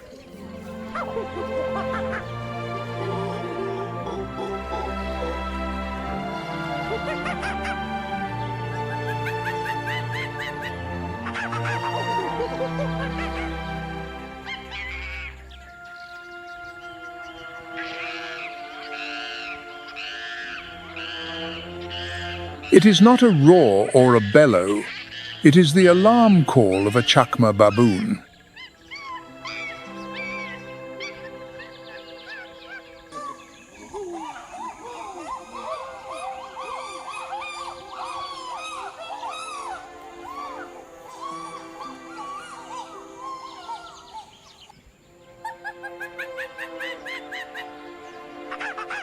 From the highest branches to the rocky outcrops, the troops are organized with remarkable efficiency.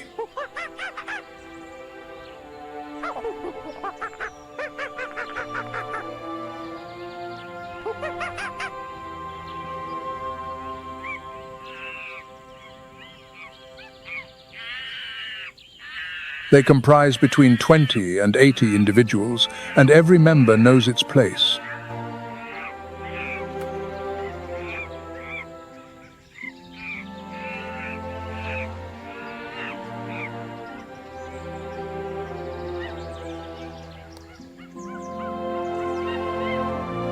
The adult males, standing over 4 feet tall and weighing up to 90 pounds, are formidable guardians.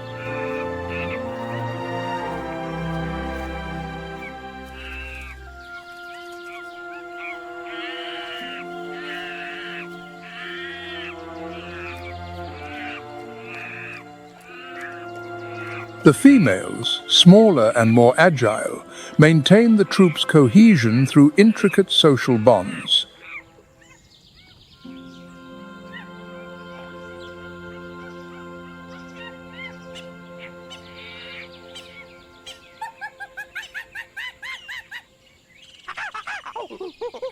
Grooming, caring for the young, and sharing food are more than just gestures of affection.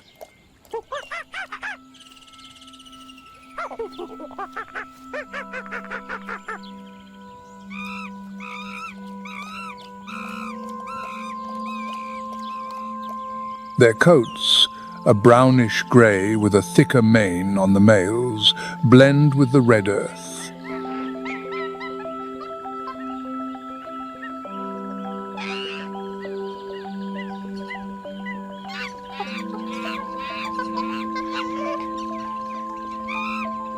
When moving through the transition zones between woodland and open plain, the chakma baboons maintain formation.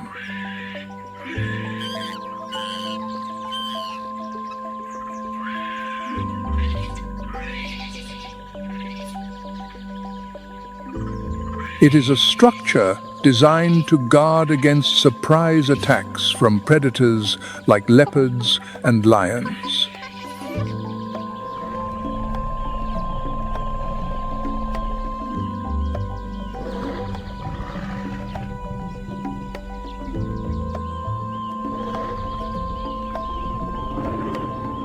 In the dry season, the troops migrate to higher ground, where visibility is better.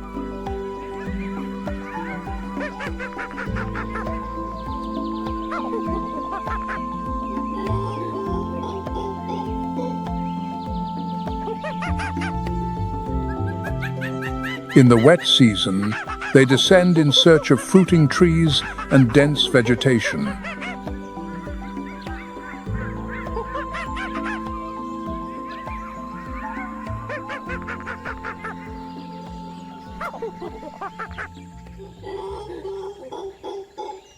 The diet of these primates is a true testament to their adaptability.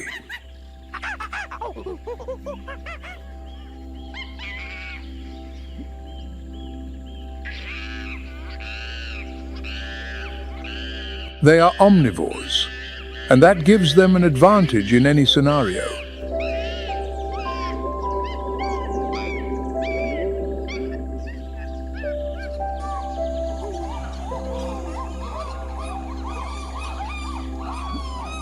They eat roots, young leaves, seeds, fruits, insects, birds' eggs, and even small vertebrates.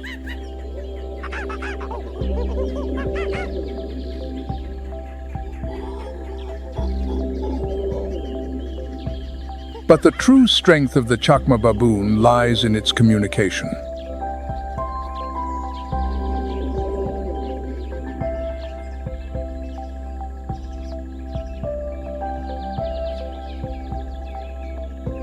They use over 30 different sounds combined with precise facial expressions and body postures.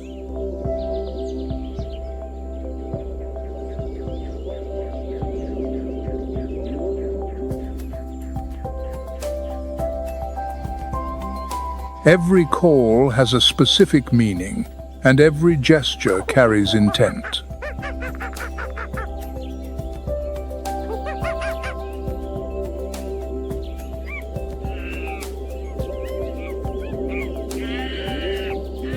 In times of danger, the males may band together in a collective response.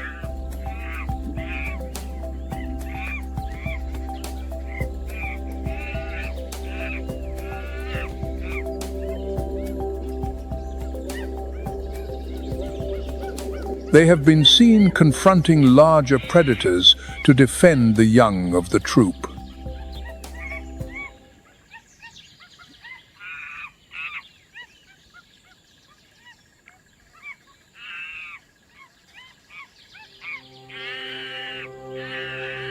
At dusk, the troop sounds subside. The chacma baboons ascend again to the highest branches.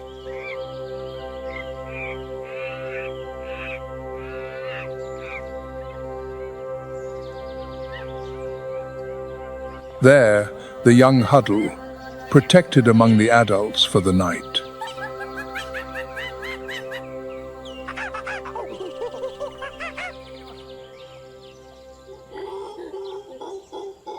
The chacma baboon is not merely a resilient primate, it is an architect of its society.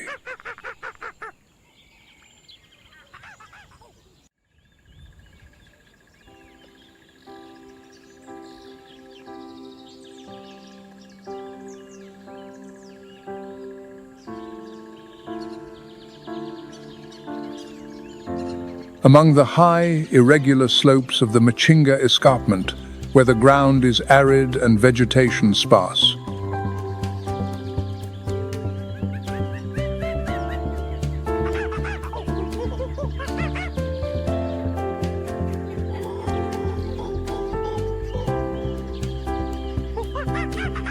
a troop of nimble, dark-faced figures moves through the branches. Vervet monkeys.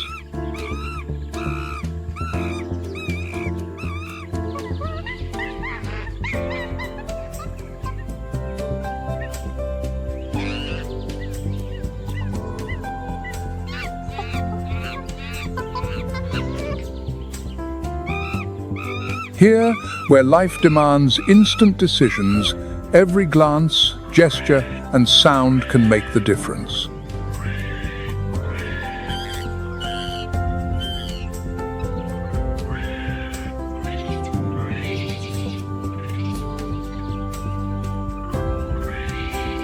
With their silver-gray coats and dark faces, vervet monkeys can pass almost unnoticed.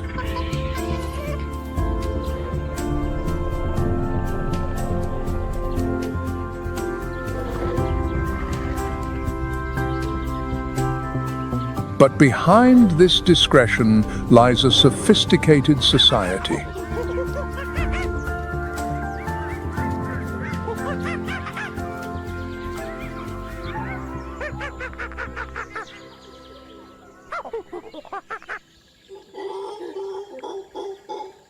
They live in troops of 20 to over 50 individuals, where order is kept through a clear hierarchy.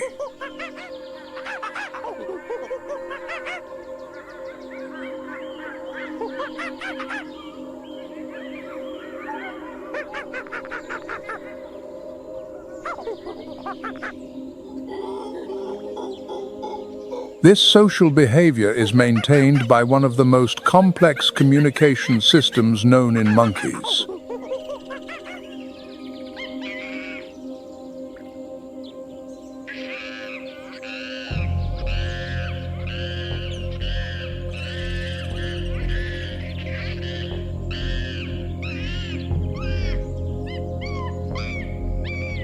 Over 60 distinct gestures and 36 calls make up their vocabulary, and each sound carries a message.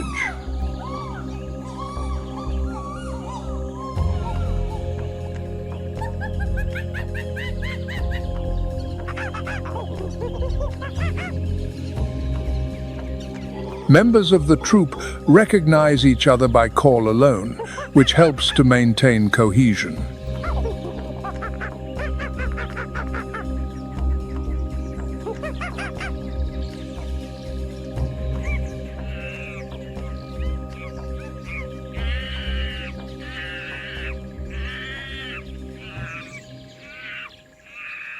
During the day, vervets explore the ground in search of food, moving between clearings.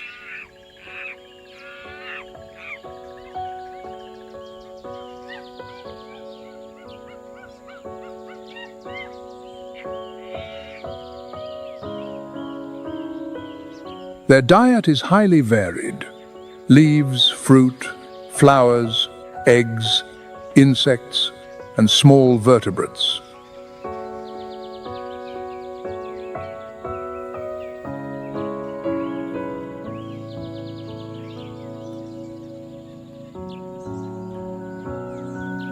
This diversity allows them to adapt to different seasons, surviving periods of scarcity.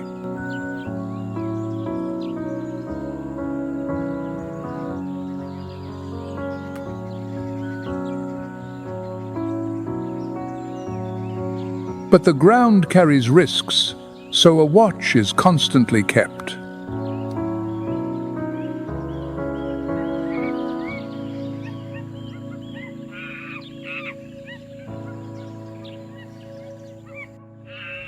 While part of the troop forages, others act as sentinels.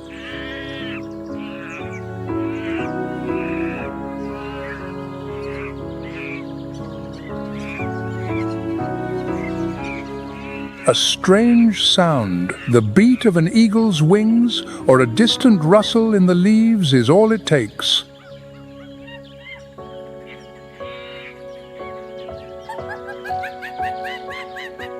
At sunset, the troop retreats to the treetops, usually in trees with high branches.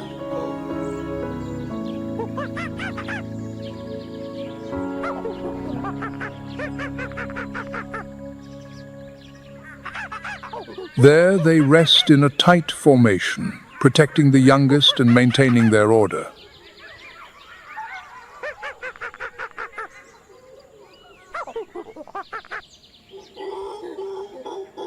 Even at rest, the troop does not lower its guard.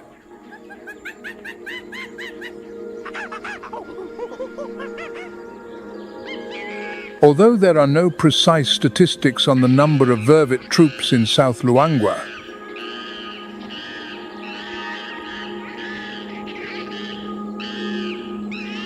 the relative lack of interference allows their natural behaviors to unfold consistently.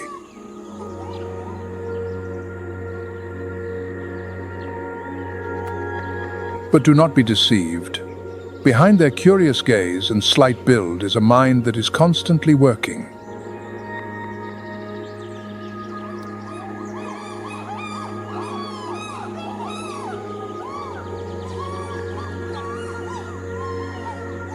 They know when to move, what to avoid, and how to survive in a land of giants.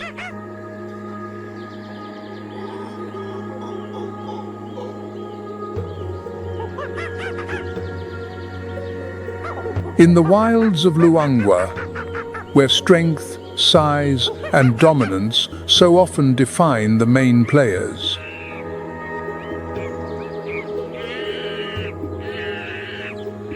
dust rises softly in the distance, and the muffled sound of hundreds of synchronized footsteps grows.